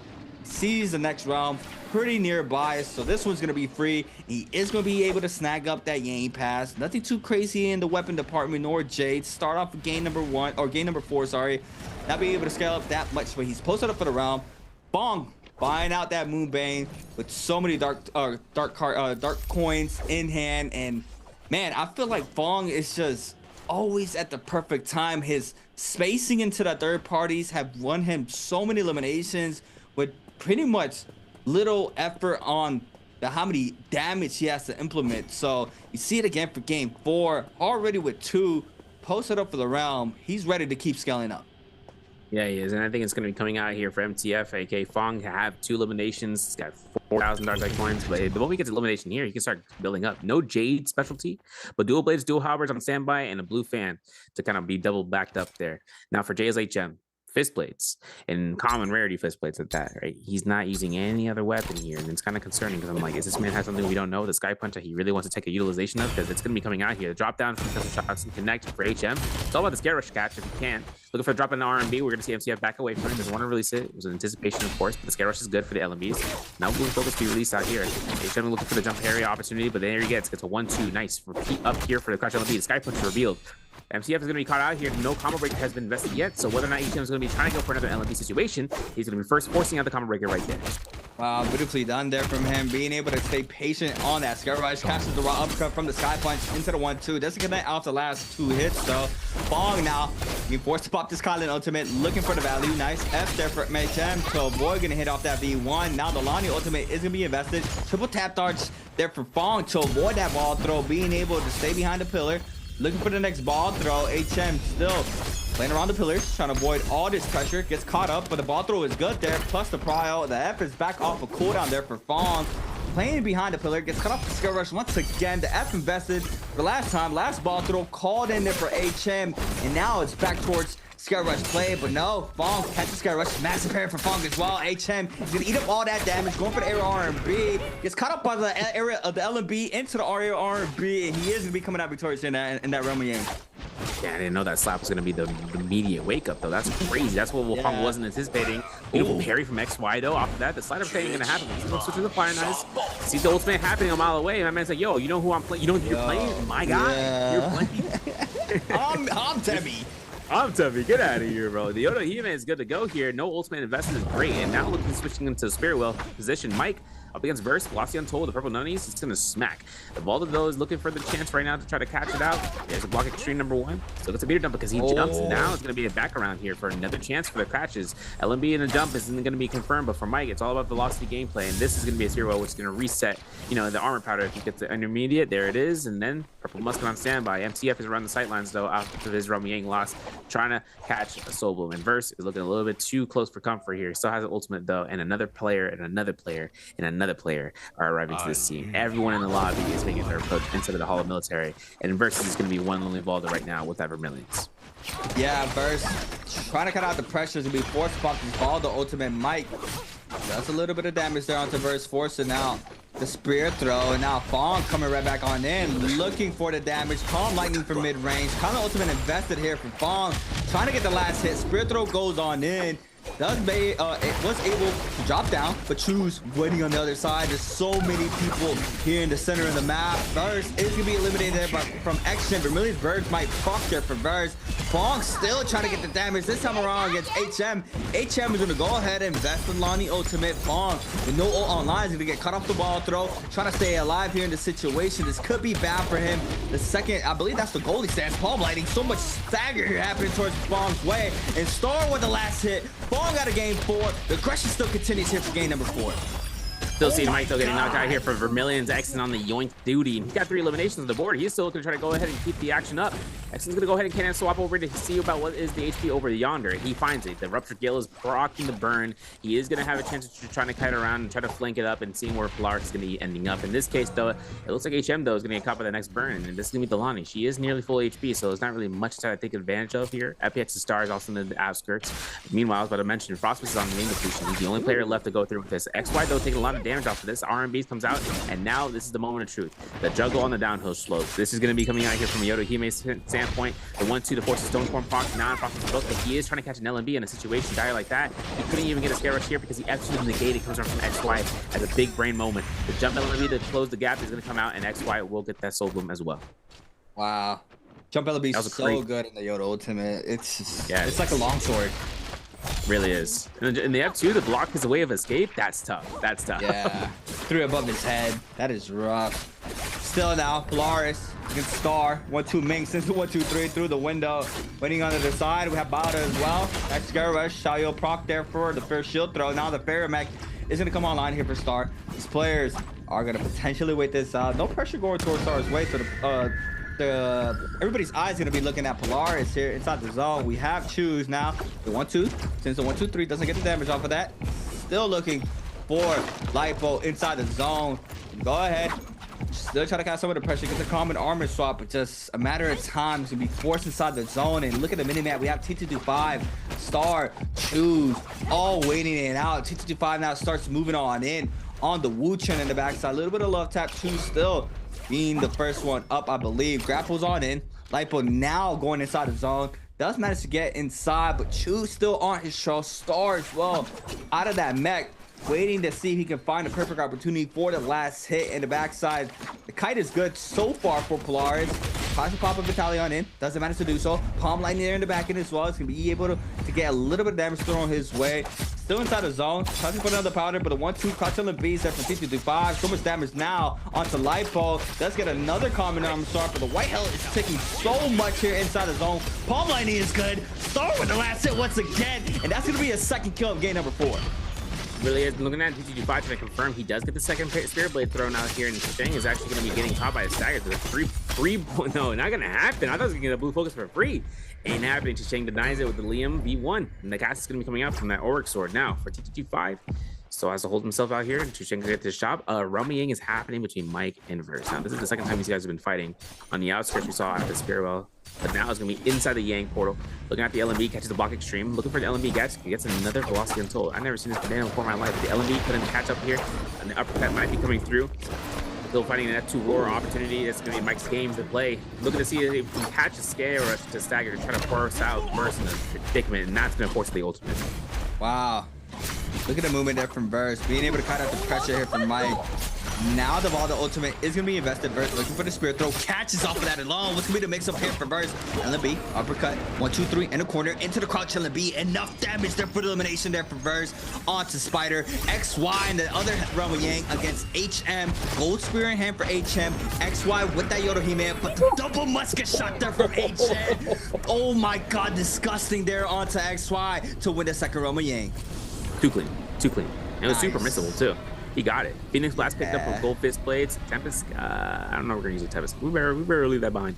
I think right now, though, coming out from JL's HM's position is that if he does end up getting a Sun Ring Strike, if he doesn't have it already, doesn't look like he does, you definitely take full advantage of that and scaling. But Shang takes his fight against Verse here. Verse having himself throw out the blue focus. With his Vermilion, well, not Vermilion, with the White Tiger's prowess, he's just going to go ahead and outship all the damage that's being taken to space. Shang, F1 burnout. B1 is up in just a couple of seconds, but Shang is still, and I say this, still on a fighting stance here. It gets done. I can't believe it. Oh, we missed the R&B. Shang, we can't miss those. That's going to be it coming through. Verse has no issue with this. This is not a problem. It was just whether or not there was enough damage to come out from that stun. One missed R&B would have changed the flow of the fight. I'm going to be honest, because Verse would have been probably forced out, because now third-party opportunity comes out from HM here as Alani. White Tiger's Prowess comes out here, and a solo pickup coming out here from Verse means that this is a full reset. And we don't need to watch this. We do need a chance right now looking at whether or not Verse can come through here at 5 eliminations in this game, because otherwise, if he does, he could end up getting past XY, who is seeking this out. He's like, I got you. He's working around the corner here for 4 minutes. But a Valda or a Yoda in this situation, I definitely would want to see her try to take the fight, especially in the 2v3. Yeah, I mean, with the timer ticking as well for Mike. Currently, Mike with 3 minutes and 52 seconds on the Akos. With that Yang depletion, has to try to find some sort of isolated fight, if possible. If not, a potential third party. Looks like he might be running into Verse. Verse has that buff, though. Plus the gold armor. This was a replay from the fight that we caught the last bit of it. It was HM against XY. HM goes on in with a grapple LMB, jump LMB, ×2. XY is going to be forcing out the Lonnie F here for HM. Forcing out the F this time around for the Yodo He-Man. Be a quick little reset in. Nice scale rush there from XY. Verse. Oh, that was earlier. That was earlier in the first round. HM, though, still finding his way out through this fight against this Yoda ultimate. Catches that ball throw into the double musket shot. And that was clean there for the rookie, showcasing he has those shots online. And with a distance like that, being able to catch the ball throw and not being able to have to be forced inside of the pocket against that Yoda ultimate, so good to have there in your inventory. Really is, and this is quick energy. If he had the energy for it, he can definitely spend it. And the thing is, in goalie stance, man, he could just sit there and wait for his energy to come back, and just enough coming through there for the connections. Because it's also forcing out the other opponents to look to tap dodge it, right? They're trying to anticipate, and if they're too early on the mark or too late, you get caught. You take full advantage. Blocking stream comes out here from Mike though, as he does have trigger with the Velocity Untold. Able to block off any sort of pistol shots or any range shots for that matter, as long as he's holding horizontal. Finds himself out to hit off JL's HM, who nice tap dodge comes out, but the drop down R&B comes out with the fan, and Mike he is gonna emergency V2, and this is a panic button right now for that V2 cast, because now everyone can look towards this. The second V2 is gonna have to make a count. Oh, XY recastle. Oh, that was an uppercut through the pillar. And now Mike eats some of the damage off the R&B. Burst starts moving on in, gets his 5th kill, game number 4. Now the XY with the Yoda ultimate. Applying tons of pressure, crouch LMBs, crouch LMBs. Ultimate runs out, Burst still in. Burst still has the ultimate as well, trying to counter the pressure here from XY. XY with 2 minutes left. Burst knows it, trying to make sure this player does not get any more sorts of pressure on him. He is gonna be able to back on up. We do have XY shooting the ball. It's gonna get a little bit of information off of that alone. HM still in the pocket as well, currently with 3 kills. Good game thus far here for HM for his 4th game of the day. XY now still finding his way out of this. A minute 43. This could be a hard task because Verse is back on in. HM is in the pocket, and we could potentially have a 4th party moving on in as well. Exactly. I think XY is looking at this to try to see if he can emergency pick. Oh, there it is. Elimination comes out. And it's going to be 6 eliminations for Verse. My man still has around, what, 4 people to kill? Yo, that's a musket headshot coming out here from the backside. It's unfortunate, though, seeing that the Yoda here ain't going out here, but we do have a line. We have the Wu Chen, the Fairy Chen still in the game. Don't mind her out. Start showing up in the outskirts right there. And then seeing about the Syra and the Valden, who's going to be the really big marker. Now, Heartstopper Kick is going to be in the hands. Universal Slash. The buffed Universal Slash? I think so. Sapjay going to be picking up here. The Tuna, seeing about the Velocity Untold, and then the pistol, the Quick Charge Thunder Call. Bro, we need to find some. Yo, we got 95,000 Dark Tide coins. Yo, what else did we just purchase? Okay, so he got himself up here for a Dragon War. So he gets the none. No, he doesn't. Yeah, the Dragon War is in the hands. My man got a Velocity Dragon War. Yeah, he repaired that so quick. He repaired that quick, bro. He did not take any time to falter. He is like, this is my weapon. There are many like it, but this one is mine. It's so good, especially for Spirit World contestants too. Being able to stay in that gold frame, not having a chance to get parried if you spin it back, it's just so good for these areas. Even with all the range pressure being thrown your way, you're able to cut through those hits there with the Dragon's Roar. So you see him already posted up, I believe, for that Spirit Well, as well as have another player on the top side. But HM, gold fist place, gold spear, purple dagger in the back pocket, has a good set of Jades as well. I mean, you know the Jade translation. Yeah, that's all you. Yeah, and the Bride's Fall was in his hand. I was another indicator for you guys at home to make it easy for you as well is also look at the weapons on the bottom right. That they have a golden glow. Any of those gold rarity jades are going to tie to them, and there's only so few many. And then any purples as well. The only semi jades that come out to be purple rarity for a majority of the jades, like Switch Dazzle, you know, with the Assault Smolder, things like that. We're gonna see a jabbing coming through here, or actually an engraving, an arrow dash. We saw that from Star. I'm not even sure he's gonna be using that. We'll have to double check and look at that. But Verse is holding on to Yang Spear well. This Valda. Remember I was talking about this earlier in round 2, Hollow Sunny, when we saw Exon have the Spear well to his own as a Valda. Unless the lobby looks at him, no one's going to test it in a 1v1. But the lobby's looking at him, and man, he's gonna get caught. That's an early parry there onto Burst. He's forced to pop this ultimate now. The Wu Chen ultimate is going to be invested there from T225 as well. See Star now flying on in here on the Fairy neck. You see him. He's like, this is my area. Goes for the Koopa Stomp into the missile shot. I believe he connect there, but the F blades there from T225. He's going to stop a little bit of pressure there from those missile shots. Action now, start to move on in. T225 loses a lot of that armor. Verse back in the pocket, catches LB Prowl, forcing out the Fair F. B2 beacon down for Star once again, claiming the top side Spirit Wells to be able to get that right back online. We see it now, 1.0 for Verse. Star is going to go ahead and mech on up. Verse not scared though, staying in the pocket, maybe to weed that first missile shot. The second one misses as well. Gonna re-top off that gold armor. It's gonna re-top off the white health potentially. He's not gonna go right back on in. Make sure Star doesn't claim, but Star does claim. And now double claims for the Spirit World there from Star. Everybody else is gonna have that Yang depletion timer, as you see on the left-hand side. Verse, Action, HM, and T225 have to try to cleanse this out. We see Action already posted up. I believe he has the flag. Yes, he does. So he is gonna be able to cleanse this out and nobody really applies pressure. We see HM and T225 start to move on in, but it's just a little bit too late.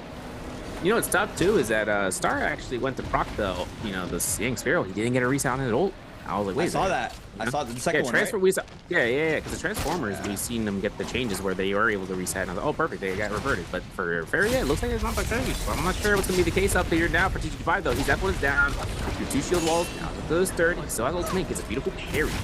Take a look at the pick up for the fist plays with that Rupture Go. Burns into coming in the effect from X, and there's no F to scale away from T25. He can get dazzled here. He gets away with it. And R&B maybe throwing out the 2.0 horizontal. Otherwise, his rage, look at this. I'm looking at an 88 percentile points, and my man is still looking to try to stay alive. Trying to stay up, but the Bane is going to be the last decided there. Burst manages to get the kill, but not the Bloom. HM goes for the Bloom, eats up the damage off the Moonbane. Action now eating up the damage off the Spirit Throw, being able to get the damage. Got to be careful here. We've seen so many times the Bane being MVP. Overholds, forcing out the Sorrow ultimate. The Dazzle does not connect. He's able to kite out the pressure for now, where his timer is ticking with 7 eliminations. Gets cut off a second Dazzle throw. Now with a half white HP, 10% of that gold armor, so much pressure going towards his way. There goes the third Dazzle into the last hit there from Star, and now Action looks like he's the one to get in focus there between the last 2 players. Last remaining players have 3 eliminations each. I think it's going to be coming through here. Oh, no. Ooh, drop down comes out here. X might be looking for a drop down, but he switched to Fan. Frame 1, man. This man's looking to try to get out before his combo breaker comes back up. He's looking to try to get the weapon armor swap. He finds it inside of one of the graves. Gets caught into the Sky Punch. It's like a return to sender. Almost had the extensions there if there wasn't any sort of way to getting griefed out. He's going to be coming through here. Obviously, X gets himself caught. Might be a little spotlight for an army from Star. Starts at the 4, right? Oh, bounces to 5. My man got the Fairy Shed MVP. This is what I was waiting for. And we see the beacon drop for victory. He's going to start smiling, but I already see it. This is good for the rookie. Good way to start off the bi-weekly 2. Being able to snag up an MVP, showcasing how strong of a player he is. Now here for this Fedora game, you saw how it is. Star with MVP, sorry, on the Faria. Spirit Wall just full controlled by Star. Catches the one on top, drops right back down with that mech online, and is just able to just full contest the remainder of that second Spirit Wall, and capitalizing off of both capitalizations from the collections of both of them. He's able to control the tempo of that game. And Star, man, or no, Star, or whatever they've been feeding Star, is feeling different now, especially off of that bi-weekly 1, where he just fully shut down everybody in his path for that bi-weekly 1 finals. And now here for the first day of the second bi-weekly for the fall split, is able to snag up his MVP of game number 4. Beautifully done. But yeah, it is, right? Because to say he was the winner, even though Verse had 7 to 8 kills, he's not able to get the multiplier, so he's not going to be the one come out of victorious here for this 4th game. Yep. And I think it's coming through here for the Fairy Shen. We saw a little bit of an aspect. You know, she's a big bully at that point. You saw how much he kind of worked there, right? So here's the thing, right? In Star's favor, having the Fairy Shen Beak drop before he captured the Spirit Wheel for White Tiger's prowess at the end there allowed for him to transition from the Spirit Wheel, because the circle's not that massive, right? It's very pocketed. So seeing how the players weren't contesting the Spirit Wheel, he has one objective to the next. Same thing like we saw in terms of what the Spirit Wheels were. Like if Evolve the preemptive ultimates, you got 17 seconds to make a count by going to the other Spirit Wheel to start contesting it. Seeing if any other players are currently taking any sort of fights there. Seeing how everyone was around it and backing up because skills were used, ultimates were invested, and there was only a certain dire straight moment. The moment the Fairy Shen shows up, he's like, oh, I can't fight this. Because what happens? Fairy Shen can start focusing you still have to space out. All of a sudden that she just is a big target, but more importantly, she's a bulky target. The only thing that's going to stop her in her tracks are burn ticks, and that's even going to take a little bit more time than you might even want to attempt. We have a question for you, Twitch chat gamers. Which player chose Kylan Zhang in game 4? A, WBG's Verse, B, BBE's Frostibus, C, Wolves MTF, B, YZ225. I will remind you that Frostibus, was he played the last game, going through here. But I will mention that this comes out to where the Kylan really just starts to come through as a prolific pick. He's not going to leave the selection process, especially with the new pick ban system of 12 characters that you need to be able to play. And Star takes out the MVP, first place, 5 eliminations, with 5 eliminations in first place, takes out the multiplier, earns himself 9 points. Verse, they win 5 in second. HM from JL with 5 in third, 4.5 for Exton from SS1. XY though at 3 points, 2 points for MTF, Mike for 1.5, 1 for Zhe and T225, 0.5 for Shishang, like Laris and Prosperous going down though in 12th place with no placements points so far. But 2 more rounds left to go here from games 5 and 6. We are now accumulating Fireflies. I mean, this is rage based, which means this is ultimate maps, and that's going to be Hollow at Dusk into game 5 and 2 more Solid Night for game 6. Yes, sir.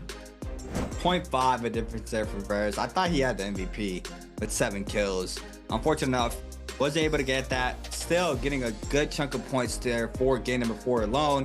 Now, taking our overall standings for today's games. Lipo with 5 in 12th place. T25 with 6. Frostivus with 7.5. Bong with 8.5. HM with 9.5. And Star with 10.5 for our 7th through 12th spot. Still 2 games left for today. OUG's Mike in that 6th place spot with 11. DRG's Zhu with 12. Bauda's Choose with 13.5. SS1's Action with 22.7. ASC's XY with 24.7. WBG's Verse with 25.9. I mean, 8.5 overall game scores for a game. Gladly take those. Having a massive game 4, having a massive game 1 as well.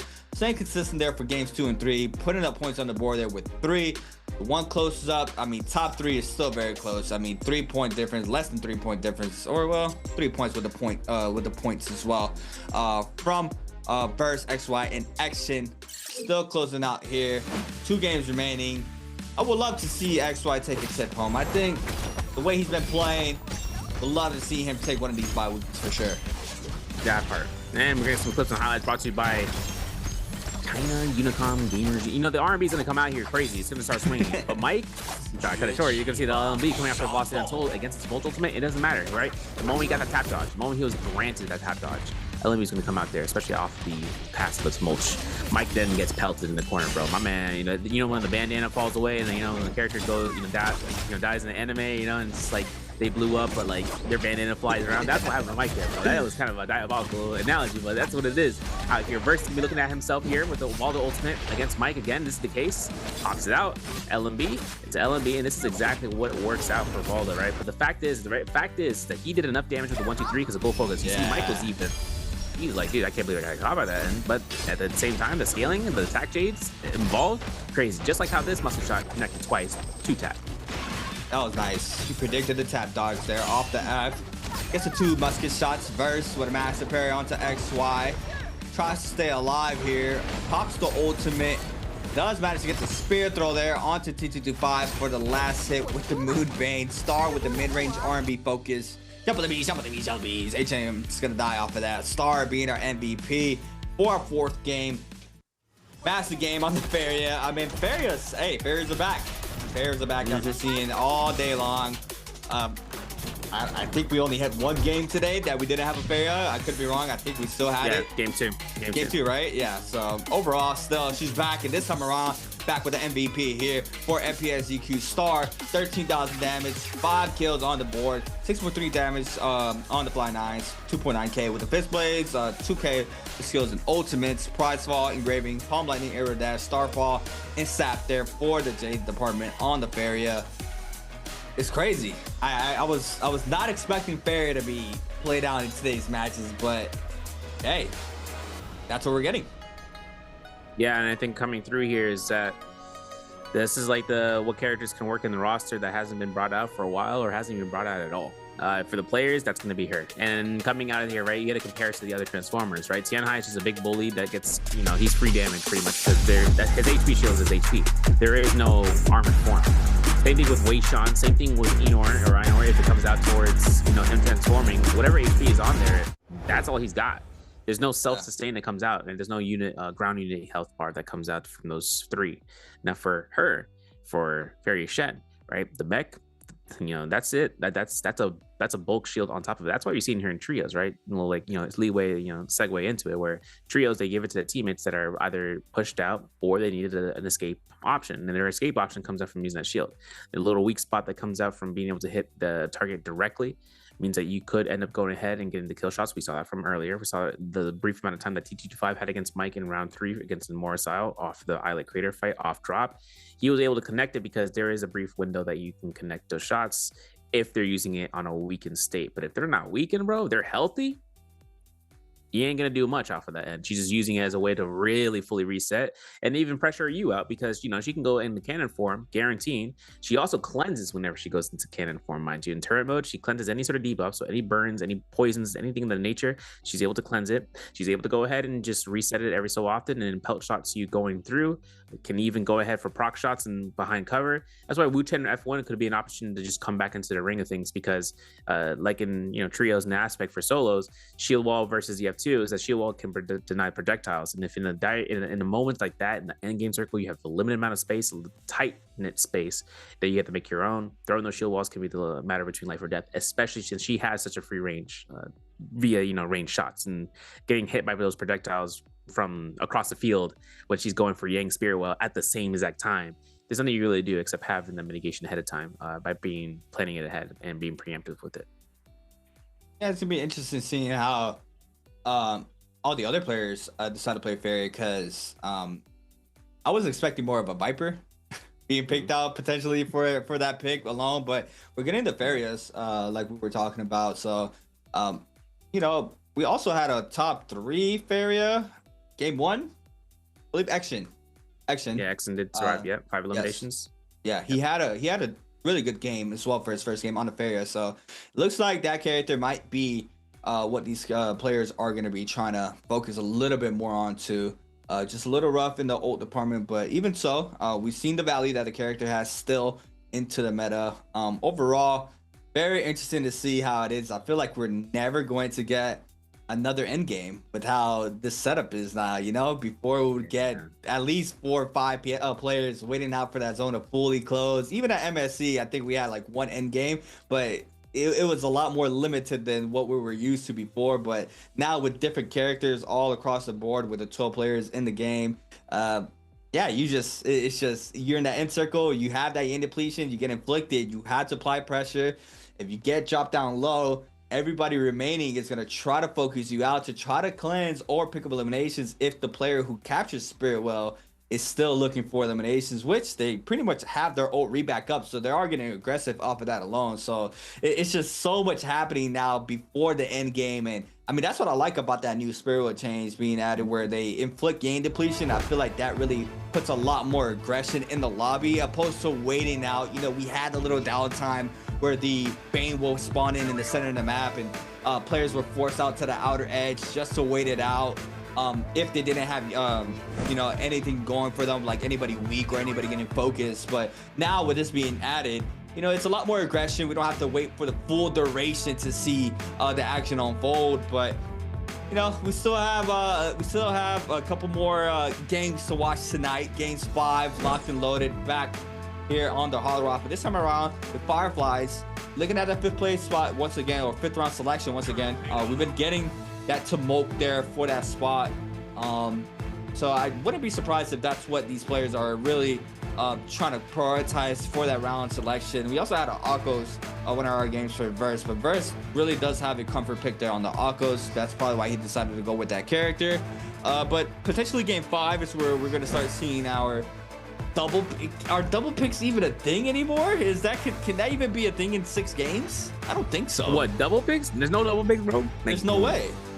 No, like let's say like they double pick Yoda, I mean, but we saw that, right? We saw Valda and FaZe. We saw a lot of Valda. I'm gonna say phases, right? Because it's still phases, but the broken down section is on the 11th pick we saw Valda, then we saw her in the 7th pick, in the following round. So there's opportunities for the latter half for the 2/3 remaining to be able to choose. The first 4 picks though, dude, that is locked in. Lonnie, Leah, Thyra, Shail. There is no room for effort unless someone wants to mix it up, right? Giving you the available of those top 4 options is tough, but anyone else between the 5th to 12th picks, like you would have to be, I'm gonna say lucky, but you'd have to think that someone is going to give something up, that it's intentional, so that way they can give it later on or something. Like the availability for another pick to be given to them.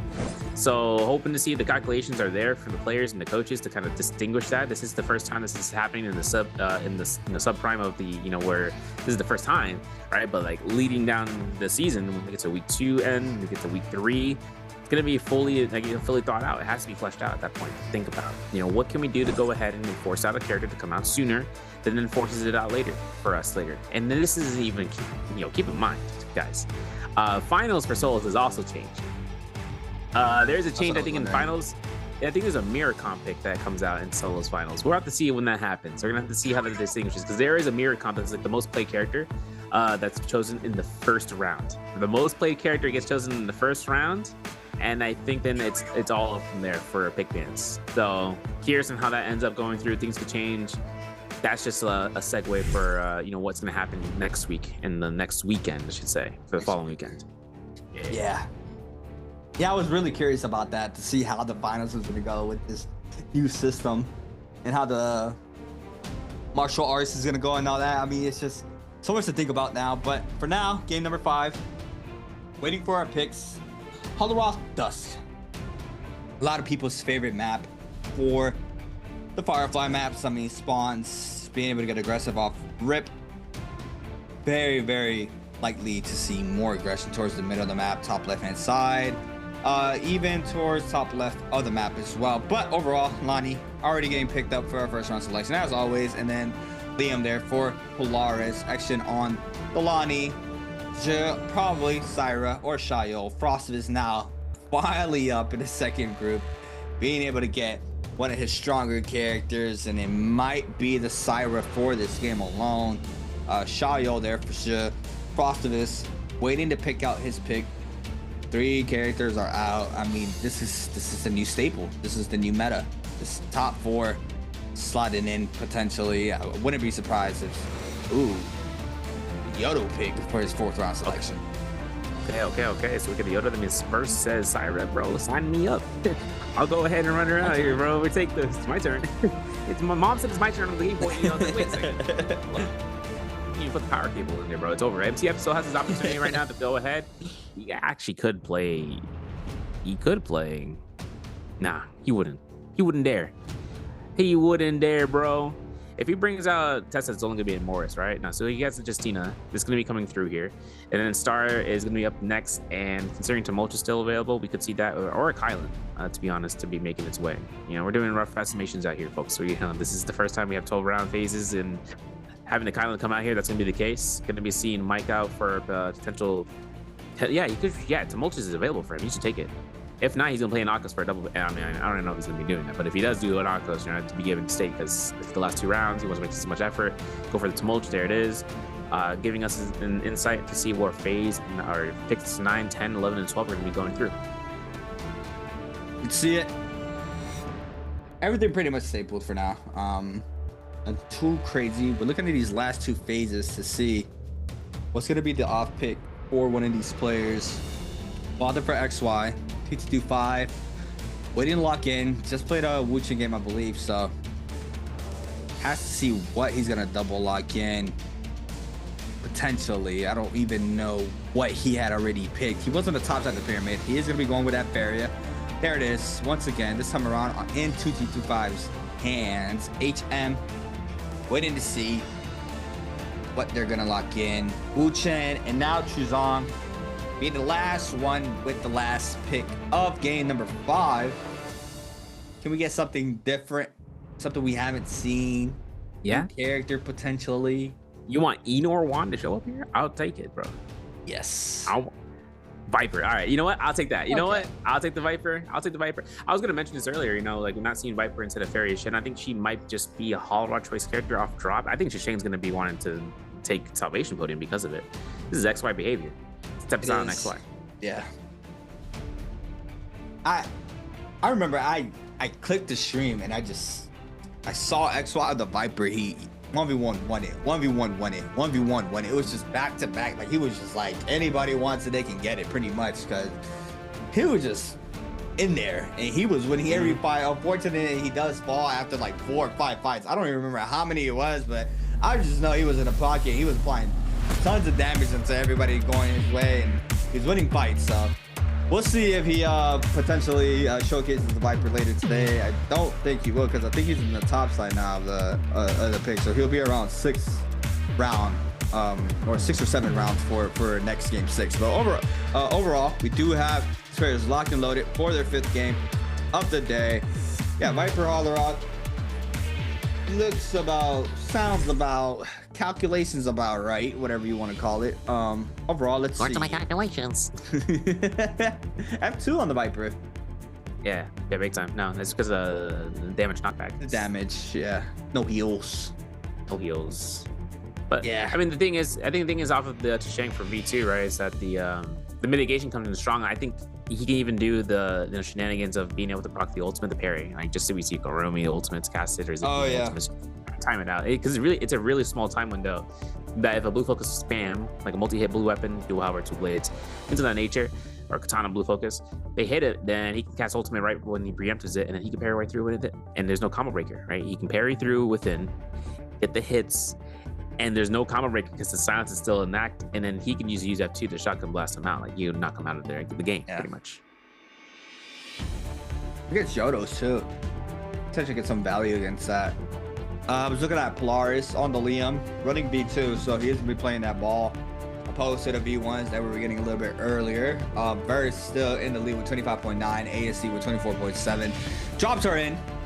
People are locked and loaded, waiting for this fight. You see that puzzle being contested there from Star and Bauda as well. Waiting to see how this is going to be playing out here for Star. Just that right-hand side of the map is very contested with a lot of players, pretty much remainder of the lobby. A couple players top left-hand side, DRG, YZG, 521. Are going to be playing that left-hand side. Potentially going for the Fireflies there. I mean, they definitely are. But yeah, game number 5. Very interesting system that we're seeing now.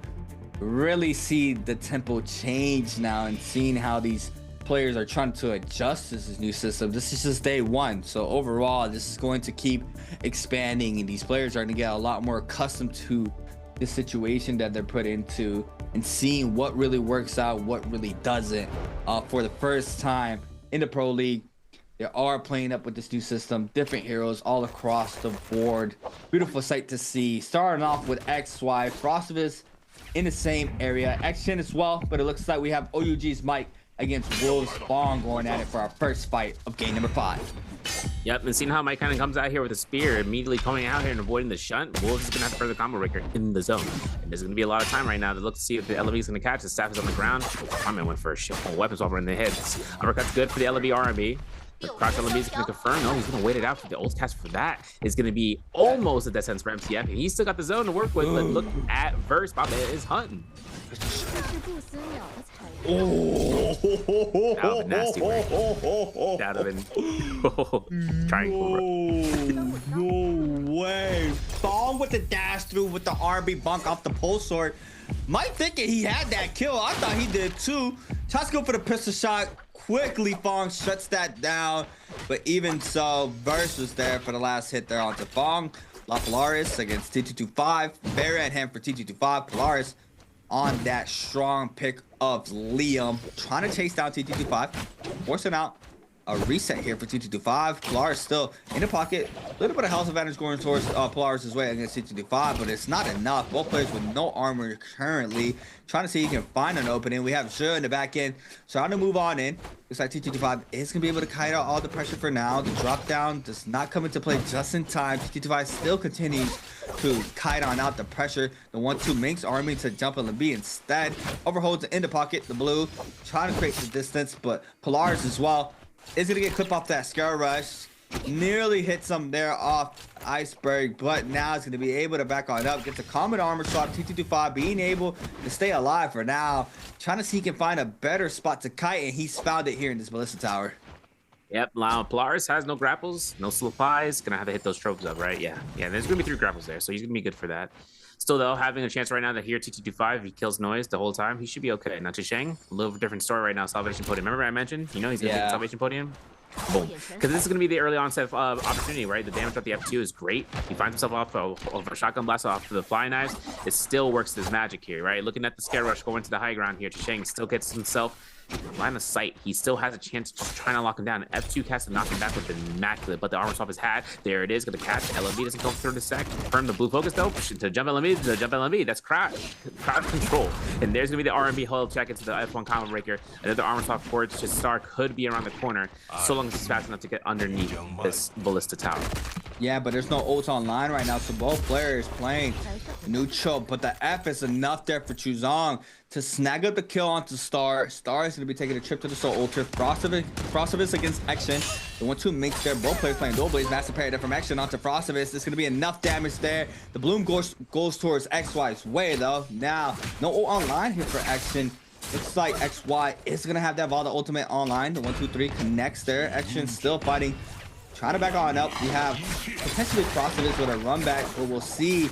Spin back R&B is good there for Action. Into the 1.0, catches Plow, and Action living to see another day. He's going to get a weapon upgrade plus an armor upgrade. Oh my god, what is happening over here? Still in the middle of two players. T225 and Polaris going at it. Being able to get a common armor swap with that Shy ultimate pretty much gone now. Polaris who's on in the backside, trying to find a better angle. Last shield throw there, throw by DRG. Now, Polaris is going to get the V2 catch, sends him back towards his way. The damage is not enough there for the kill. Trying to find a second opening. And this could be bad here for the rookie. Yep, now we're going to see Polaris going to see himself get the elimination against Shid, and now it's going to be T225 with a pole sword and a beacon drop ready to go. For Polaris, though, right, it's going to have us a little bit of scary moments, right? Because the one thing is with T225, beacon drop can lead into an LMB RMB with a pole sword. Depending on the HP threshold, like Polaris could get eliminated. Nice slap, though. Beacon drop comes to RMB. Doesn't go for the succession here, but he will get a clink off of that. We do see Shid is actually salty spawning his word. Fighting an RMB, though, is clean for that. T225 is going to reposition towards the beacon. And Polaris is going to get inside the building and try to find an armor swap, which he's successful for. The thing is that he's got common healing berries, so he had enough HP to work that out. T225 will lose the body that Shid left behind. Yep, he's going to pick up the remaining resources. T225. Retop the Y health as well. Here's Polaris. Up into Vitalia. Could get re-aggressive off of that situation, but it looks like he is going to be back on up.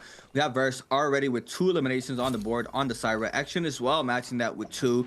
Choose with 1, and Fong, Frostivus, and Polaris with 1 on the board. Mike on the Tomok, trying to find more scaling. Has a good set of armor already. Purple rarity. Looking to find a better weapon potentially. Rocking with the blue staff in hand. Verse waiting this out. Not sure who solved the puzzle. Do you see anybody with the gold weapon? Oh, they're doing it right now. Thank you. And it's Fong too. Fong, I got you, dog. Fong got me. Fong say, yeah, I'm gonna figure this out right now. I don't even think he went under. He's just trying to. Oh yeah, he definitely did. Got the information. Oh my god, ballista shots there from downtown from Star. Got to back on up. First sees the pressure as well. They try to retreat here from the situation. The puzzle is solved. Star is like, thank you for the gift. I'm gonna go ahead and pick up the gold pair of flying knives. Boing, that's mine. I appreciate you. Gonna go ahead and start moving up here. He's got Gale too, so he can start grappling away sooner than anything. Polaris though. Ooh, okay, Mike is gonna be trying to contest this. The slap. Yo, Polaris took initial initiative from seeing the martial artist. So I was like, I like that move. I like the slap. I'm gonna start using that. And he got himself up here to be caught of the F1 though. So if Mike wants to hunt this down, the Forbidden Seal, he's got no ultimate to be able to be used. Doesn't want to really take the chance. He's like, nah, let me just confirm this because this is going to be a huge fight that he can take. His first elimination hasn't even been earned yet. He has purple armor though. Taking the aggression outside of the ground game that everyone else could be looking and lurking. He doesn't want to risk that. He does have himself here for a quick charge technical, but no pistol. So it's going to be going ahead and having the chance of using the blue arrow to weapons. Otherwise, Verse is going to be outside of the side of the Kila's gate, having a chance right now to see between him and Star to try to work around the scene about who's gonna get this, and it's looking like Star really wants to get into that Yang too. If he can, he can the combo breaker. He's got in there, and that's gonna be his slot. He's the first one up, and then guess what? It's against Verse, so they're both gonna be in the same board. The only thing is that Verse knows that this person has that gold flying eyes, I believe. So he's gonna be noticing that the Sunwing shot and the Rupture Gale is also gonna be in the hands of Star. So if he does find a cannon later on, we'll see. But first Romy Yang fight gonna be ending up going through Star versus Verse. Don't get parried. Yeah, he knows. Doesn't send it once he saved this weapon. Verse still applying pressure there off the pistol. Trying to see if he can find the scare rush. Does manage to do so. To drop down. Being very cautious release, and he does not want to lose this weapon. Staying here. He's going to send the follow-up this time around. Gets the damage. Second one does not connect the shotgun burst. Trying to stop the pressure there. He is going to be able to stop the heal there from Verse. Staying in the pocket, goes for the jump on the B. F called in there for Star. Still has the ult online if he needs it as well.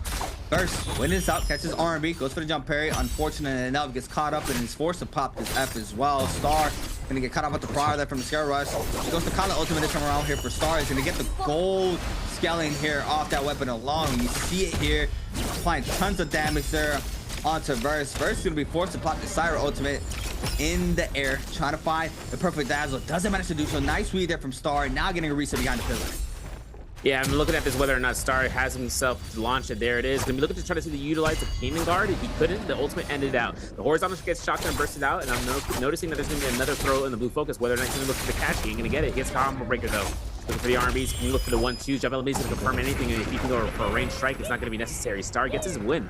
Purple armor going to be picked up here. And if anything can be coming out from Star, it's also going to see what he can pick up from here from there on. But Mike, his fight is up against Exit. And this is the first elimination that we need to see from Mike. Otherwise, it's going to be a big upset. And considering that it's up against Alani, the tables have been turned with a drop down. Wow, slide uppercut into the 1.0, tons of damage. Jump beast for the finisher there for action. Mike with no ult online. Feels like he fought no value there against the Lanis. I mean, she's able to stay in that gold form. Is so rough to try to find some sorts of value there onto that character. Once you pop that Tomoka ultimate, you see it here for action. He's able to come out victorious here, picking up the gold pair of katanas, possibly going to be swapping on over to a Hong sword, as you see him already with a purple pair in his inventory. I'm gonna go ahead and find out potentially by zone T225 as well, picking up a gold pair of Hong sword from his realm. We have Mike and Polaris also versed with Yang depletion, so these players are going to be getting active to try to cleanse this out. What did you spot? No, T225 didn't get any opponents. He got that for free. Free roam. First free roam. First free roam we think I've seen the first roam in like a bit. Now the players are really be a little bit more temperamental about going into those realms, but we still have 3 players on the Yang depletion. So for that, gold Hongsword for free, massive. But it's crazy too that Exton is able to pick up that alongside with the Sap Jade. So he's able to get that early on. This early on, the scaling is going to be massive. Mike's going to have to, he's going to notice the scene about this Lonnie. He's like, I gotta run it back. It's in my blood.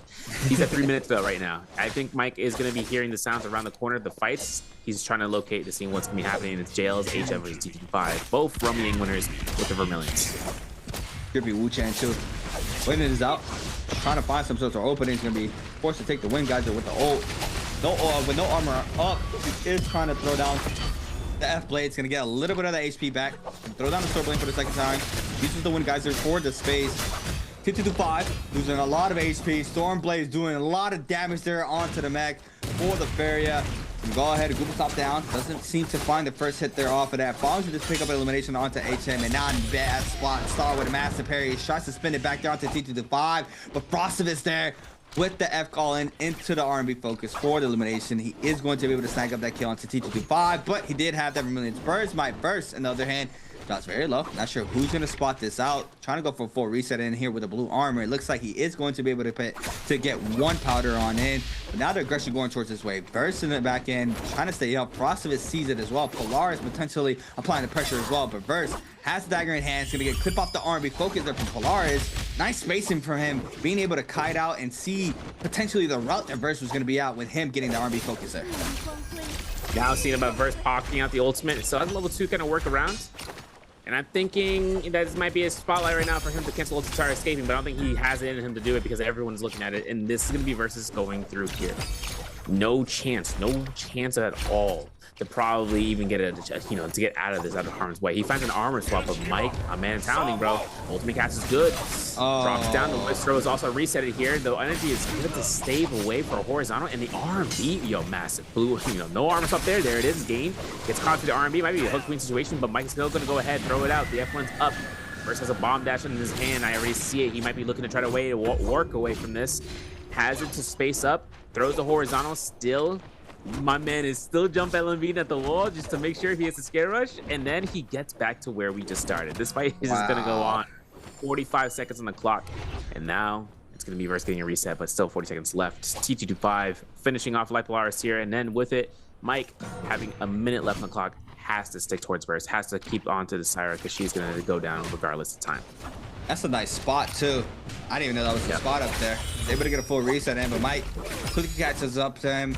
The bottom side up from Castle. Trying to go for the raw uppercut. He's gonna get punished for that. 1-2 off the dagger. He's on in the back end now, waiting to start moving on in. Seeing who he is going to. We got prize fall. Hold on. We got prize fall for Fong in the back end.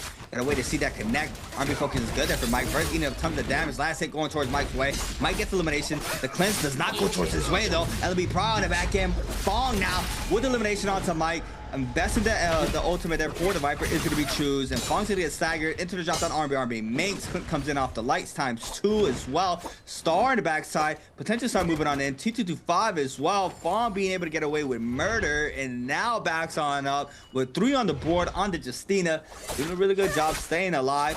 X-Shen though, starting to move on in. Gohan Sword in hands, be a lot of damage here off the gold rarity. RB half armor there to recatch. Tries to go for the NB. Assassin's Lens there for Fawn. Playing the purple dagger. He's going to use this to potentially run away. He loves using these dashes to retreat, and there it is. 2 invested already. That's great. A little bit of space, but X-Shen still has his eyes on his shrub.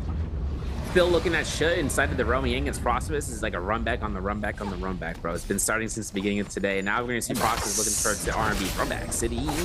Engage. Looking at Frostvis here, trying to pull up here with an R&B of the Palm Lightning. Doesn't connect any of them on the pillar side, but he is going to go ahead and try to bait out to see the cancellation of the heal. Now for shit, it's looking to try to charge out the horizontal and see if Blue Scare Rush comes out. Obviously it doesn't, because Frostvis knows that this is going to be a spot where he's just going to have to really just force that shit to do the unexpected, right? Whether it's the ultimate or not. That way he can proc his ultimate in a safety position, using it in a defensive spot. But for Frostvis, back to Clink number 2, and still has an opportunity to try to look towards a horizontal throw. It's caught towards his Common Breaker. Not a surprise, but this is going to be a case right now. If he uses the heal back, no Common Breaker from shit. This is tough. The second shield block has just been procced out here. If I'm not mistaken, the third one, maybe. I think that was the third one. First shield throw is good. Okay, no, there's the third one.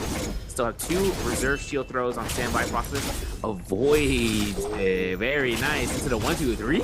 I couldn't believe it, even if he told me. The F1 comes out here, and looking at the stone form, the shield throw number 3 comes out. And now for Frostvis, no ultimate in hand. These guys are toe to toe, but the meter dump could have been a combo breaker. Combo breaker F into the 1, 2 Minx. Good job there from Frostvis staying up. Could have been tricky there. The F wasn't off a cooldown, but fortunate enough for him. Was able to have that 19 meter burn. Did connect there, but was just not enough. Timing was a little bit too slow, but Frostvis now getting gold armor. Gold dual blades as well, I believe. No, that's purple. Gotta wait and see what weapon that was. I didn't spot it on the left-hand side. But overall, he's gonna be able to get that White Tiger's powers in his arsenal. Star. Gold armor as well with gold staff, potentially from that Yang. He just won. We see it here. Being able to scale on up here on the island. Trying to find anybody roaming around. Looks like he is going to be running into Frostvis, the second buff player. Not sure if any aggression is be going towards his way. But HM off the Yang. Having to resurrect. Gold longsword in hand with 4 minutes and counting. Having to find somebody to try to cleanse. We see still some players near Plume Castle as well, resurrecting here. T225 is playing the top side of Plume Castle as well as Choose, as we see it here. Bong waiting it out with the purple dagger in hand. HM does manage to catch a player on the top side of the map. We see T225 now dropping back down. This is a big nuisance here for these players who have this Yang depletion timer, especially in this area where they're able to just run laps around and continue the kiting, especially on the top side of Plume Castle. It's so hard to try to catch a player on up, but HM still full focus in T225. Gonna drop back down, stops the chase for now, knowing this might take a little bit too much time for me to fully invest my time into it. Trying to see if he can find another player now that the zone is starting to spread on out. So these players are going to be pushed out of Plume Castle. Zhu now in the backside, applying the pressure onto HM. Both players with the Yang depletion timer. So this is probably the best bet that HM and Zhu have. But Frostvis is there in the back end, lurking with that White Tiger's powers. And now looking at Shid, looking to try to go ahead, going off this horizontal, might be his chance to see. This is Plume Castle. This is Achilles Crest. This is the worst place to be to try to catch somebody in, especially if you're trying to hunt people down. And this is gonna be a great reversal from Shid if he can actually force the hands on the other players. But remember what we said. Remember what we said, right? Player that ends up getting eliminated in Realm Yang, the moment that kill feed shows up, bro, it is over. And he was the only player, I believe, taking the Realm Yang to lose. So everyone can take a keen eye about where the Shio stands, knowing that the shield blocks has gone through here. The second shield throne has gone through. And if anything happens here for Star, one chance is the next. He gets, oh man, should get caught by the blender, but he still has 2 shield throws to throw back at somebody to try to confirm damage. HM is avoiding that though, like the plague, and Nappa should kind of get an LMB. The burn is going to be proccing out. This is going to be the last hit confirmation. Triple shield throws comes out, but the ultimate ends right beforehand. No value. And the last hit confirmation is granted to FTX Star.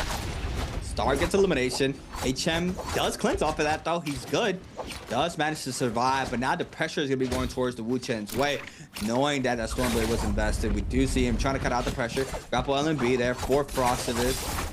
Tries to guide on up. Still getting caught up here by a lot of players. Double, triple fair there from HM. Oh my god. No sap though. That would have been marvelous there for HM, but doesn't manage to have it in his arsenal. HM trying to stay alive, fighting everything thrown his way, but it's still a freeze there from Fong. Oh my god, the V2 beacon stops the hit and Lotus there. HM eating up so much damage. Cannon shot spot on in. The last hit from Star once again. And Star now moving up in the leaderboard, being able to snag up both of those kills. Can back on up. We see Action though changes his attention onto the Kylan. Looks like the pressure is going to be going towards Star's way. Eating up tons of damage. F calling for the Kylan. Action still has O and F available here against him.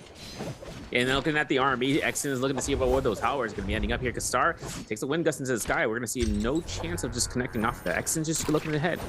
Oh my gosh, my man just went ahead and did a somersault there. You saw that with the sheet swap? Yeah. You know, the slab, you know, and everything comes out to Star to try to break the line of sight. He is breaking ankles on the 3D plane. And for Star, having to see about whether he can get the double heal here, this is going to be granted or denied from Exton, and it's still going to be had here. Star's going to get the full armor heal, maybe a little bit chip damage there, but it's still better than nothing, especially considering that he took a benefit of plus 300 and then some. So for Star, gets a full max reset, has a Moonshard Storm, has a Mortal Defiance, has a Fire's Target Lock, Rupture Gale Orb, a Sky Punch, as well as a Cyan Fang. Now, Cyan Fang on Flying Knives is also pretty good, darn good, because you can get the 1, 2, 3, and it's going to be guaranteed. Thunderstorm was picked up from that Realm Yang for Frostbus. He also has Assault Smolder, Blistering Edge, Palm Lightning. I think he has the Overlord as well as the Alchemy, so he is going to be able to kind of cross this one through. Still having the chance of using the Overlord, though, would be a big surprise for someone if he takes a horizontal strike with that Blistering Edge, right? It's a straight up level 3 horizontal throw on a 1 hit. That's crazy, especially in the hands of Yodohime, who has such a parallel like protection agency at the F2, and then the ultimate, you know, that's enough of its own. I wonder, no, it doesn't work with her ultimate, no. But for Star, I was thinking about Overlord with her ultimate. I was like, nah. That's because it's Great Sword. It ain't meaning it's the same thing. Still, though, thinking about the fact that the Moonshard Storm gets contested by Exton, though, will be a dire straight if he actually gets a chance of actually popping even through and forcing his ultimate. Let's see it now. They gotta try to contest the Spirit Well. We do see Action. One of the main aggressors here, Star, though, posted up with the Jade setup. Beautifully done there with the gold pair of Flying Knives. Be a big task here, but you see Choose as well.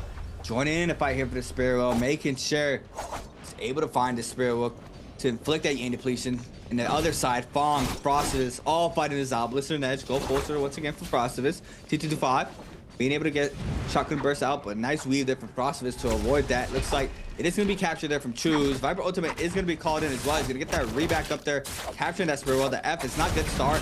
Catches Pride, but in the backside, Action now find the pressure onto the Kylan. Looks like Choose is still going to continue his aggression onto Star with that Mystic Might. On the bottom side, Fong claiming the middle, T225, and Choose still going at it. Frostivus waiting as well. He wasn't there earlier, but Choose with that Mystic Might is going to be able to make everybody back on up. So it looks like it's going to be a full pressure onto all these players from fights across the map. Star drops very low, quarter of that HP left there for him. Takes a little bit of tick damage as well. Action sees this. This is the line that he needs right here. Does manage to force out the Kylan ultimate. Who's able to get the last hit off this Kylan ultimate being gone after, but Star still finding his way around. We have the ultimate now invested here for the Viper. B1 is good for now. He's going to use this to kite out the tether there from the Viper ultimate. Now everybody sees eyes onto the Kylan. The Kylan ultimate is gone now for Star. Trying to go for the Scare Rush, being able to weave everything thus far. Gets flip off of that Mortal Defiance proc now for Star. Trying to stay up. Since the LB focus catches a little bit of damage there onto Action. Cancels it to continue the movement game, but Choose now moving on in. And T225 there with a mid-range shot. And now Frostivus with a big fair in the back end. Yep, seeing about Frostbus is taking the fight against Exton in the distance. Sheng is looking to try to close encounter this. Frostbus tries to loot at the body. Sheng ain't having it. There's going to be the 1-2. The bow shot to try to confirm off the 1-2-3s, and the 2.0 comes out here from T5. The ult cast mitigates it for Frosty to try to continuously put that Viper out of the misery, but since Frostbus is below 300 HP and getting caught with the Fire Target Lock, he is going to lose a lot of HP. If he cast doesn't connect, that means he doesn't get the feeling he's hoping for. Gets himself in the stone form. The F2 knockback is going to probably throw him into a 2.0 situation. Has an F2. He might have the time to heal, but Shang just joints it right there with a drop in F2, killing, confirming the Yoda. Yeah, I mean, it's so good, especially when they're weak like that. Being able to knock back, nullifying that heal from the Yodohime and the F-Blade is just good there in the kit of the Viper. T225, Fong. I'm waiting for that hidden Lotus, Fong. Been waiting on it. Gotta wait to see if he's able to connect, but this time around, Choose applying the pressure. Gold Flying Knives in hand, Palm Lightning in the mid-range there from Action. being able to stop the pressure there from both of those players. Fong, though, drops very low, trying to see he can find a place to get a quick reset in, but Chu's ready to stop that from happening. We do have him now. Being able to focus Fong in the backside. Fong just overholding that prize fall. Action starting to move on in. TT25 as well, repairing everything they have to continue the pressure onto the Justina of game number 5. Now forced out the F there for Fong. Action still in the pocket. Comes in off the focus as Chu's waiting as well. With 14 seconds on that Mystic Might. Waiting to see where he can start moving on in, and probably find it now. See him already moving on in. Doesn't manage to connect off the F. Fong's gonna go ahead and just count his blessings. Gonna run inside the zone, make sure nobody gets this elimination. Chu's looking and fishing for the range shot, but it's not gonna be possible. Fong's gonna be eliminated to the zone as we see it now here in the kill feed. Yep. Sheng still has himself to get the time to repair in point blank view, and he has alchemy level 2, but he also has just not like he doesn't have anything really crazy except for the scaling of his weapons, right? The gold rarities. So in this final circle, 4 players are left. MTF with the Yang depletion. I'm not sure if anyone really realizes that. MTF is trying to keep himself low-key about it. TT5 next turn is just going to be scaling up here around the corner. A lot of gold weapons. 2 gold long swords, 1 gold long sword.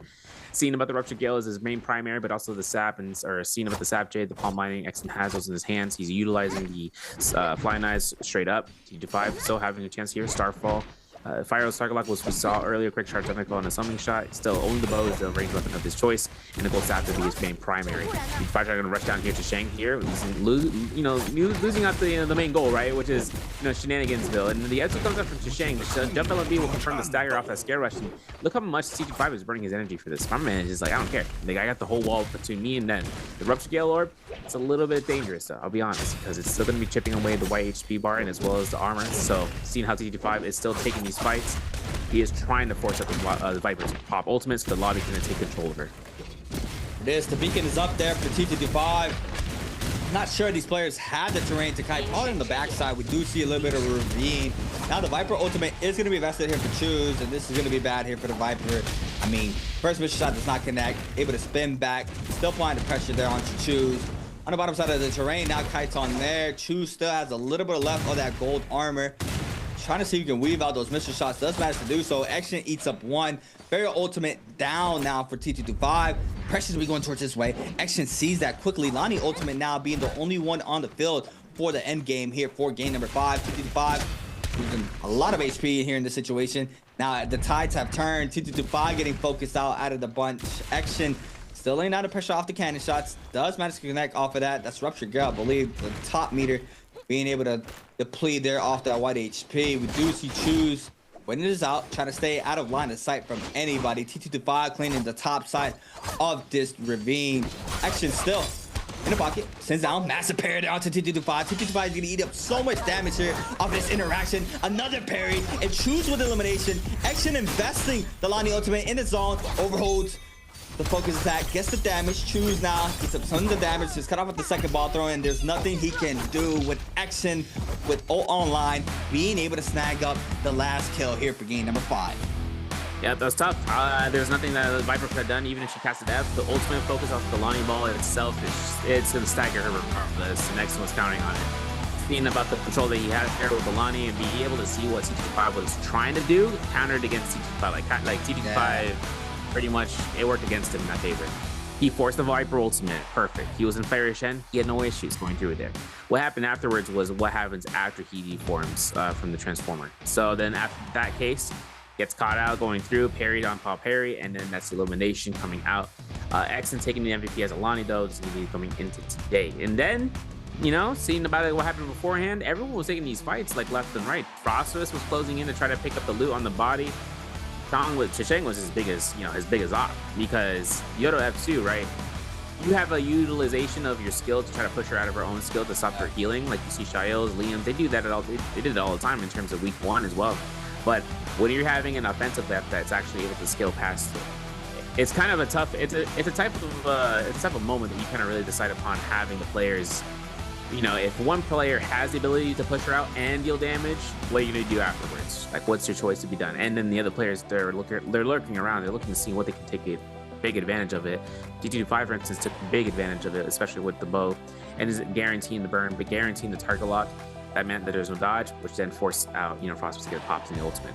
Earlier on, the Romy Yang, second Romy Yang, we didn't see any second Romy Yang, or the first Romy Yang, we didn't see any, fourth realm to be fought. Like the players, were stuck in the first 3 realms, but it was given for free for TT25, which is a definite big surprise, but not necessarily what we saw from earlier.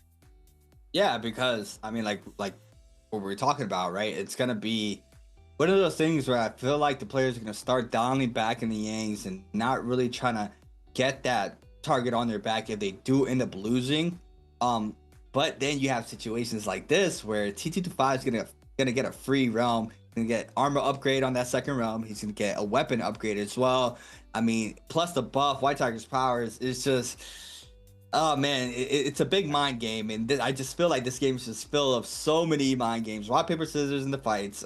So many things you have to think about going in, even at the start of the game. What character you're gonna play out, where you're gonna land. I mean, just so many aspects in the game that it's just a mind game. And now with another one, just gotta keep an eye out and see how it goes out. Like I said earlier, it is just day number 1 with the new system. A lot of these things are going to evolve, and a lot of these players are going to get accustomed to these changes. So it's going to take a little bit for these players to really dial in how they want to play out with this new system now. With prior to today, most of the time it was a dual pair, right, in the games.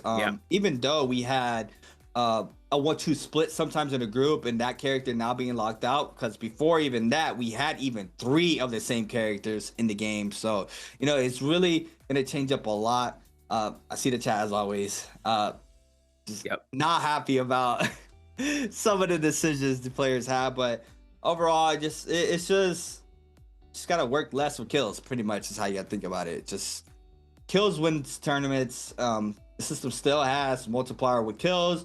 You want to snag them up as easy as possible.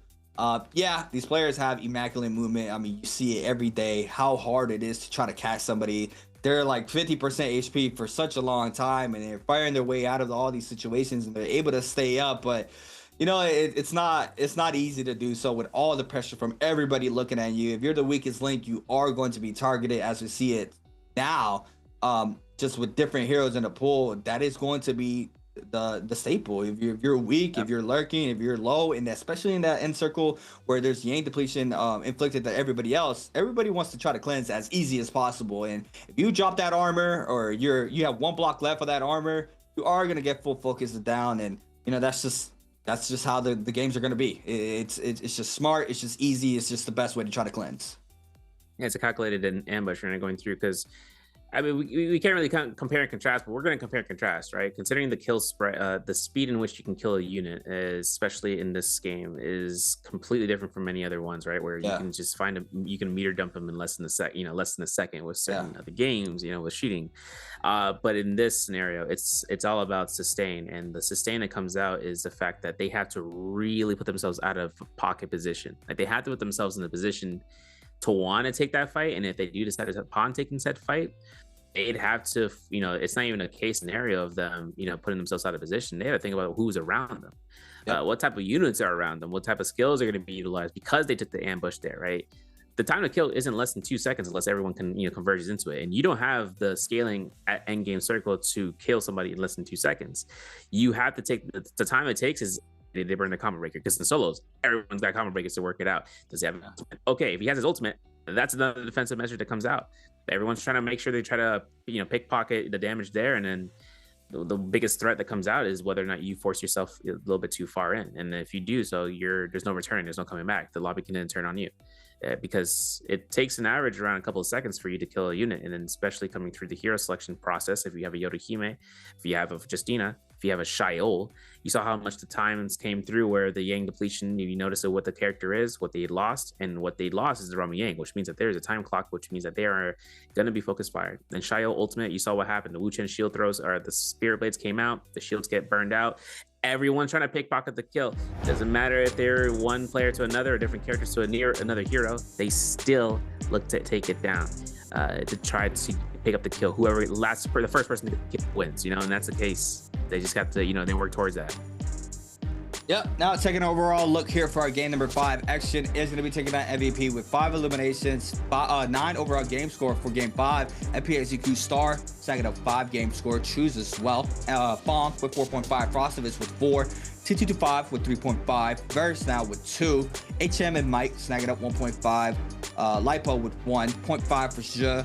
And XY locking in a donut for his 5th game. Unfortunate enough for him. Still has one more game left for today. He was in that top 3. I think he was 2nd place moving into game number 5, as we'll see in just a moment. Once again, Polaris 6 game score or total points for first day 1. YZG's T225 with 9.5. HM with 11. Frostovich with 11.5.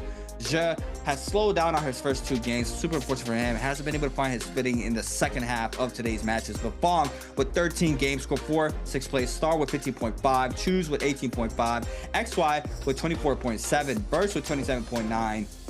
And SS1 Action now with 31.7. Beautiful game 2. You see 10.2. You see game number 5 with 9. And then staying consistent there with games 1, 4, and 3. 5, 4.5, and 3. Setting him up there to be the top of the pyramid standing for today's game so far. Phil, got some clips and highlights brought to you by China Unicom. We're going to see Frostbust's first elimination coming out against XY. The RMB comes through here. The lethal jab isn't confirmed. The explosive armor off it, though, was a crazy pickup from XY, and yet it wasn't enough. The parry was good. The lethal jab is confirmed, and just enough damage to burn out here in the early game. Now, X goes outside of this and finds Frostbust off of a parry and picks up the weapon selection. Nope, that wasn't even his. That was up to XY to pick up the weapon left behind. And Exon still said, you know what, I'll take this fight. The LME comes out here. No, he goes for the 1-2 RMBs into a 3-piece. Crazy. And I know the X goes for the 1.0 here because the F2 gets burned out. The LME is good because the ambition from XY to push it up worked against him. And X1 got his 2nd elimination. And then another replay for Exon. His 3rd kill was up against Sheng. This is unfortunate. The Scare Rush connects there onto Choose. Into the pistol shot there for the finisher. Slide uppercut into the 2-on-1 for the focus attack off the R&B. Jump LMBs for the extra damage plus elimination. Choose T225 and Action. Be the last one standing in the zone. Massive parry onto T225. Action now has the window to pop this ultimate. Choose inside the zone. Just takes tick damage plus hits off the focus attack there from the flying knives. Overholds plus the last shotgun burst there for the last elimination there for himself. And I would have loved the Viper to take the MVP, I'm not gonna lie, because off of game 4 we would have had the off pick of the Faria taking the MVP, and then game 5 would have been a Viper. Hey, I would have been mad. I wouldn't have been mad seeing the off picks and the new picks in today's games taking MVPs back to back. But you know, can't be mad with what you get because Alani being in that first and second round selection pick for all these players in the lobby is gonna be snagging up another MVP. And this time around with SS1's Action, 24,000 damage there for Action. 5 eliminations, had 9.6k damage on the hung sword, 3.8k with a dual blaze. You saw it earlier, just focus attack against XY. Is just unfortunate there to not. It's just sometimes you just don't expect those lines. You know, you're expecting a cross up, you're expecting an overhold, but Action know in the beginning of the game, showcasing now that he can let go of those focus attack, being able to pick up those elimination. He didn't have the health advantage there in that situation because he just fought Mike, and he still ended up staying up on top, coming out victorious, scaling his game from that early game towards the mid game, staying up to the late game, staying up, being the last one standing in game number 5, and takes the MVP with a beautiful showcasing there from SS1's Action. Now we have another answer for Treasure. What do we have? Ooh, now this is where they start getting a lot more tricky here, Severio. They got to be paying attention. Hey, y'all understanding what you've been watching? If not, YouTube chat got it, but they can't answer it there. They got to go to Twitch chat. It's going to be which player killed FPX Star in game 5? A, BB's Frostfist, B, Wolves MTF, C, YCG's T225, or D, SS1's Exon. You guys need to go back in the VOD. You guys can do it because I don't even remember this one. Maybe my memory bank is confuddling. I'm not going to say the answer though. I think one part that comes out towards the choice picks is that we're going to see what's going to be ending up going through game 6. After this short break, we'll be right back for you guys for more Silent Night. Don't.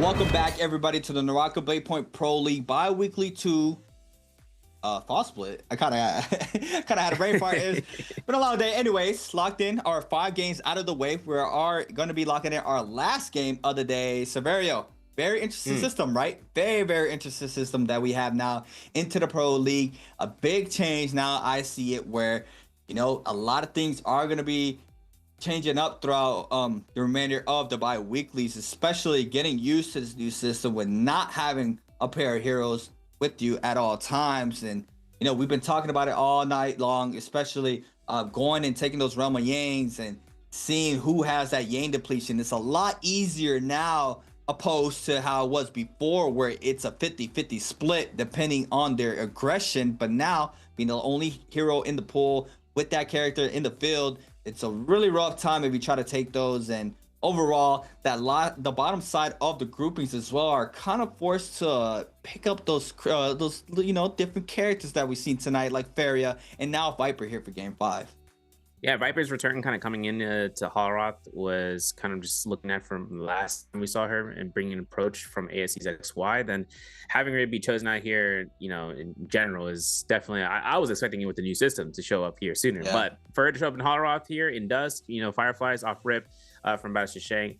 It's going to be mentioned. He took the Salvation Podium fight off rip because he knew how high the scaling of the F2 could be, especially if he was able to get a higher rarity weapon. Then he's noticing how the fights kind of ended up going through. Salvation Podium was getting tested hella, you know. The fact that we saw the Kylan getting himself in terms of the Flying Knives of Gold Rarity meant that going into the Realm Yang wasn't going to be a problem as long as he was able to secure the Yang Pass. He didn't secure the Yang Pass, but he did secure the Realm Yang, or the Syra. And this is something I actually want to talk about, the Syra. After the Realm Yang loss, I think Verse, you know, was playing Syra that round. You know, he got it for he got Syra. We saw Frost was not choose Syra. He chose Yodohime. Right? And I was thinking in the back of my head, I'm like, this is gonna be a case where Syra is she not gonna work out in Holoroth as we might anticipate? And you saw what happened after he lost around Yang, bro. The most of the Syra ultimate, everyone could just space out, bro. 50-meter range for the Dazzle Ward, but he's not gonna get any value off of it. It's just a way for him to kind of stop that guy in his tracks and try to confirm for a kill. And if he can't even do that, because everyone's around and the 2 seconds to reach the catch up is not going to be happening. He can't light beam fast enough at that point.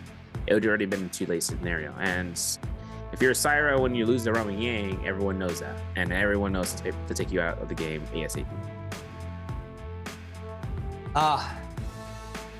I'm thinking of today's game and how much value a Syra has been having throughout today's matches, and I don't really know if that's a top 4 value, you know, like, haven't really seen the big pop off. You know, she has been changed. They're playing in that changed Syra comp, and you know, a lot of people were thinking that Syra is not even that bad. I mean, we saw some capitalizations off the dazzles, but it's just rough, especially when there's players around you and you're able to catch a dazzle from mid-range. Sometimes the elimination won't even go towards raid, as we saw in our first Holoroth match, our second Midoriya match of the day. So it's just one of those things where I don't know if it's worth yet. I mean, obviously she is a very strong hero. Like, would you want to give up a Syra and play like a, I don't know, like a Faria or even now a Viper? Like it's a very hard ask to do. But overall, we're gonna have to wait and see how she, you know, finds her fitting into the meta. But now, you know, our last game 6, we have our last set of groups here for our band pick phase. This time around, Je and Frostavis are going to be in that first group. Frostavis picking at Yodohime for the last round. He has, I think, free will to either go Liam or somebody else he decides to go to, which I wouldn't be surprised if he doesn't lock in Liam. Yeah, so he is gonna be going to that staple 1-2. Yeah, that's gonna be his. Is gonna be going through. The only time he's gonna get Liam, bro. I'll tell you. But that's the only time anyone's gonna be able to pick Liam in Lonnie, the first phase. And when they're in that first phase pick selection, the first 2 picks, it's gonna have to be those 2. Shio though comes out here first, so he's able to pick her up. And MTF, he goes Syra. Unless Tessa's on the board, but I doubt it, right? The man ain't gonna smile if he's choosing, right? He wants to lock in here. He's gonna go ahead and pick up the Syra. Yeah. And he's gonna make sure that's gonna be his atonement, right? I mean, his Tessa game was kind of baller, but during the daytime, that's one thing. When there's Fireflies, when there's Rage to be built up, you gotta take into consideration their strengths. Even though Tessa, she has 50-60% Rage cost or ultimate cast, there's other characters that take better utilization of that. And considering that there's an immunity to enchant, you can't just like burst out and then go back into it. Now, Star though has himself here for the Kylan. Mike Akko's pick, right? Am I not tripping and thinking he's gonna pick Akko's here? No, he locked in Temi last game, so yeah. And he already played Akko's once, so he could dope pick it. Yorihime, I respect it. Okay. XY double Temi pick. I know you want to do it, XY. Yeah, dude. Do it, bro. I know you want to do it, XY. Like, you saw that? You saw that face? He's like, well, you gave me the opportunity. I'm going to take I'm doing it.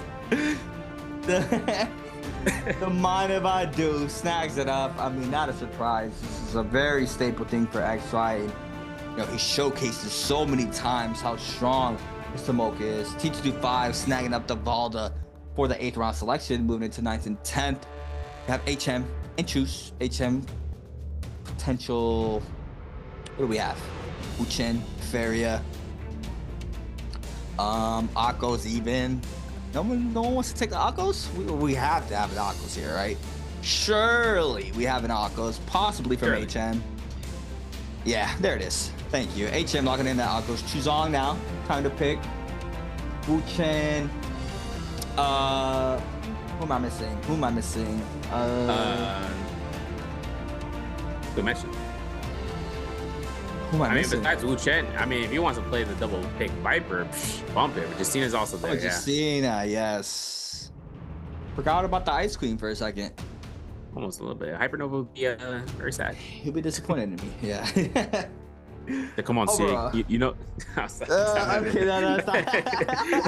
Whoa! First pick of the day there for Zaping on action. That's very interesting because, you know, even I believe it was last season, right? 2024 season. Perdoria Game 1 was a staple map for Zaping there for Mike, which he kind of got some of the players as well to kind of match that for their first games. But, you know, quickly after a couple months, players knew that's Mike. I mean, Mike is the only one playing Zaping game number 1. So it kind of, you know, worked against him after some time. And then after that, we really didn't really see Zaping because prior to Mike doing that, Zaping kind of really, well, she did fall off the meta a ton prior to how she was. But now for game number 6, we are going to be seeing one here. Very curious to see how that character is going to do. And once again, very surprised. No one's really seeing any value in Juan. I mean, no one even covering him, I guess. Bro, like I said, like Transformers with White Elf, it's rough because the Thundermark, the Impale, the Archaic, the Volt Spear, if you decide to throw that out, I mean, yeah, you can throw that out. You can do a lot of damage. You can lock someone down for like 800 to 1,000 damage if you really connect it right. Afterwards, you're in tap dodge hell, you know? Everyone's gonna be looking to try to tap dodge your attacks. You know, it's not as slow as methodical as Weishan into the mix of the Impale, but it's rather just like it's anticipated. If you're in the middle of a convergence of like multiple fighters and you decide to throw yourself in there as an inner one, then, you know, there's no like distinguishment if someone staggers you, then well, you get a free attack. It's just the same thing with Weishan, right? And it doesn't really come out to where you can really just pop out to be a fireball, you know, and you know, you just launch yourself in there. You're gonna be susceptible to any attacks from all different sides. There's no mitigation giving you towards that except for the extra HP part. But as we come out here, the Zipping pick, like you mentioned, Mike had brought it out. And it's funny too because it also worked in his favor where people were just randomly picking Zippings to make them think that they were Mike. And then I'm like, y'all tripping right now in the first round because they can do that because no one knows which certain players are until after the round concludes, and then they look back and they see it. This is going to be the case though. No one has any sort of different variation of ultimate. V2 on Frostbite for Liam, so we can see that. And the F1 for shield for Life Blars for the Wuchen shield walls. F2 V1 for the Mike for the Yorihime. And the Kylan is still on V1 until this day, right? Everyone's still utilizing V1 for the Kylan. They want to make sure they can get no loss of HP. They just want to be able to strike in. The Keelan Guard being a big factor into that as well. Not just the mitigation of not taking any damage for 4 seconds. It's also the fact that you get unlimited slashes. And on V1, that's your only other opportunity of utilizing slashes because once you run out of your 5 slashes, you got to start spamming or you got to start timing. And this is going to be the map selection with the points on the board. Yeah, I mean, Action's having a really great day. Versus as well. Right below him, a drop in for our last game of the day. seeing that left-hand side again. Nobody landing. Celestia, just not a yellow area, not a gold zone, so not enhanced loot. Top side of the map, though, we do have DRG, OEG, FPS, JL, all landing. I mean, even Wolves, YZG, ASE, near that Sunwind area, can rotate on in to see the commotion or hear the commotion happening towards that top side of the map. And, you know, game number 6, usually see a big W key fest. It is day number 1, so I'm not sure we are going to be seeing that today, but definitely in finals, towards our last games of the day, if you're not in that runner-upper to be in that threshold, a lot of these players just full run it down. Unless you're star and you just have a crazy game 8 that shut down everybody's hopes and dreams like he did for the first bi-weekly of the fall split. Even though these players are locked and loaded for our last and final game of the day. OG's Mike already with blue armor, and this is the first time we see the new Yodo outfit in the Pro League. Yeah, I think looking clean. Looking clean. And Exon, bro? No, I mean, I thought he was looking clean, but slapped in midair, gets himself a reset, and here he's not the focus. Star is. F2 catches 2 targets, but the F1 pushing back. Yo, Exon got saved. That's crazy. Star actually saved the day for that one. Of course. And then looking at this chance right now for HM with the blue great sword. Oh my gosh, the parry comes out, but he couldn't do anything with it. He just pushes him down below. This is like a convergence of a triangle, bro. These guys are just pushing out the angles, cosine, tangent, all of them on the side. And I'm thinking Star is not going to survive here for much longer if a scare rush is confirmed from HM. Yeah, he finds a fan in hand. He does manage to cut out a little bit of pressure. XY already snagging up 2 eliminations on the board. Choose now with his first onto Polaris. Star very low, does manage to back on up. Action stops the chase. Mike the scrap off against Zhe. Trying to play the water side. He is going to be on that Lonnie. Be able to grapple LMB on in into the R&B. Prop comes in off the nunchucks. Manages to catch the Prowl. Mike is going to be forced to pop this F. Trying to recatch Prowl off of investing the F. Doesn't go for the heals. Gonna go ahead and proc the second nunchuck proc, but doesn't manage to catch Prowl this time around. Still looking for the opening, sends the 1.0 off the fan, forcing out the Lonnie F. The ultimates are about to come online pretty soon for both players. I believe they're both around the same rage right now. Verse snags up a kill onto Frostivus. Might eats up a little bit more damage, but still has the advantage in the health department. Thong now potentially going to resurrect to potential third party on in, but looks like he's not. He's gonna have to be forced to go on top of Temple. Just trying to back on up. Does manage to still kite out the pressure for now, but Mike is ready to catch him up now. Yeah, he's at the F2 though, and the F1 comes out from the Lonnie. Now the ultimates are getting a lot more aligned, and Mike is going to be able to have his ultimate. Okay, we get the R&B, and we lock the key, you know? No hearts, no key. We do have a chance right now to see what Shang here with the blue armor, having the F2 to come back. He has the time to scale around the corner, still having a lot of opportunities right now to see if he can just swap it out. He does not get any scare rush. No opportunities given to him. Versus going to go on 2 elimination spread on his Shio game. Still, though, Polaris is on the outskirts right now. He could just look ahead and try to see if he's getting ambushed right now, and he does. But the RB comes out to get clinked here, so Polaris was ready to go, but he has no Wu-Ten ultimate. There's any opportunity to parry off the 1-2s. Gets slapped. Like I said, my man's a fan of it right now, but he gets caught with the 1-2s. Might even caught by a horizontal and an uppercut. Has F1 to back up here, and hoping to see if he uses F1 to mitigate a stagger, but no parry opportunity there. Polaris will look to go ahead and try to kite around the building with these fire knives. Deputy Verse. Police outfit on Shayo, going for the aerial MB. Doesn't manage to connect, forces out the Wu-Ten F, catches a scare rush though. Oh, nice half armor there from Polaris to avoid getting caught off the Prowl. Now another player showing on up. It's gonna be Choose. Shayo ultimate now invested here for Verse. The RB Minks are good. 1 HP in the dream. R&B is good. Into the 1-2 spam as well. He's gonna be able to snag up that illumination. Is gonna be snagging up the bloom as well. Do have no pressure from Choose. He's gonna back on up, continue scaling up. Does have purple fly knives in hand. Blue nunchucks in hand here for Verse with the purple armor though. Players are starting to move on out. First round coming in around a minute and a half. Mike now showing up to the party against Spurs. And now with no ult online, Mike has the ultimate. This could be bad here for Verse as you see him already kind of on out. Really clean from Mike. You saw the drop on the R&B fan immediate. That was really good, especially coming through here. Nunchucks is going to be his main primary quarters combat. Gets his F2, still holding on. Seeing about the R&Bs, doesn't get it. So with that, king number 1, we get the opportunity for that. Versus going to get inside inside of the Artisan's Grove, one of the main buildings. And then the kiting is impeccable right here. The F1 could be used to knock back Mike in case he gets into the second story. Otherwise, Mike is going to be looking ahead. 2 grapples to his name. Gets counter grappled. Might be looking for a strike there. LMB dropped down to the horizontal, doesn't get much off of it, but he knows there's gonna be a chance right now for the ultimate to come out from the shadow. Whether he knows it or not, it is not available. Well, F1 combo breaker comes out immediate. Mike still has a chance of utilizing the ultimate, but he's thinking, is this ultimate not gonna be coming up here soon? F2 comes in here. Mike's like thinking about the opportunity to go ahead, catch another bit of chip damage. And he's still not looking for any sort of opportunity. He wants to conserve his ult because he doesn't know when the shy ult is gonna come out, when he doesn't even know it's ready. Yeah, but the rage is up now. Around 87 plus at this point. Gets the parry as well. It's gonna get the ult off of that alone. Now the health advantage going towards Versus way. F called in, ready to get active. Has the ult online this time around. There goes the Shia ultimate. Mike having to fight for his life. Trying to kite out the pressure off the shield procs. Now being able to kite out the pressure for now. Go ahead and back on up. Common armor swap is good. Proc the first shield. No throws yet. Burst being very patient, waiting for the perfect opportunity. Thought he was gonna send it loose. He sends it right after the ult cast, and now Mike eats up the damage off of that alone. He's gonna overhold. Procs the second one, the 1-2 off the nunchucks. Be forced to recast the ultimate. Gets the damage off of that alone. He's gonna get a little bit of HP back. 1 HP.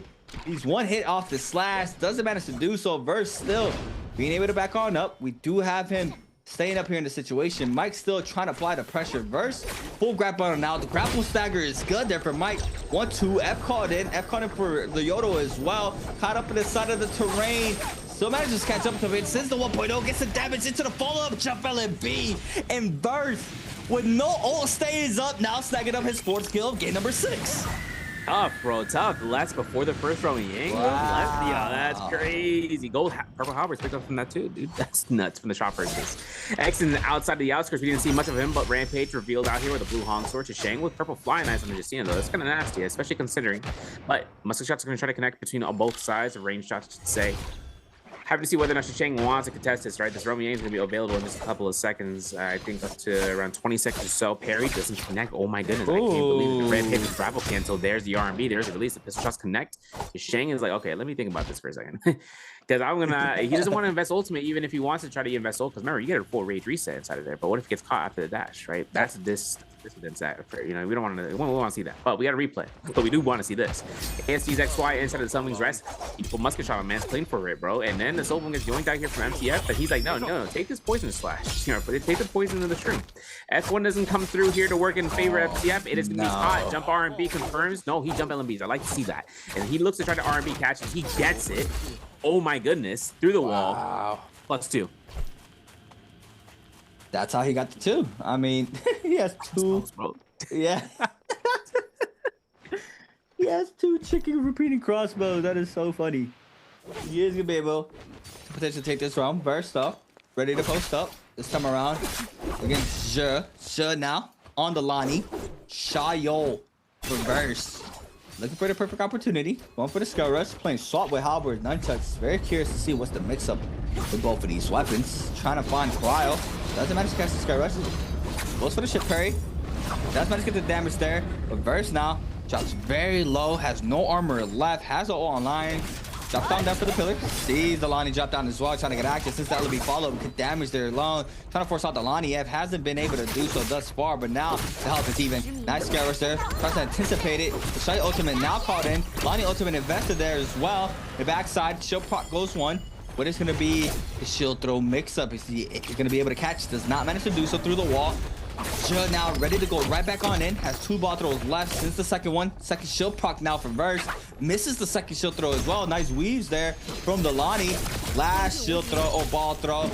Catches the last shield throw into the RB makes now the Lonnie spinning around. What is he around the world? Does manage to get the 1-2 makes. Jump LMBs as well. Overhold matches ship parry for Verse. That's going to be enough damage plus elimination. And now with 5. Looking really good here for game number 6. Yeah, Versus on that baseline, bro. He funky with it, bro. I don't know what else to say, but 5 eliminations right now. First round, first gold weapon. On the board, Mike's going to go ahead, get this Spirit Well to confirm it. Pushing Shang off of it. Of course, 1 elimination though, still from Mike's hand, and now with purple armor, a little bit survivability aspect. Look at his armor patterns though. Man got common, bro. He ain't got no sauce, bro. We need to head to the shop. We need to start buying supplies. Otherwise, though, he does want to take a chase against Shang because he doesn't even know that Justina versus a Yoda Hime. I don't know. I'm kind of sus about it because the F2 can come out here for Shang.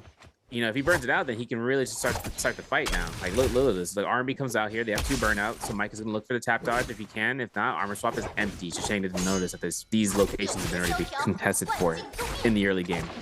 There's the first dash.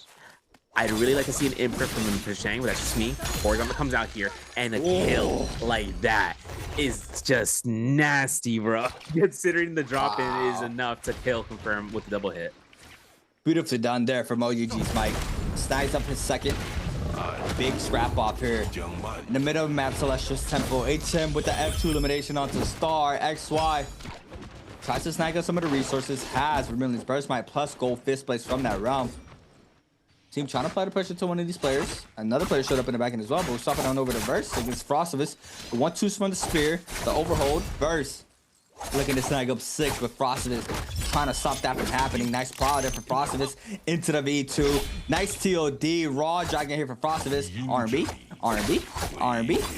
the overhold 1-2. To the follow-up. Terrain in his favor, but recatches the F2 or the V2. Now throws him again. R&B.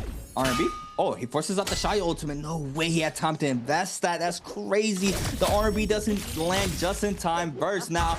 Trying to take the fight around. Does manage to catch the first shield throw. Second proc now. Third proc as well off of that alone. That's 2 shield throws available now. Second one misses. Nice view there from Frostivus. Staying in the pocket. Since the shotgun burst, since the follow-up as well. The shield throw is good this time around. The health is even this time around. But the 1-2 for Burst does manage to snag up his 6th kill already from game 6.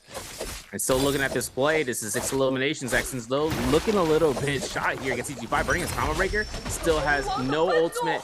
It is proccing right now, slowly. And now he has Valda's Spear to worry about, man. And this is tough because look at the distance, bro. Versus actually in the distance. And I see it. And my man is leading the shot, but the uppercut's good. The jump elevate is good for 1, it's good for 2, it's good for 3, it's good for 1 more potential. Not gonna be the case. I know Xen's looking to avoid the slight uppercut. He dashes just in the right amount of time. My man looking for the R&B to release. He might even get the release into the lethal jab, but he's looking for another 2. Nah, he ain't throwing 2 back-to-back to 1 R&B, right? Is he? He gets back up. He is running it right into the face, and Burst approaching here with the biggest yoink in the century with the cannon shot. 7 eliminations. Wait, he's gonna do it. He's gonna do it. I'm gonna cash curse him because I don't want him to do it. I don't know why. Oh my But he sits on the follow-up action. The way he's doing it. He's doing it. RB, LB follow. 1, 2, 3. That's 8. That's 8 like C8. He said, what you say to me, C8? I'm gonna make it 8. My fault. I'm making it 8. My fault, WBG's verse. That's on me. You gotta pull out the flag. He's like, yo, put some respect, my name. Get that flag out. The white flag? I surrender. Oh wait, big commotion. Bong, HM, Frostivus, Je, all in the mix. Je very low though. It's gonna be the one focused down. I mean, this is insane. If Burst starts moving on in, he's not that far from Celestia, so he could potentially rotate on in if this elimination doesn't come into play. But still, we have XY with 3, Mike with 2, Bong with 1, HM with 2, Frostivus with 1, as well as CT to 5, Joe with Yang depletion with 0. HM as well fighting to stay in game 6, starting to wait this out. See the mid range here for Frostivus, and this could be bad for him. He's not able to find some sorts of spacing with 22 seconds left. Yeah, we see HL's HM though died in the zone. Shit's probably not gonna want to get this kill elimination to anybody, so he must be taking the zone into consideration. He gets caught to grapple, but no hits. Can't shot misses, and TF's trying to, yo, my man trying to look to hope to shoot through the window still, through the awning. Solon though is MTF, so he's just go ahead and claim that. Has the gear to kind of pick up the money. Still though, Rummy Yang is gonna be entered upon verse up to 8. He is up against Mike. Okay. However, this is round 2, by the way. Finding out the Rampage is in his hands. He's got no halberds, or no hung sword, I should say, but he has his gold staff to be his primary. Halberds on the other end from Mike. It was a lot dangerous to see. Let's see how dangerous he can be right now after this R&B catch. Wow, there it is. R&B focus into the R&B. Going for the cannon shots. Against Mike this time around. Nearly connects out that jump parry. The 1-2 mix down from Mike. Busket shot is good as well. Gonna cancel that to avoid getting parried. Going for the scare rush. Staying in neutral. Master ship parried for first. Oh my god. To the R&B. Forces out the Yodo F. Trying to stay in the pocket. So go ahead and invest the Shy ultimate to proc that shield. Now the second one is procced as well from the ultimate cast. Knockback. Able to weed that as well. Tries to go for the raw uppercut. He's gonna be able to connect off that shield throw. Beautifully done. Has 2 left in his inventory. Now just trying to cut out the pressure. Goes through the pillar as well. Burns with beautiful gameplay right now. Cannon shots flying on in. Looking for the third. Couple seconds left. Be able to throw it. Doesn't connect us around. The re-ult recast there from Mike. Trying to find an opening. Goes for the ship parry. Doesn't connect. Burns now forced to pop his ass. Playing neutral with that stab. Laying down the pressure off the cannon shot since the 1.0. Forcing out the Yodo F. And Mike all game long has been getting active off of that F alone. But now he is going to be taking a quick reset in. Yeah, worried about the one horizontal shotgun blast to come out from those fine knives versus like, I'm taking the ambition. I'm gonna go for it. R&B catches that's 9 eliminations right there, dude. That was probably the tightest Red Yang fight that we've seen so far today. I'm gonna be honest, and that's kind of gonna be the case right now for XY. He's gonna be up against CT5. Hoping to see about whether or not he can utilize his ultimate to catch the LMB off of that scare, which is good. The F2 is gonna be burned out because it was early on, and the parry too into the okay, bro. Uppercut gotta come out here. Gonna LMB to LMB 1-2. Doesn't get anything off of that, so he has to jump LMB off of that end, and still looking for chip damages. The tap dodge is immaculate, and looking for the jumps into the crouch LMBs. He's spitting all the moves. He still has his combo breaker in the pistol shot shot, bro. Can't believe it. Mike though takes his fight against Burst again outside the realm of Yang for round 3. Wait, here we go. Yodo F called in again. Gonna go ahead and invest the Shia ultimate. Trying to fight for the spirit. Well, Mike got to back on up. Shield throw is not good. Nice iframe there from Mike. Calling in the ultimate to avoid getting cut off that shield throw. That's 2 procs now off that shield. Can't throw 2 down. Nice counter grapple there from Mike. Gonna be able to recast to avoid the second shield throw. Now 1 left here. Gets cut off the 3rd. Good damage as well. Pistol shot does not connect. Nice weaves there from Mike. Has the ultimate. Crouch LMBs. Crouch LMBs. Crouch LMBs. Has the F there to stop that from full connecting. Mike now with low HP. Trying to scare rush on now. Needs to try to see if he can find an armor swap. Does manage to do so there off the common. Still applying the pressure. Be able to send the LMB focus. Goes for the follow-up R&B. Not a lot of damage off of that alone. Still trying to get active in the pocket. Tries to pop 1 powder in. It doesn't allow him to do so. Sends the 1.0 off the hung sword, or the halberd, sorry. Burst now. Eating up tons of chip damage here. Once again, another 1.0. Sends the 1.0. Tries to spin it around. With the final hit. And Burst is gone with 9. I would have loved for him to see. I'm not gonna lie. If he was able to get like, great. I don't know. Bro. You called it earlier when they fought around here. It's just the remains of the Cassifish. It was like, yeah, sprinkle it on over there. Yeah, had to, because that would have been crazy. It would have been, but it was tough. You know, the halberd being such a dominant weapon for the range catcher, like the R&B, specifically the R&B, that's just tough. We are going to see Soul Shatter. Fight against Frostmas here. Frostmas trying to catch an LMB for his life, but there he goes. There he blows into the R&B. Might even go for an ultimate cast here in a second. I'm not sure, because a lot of durations left for his ultimate cast. Off T225, the shield. There it is. We're waiting it out. 2.0 might even look for an LMB connection. Tough, because now it's going to be a chance for Orb. Has to work through the F2. There it is. I think T5 was actually looking to throw a spear there, I'm gonna be honest. The pistol shots are good for a little bit. Hope no wonder whether or not there's gonna be a chance right now to see about a little bit of heals. The full reset with Nolium or number 2 can be utilized unless Frostmas just closes that gap right now. Let's see if he's immediate for it. He is. Doesn't connect anything. So now it's back to common ready reveal. Frostmas though, still having a little bit of chance here. The Mushroom Store to be revealed. Yes, it is. And the Rupture Gale Orb as well to kind of pepper off of T225. The Shotgun Blast is double as 1 tap dodge is enough for the fan switch up. Remember that Soul Shatter is still in the hands of T225. Yeah, I gotta be aware of that. Hasn't seen it again. Only showing it once. Overall, seems to follow up. Moonshot is good this time around. Gets the damage, stays in gold frame. Avoiding NAB throwing his way. Now, since the 1.0, gets recut off for power. Beautifully done here for Frostmas. Grapple bump. 1-2. Gets the terrain as well. Can re-juggle this as well. Into the focus attack. Big damage inside the zone. Jump LMB, but doesn't even matter. Knock back into the jump LMB if needed. But the zone damage was enough there for Frostmas to snag up his 3rd kill of game number 6. XY with 4, Mike with 3. Both players with 3, 5, 9. I think Verse still takes the MVP regardless in top 5. But Frostmas run back here against Fong. Recatches pile into the TOD. Do have the Raw Dragon in the air. R&B. R&B. R&B. R&B. Oh no, 1, 2, 3. Into the zone. Into the area R&B. Reset off the V2. Sends him out. Gets the damage. Gets the elimination. Gets the loot. Gets the bloom. And he's right back at it here. This time around against Mike and XY. Yeah, this is going to be a little bit difficult, right? The ultimate is online in just a couple of seconds here, but Mike is looking to be hounding this down. Gold staff is in hand, right? He has a rampage as well. If he decided to have to pull that out last second, like a rabbit, and then hopefully to see if Frostmas can get into the ravine to start scaling out here. He's got the dagger, I should say. Short handles, scare rushes are just too good for him. For right now, Mike, dude, this is what I was talking about. 100% Mike's chase down like Spider would be. This is exactly that same case, and these guys are not going to let up. Mike's actually going to back off. This mulch gets caught. XY having F Wisp already used. Wait a second, we don't have the terrain for this? But he doing it. Dude, he does got it. At first, off from Mike to say, "Yo, I got you, homie," and he's looking at him like he's. I'm not gonna continue that statement. We're gonna have to see whether or not XY is gonna be looking to try to get into full reset. The Moonshot Storm is still in the hands of Frostmas. He gets the last orb. F1 is still available though. I think that's what Frostmas notices. Yeah, and then the stanchion connects. Oh my! Can we going this? Frosty can't come here for the last hits. Mike's gonna be here. The last 2 fights in the lobby right now. Frostmas eyes out the zone, giving the hill elimination to Mike with the ultimate to flashy end it. That's gonna be our eliminations coming through here for game 6. Sorry, Verse. I don't know why I cast cursed you. I don't know. I'm just tired, I guess. I would That's it, 11. have loved for him to take like 14 kills, though. That would have been insane. He looked at the camera. He looked at you, bro. He looked at your soul. He looked My at fault, bro. And I met him too. Okay. He probably I got hates you me now. He's like, I got you next time, bro. Man, that's on me, bro. It's my fault. I should have never said that, bro. Do apologize. That's on me. He still takes the MVP. I mean, 9 kills in a single game.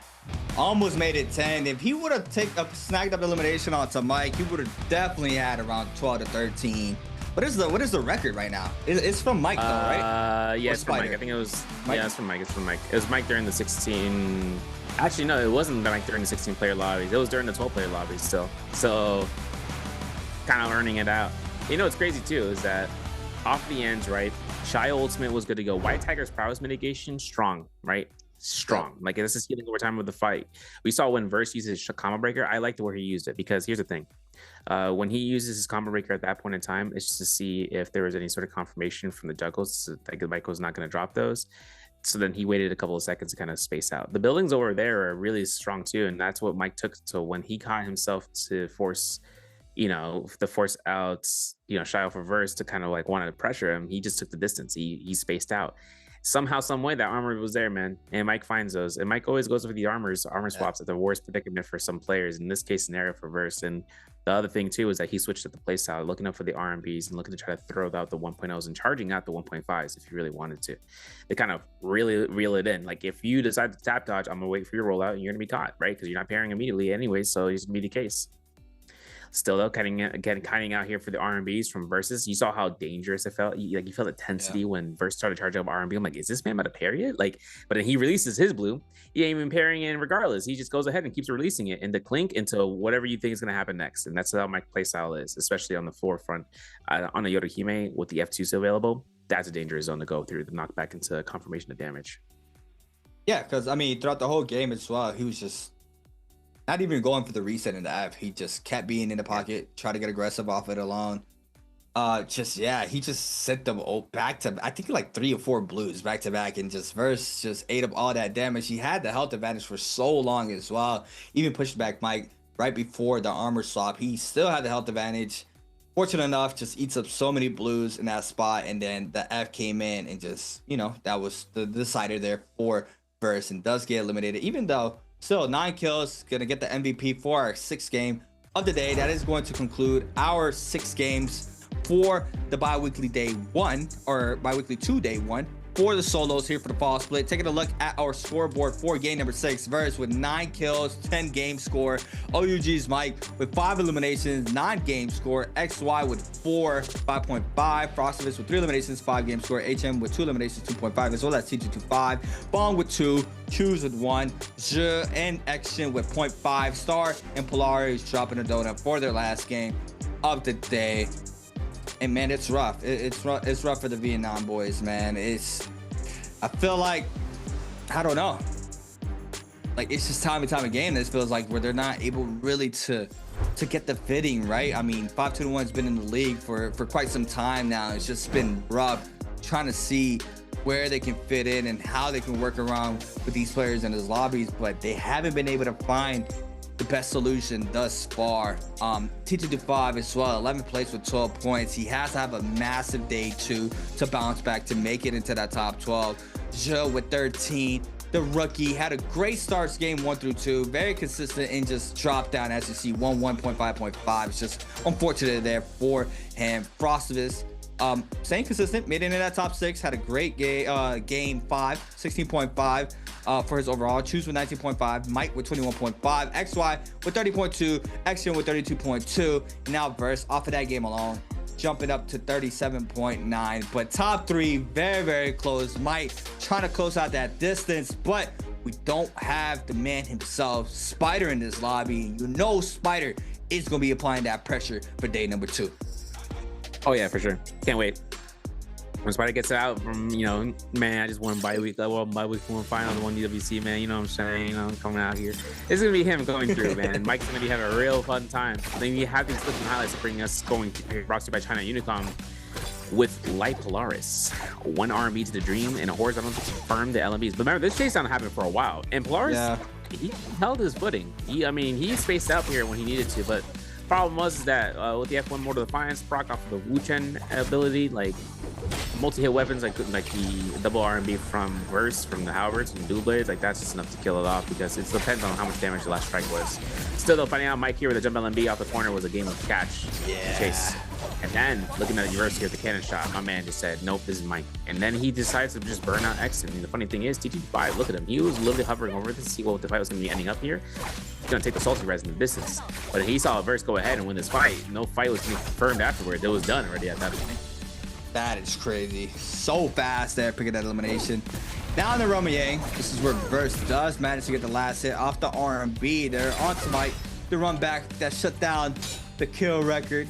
Gets Mike, let's see it. Click comes in off the focuses, catches the 1-2 there off the dodge, sends the 1.5. R&B jump LMB minks, eats up the damage off the dual blades, but has the after to stop the damage coming onto play. Frosted is here with massive extension, has the terrain to full extent as well. Into the focus attack, uses the F for the knockback, but it wasn't even needed due to the zone being able to take damage right there as well. Mike catches Sky Pillar there, the last wave onto XY. Frosted tries to go back on in. But the knockback there off the last frame from the Sky Pillar was enough for Mike to snag up an easy 2 pieces as well. But needless to say, Verse will be snagging up our MVP for our 6th game of the day and our first Shayo MVP for the day as well. Yeah, it is. And this is going to be coming out here with a massive 9-kill game, man. And I'm telling you, bro, like, Shayo still has like the value. I want to see her changes though. I want to see what the solos players even think about using it, if whether or not they are. Roy Burst is going to be his main primary Jade. We didn't even get a chance of looking at that. Flying Eyes was his primary. Nunchucks as well. We saw that early on. And Dual Blades. Just there for the attack. It's just there for the cosmetic value. And he had a rampage too. So if he did find, any sort of Hong Sword, he would have been able to use it. The Phantom set though was his biggest. That was the biggest factor though, survivability wise, because then the melee autoing. You break it out of the position when someone's hoping to get that, and they hit nothing in the air, and then they get caught by an LMB, and then all of a sudden it's over.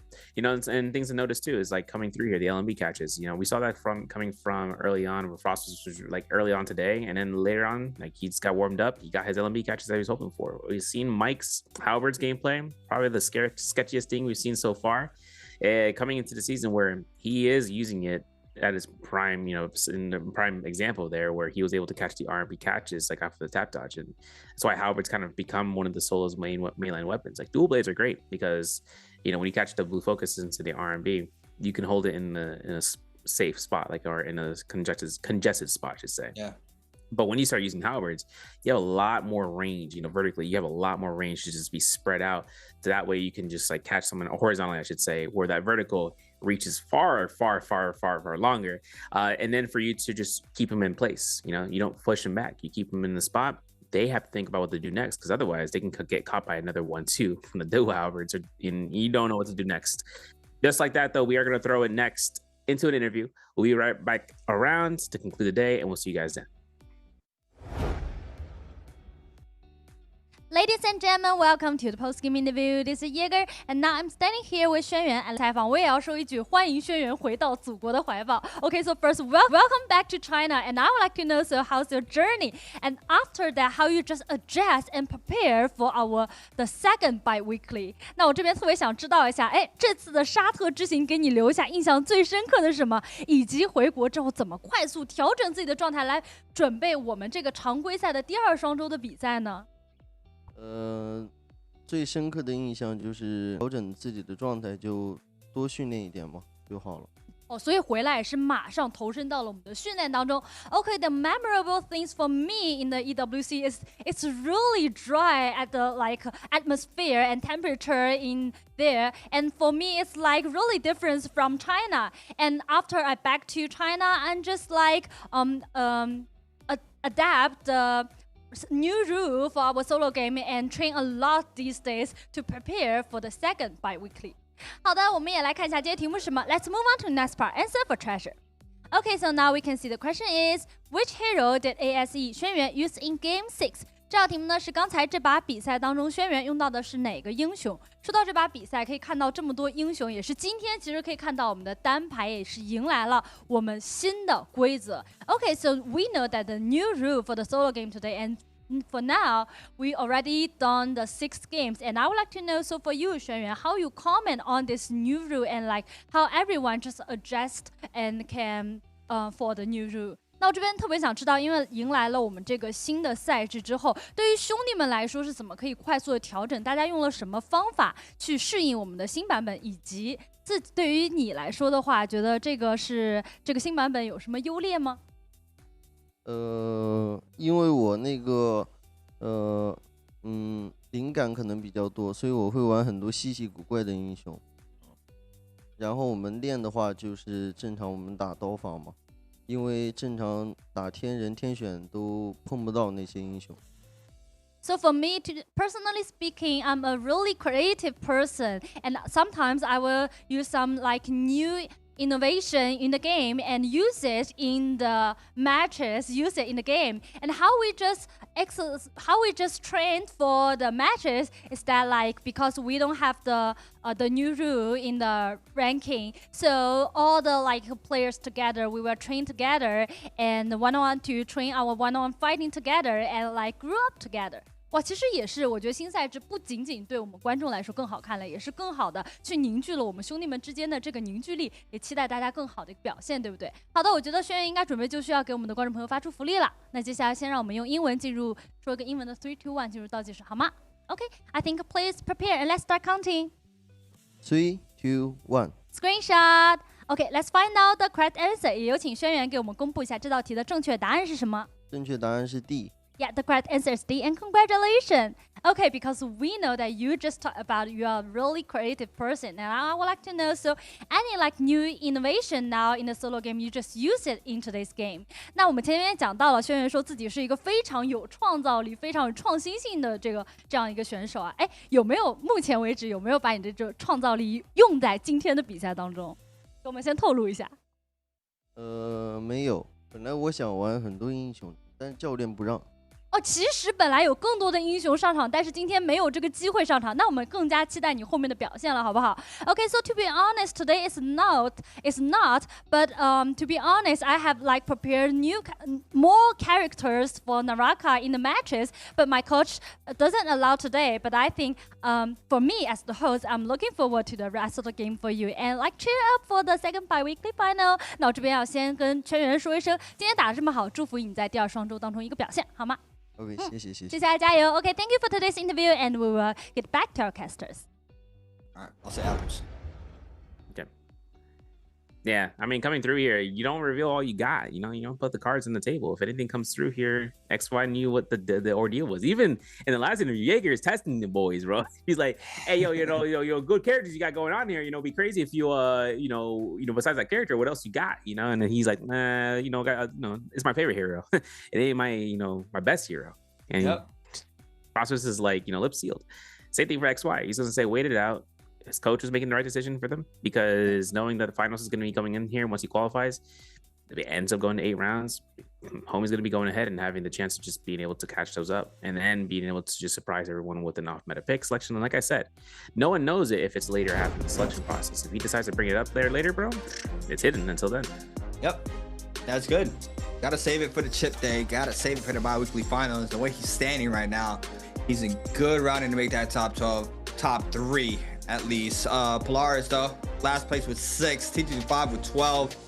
Zhu had, once again, a great start in the day, but to slow down with 13. HM with 13.5, another new cat in the block. Fawn with 15, Star with 15.5 for our 7 through 12. Moving on into our top side of the pyramid, Frostivus in 6th place with 16.5, Choose with 19.5, Mike with 21.5, XY with 30.2, XGen with 32.2, and Verse leading with 37.9. A crazy day one, nearly 40 points for one day. I mean, players don't even get close to 30 in 2 days, so Verse being able to get 37.9 is insane. Yeah, dude, this is the moniker, right? Games 1 and 4 was in game 6 were his highest point games, right? Even though he had 3-3-2 for 2, 3, and 5, like games 2 and 3 and 5. So work out. And this is the schedule I was talking about. Yo, so look at this, right? Look at this map rotation. And I'm gonna break down trios, Big Dan, if I can. I'm gonna try to, so you guys give a quick synopsis of what's gonna happen here. But the first 2 maps are Holoroth, Fedora Midnight and Holoroth Starry Night, both Firefly maps. From games 3 to 6, they're all daytime maps. More specifically, though, game with Morris Isle Dawn, specifically Morris Isle Dawn. That alone is like a line of sight thing. And Pedoria, Morning Dew, or Holoroth, Overcast, Cloudy. that also creates, the ghastly mist. That's going to be coming through there for the 4-phase round system. And I don't even know how much time I got to explain it, so we're going to try to do it as condensed as possible, right? Trios has been changed for the pick bands. The first 2 games are going to be mirror comps. The 2 most played comps are going to be given out to game 1 and game 2. And then the remaining 4 rounds are going to be a 4-phase system. The pick bands there, you guys see how it ends up with the point bands. But just know that there's a lot of comps that have to be rotated now, especially. That's my mini spiel about it. There's a video on it. But, CA today, see, 9 eliminations for Verse. Yeah, it's kind of coming through there, but he's still kind of like we mentioned even in the beginning of Spring Split. Like, this man is a top 3 gamer. Like, he is one of the players that makes it happen, and today was an example of that, especially now against Mike. Yeah, I mean, he is our Summer Split Finals winner. So I mean, he's been showcasing throughout the whole 2025 season. Spider does take the last bi-weekly plus MSC, so I feel like right now those 2 players are in that top 2 right now, fighting to take the chips home throughout the remainder of the bi-weeklies. Mike did take a chip home for the 2025 season in the Summer Split, but he's had a really rough time, especially in those first few games where he's not able to snag up those points. I believe even the chip he took in the Summer Split, he was probably the last, or if not one of the last players to even make it in the threshold for that alone. So he's been having a really rough time, but you can't knock him out. He is our 2-times champ for the J-Cup as well. So, everybody just says you can never count out Mike because he always has something in the gas tank. And, throughout the next remainder of days of the bi-weekly 2 and moving on over to bi-weekly 3 and 4, all the way to J-Cup, he's really going to have to dial in a lot more to prep up for that J-Cup. I know bi-weeklies are very important, but Mike and everybody else in the lobby, even in global, are prepping up for that J-Cup J-Cup at the end of the year with qualifiers and all that happening right before. But yeah, it's really rough to say right now because everybody is sold out. And you see how high the competition is now just in the Pro League alone. You can see how close everybody is. Top 3 is just a couple points away. Even with Verse having insane games today, he's not that too far off from 2nd and 3rd. And top 6 still in the mix as well, just being able to close out. And with that match point system in finals, it's just anybody's game, and who's able to take MVP home, which is making it to the threshold. It's just a very, very exciting system to see, because you can have crazy amount of points, but if it doesn't go to game 8 and that threshold player or anybody in the threshold does an MVP, it does go to the points, but overall it's just anybody's games. And that's what I like about this system. It's a lot different than your standard esports systems that you see in different titles. But for this alone, I like how it's just you gotta stay on your toes, 10 toes down every game of the way, all the way up to 8 games or whatever the case can be. Because MSC 6 games completed, and right before that it was 8 games for the bi-weekly 1 of the fall split. So overall, it's just always changing, always evolving. Now new system in play. It was amazing to watch that martial arts solos there in the beginning, being able to see everybody in the back end just laughing and seeing how the 1v1s go down. It's a very exciting thing to watch there to start off the solos days. And just overall, everything from today was just a big change, and it's a lot more refreshing. It's something to keep looking forward to, and I'm just excited to see what the future in NARAKA is going to be like as well. Yeah, big time. And I think that kind of comes down to where this is going to be where we evolve from this point again. It happened once, and the Koi Cup system was introduced, and then all of a sudden, boom, another system for solos. As for trios, still stay the same until tomorrow, and then hope to see what solos kind of brings out the offering the all the entire roster to be played out. We will find out later on and see if that's the case. But tonight, guys, is going to be the end for you guys in the EU region. Have a wonderful, afternoon. For the NA region, have a wonderful day. My name is Severio, alongside with Creatives. We're going to tune you guys out here. Until next time, take it easy.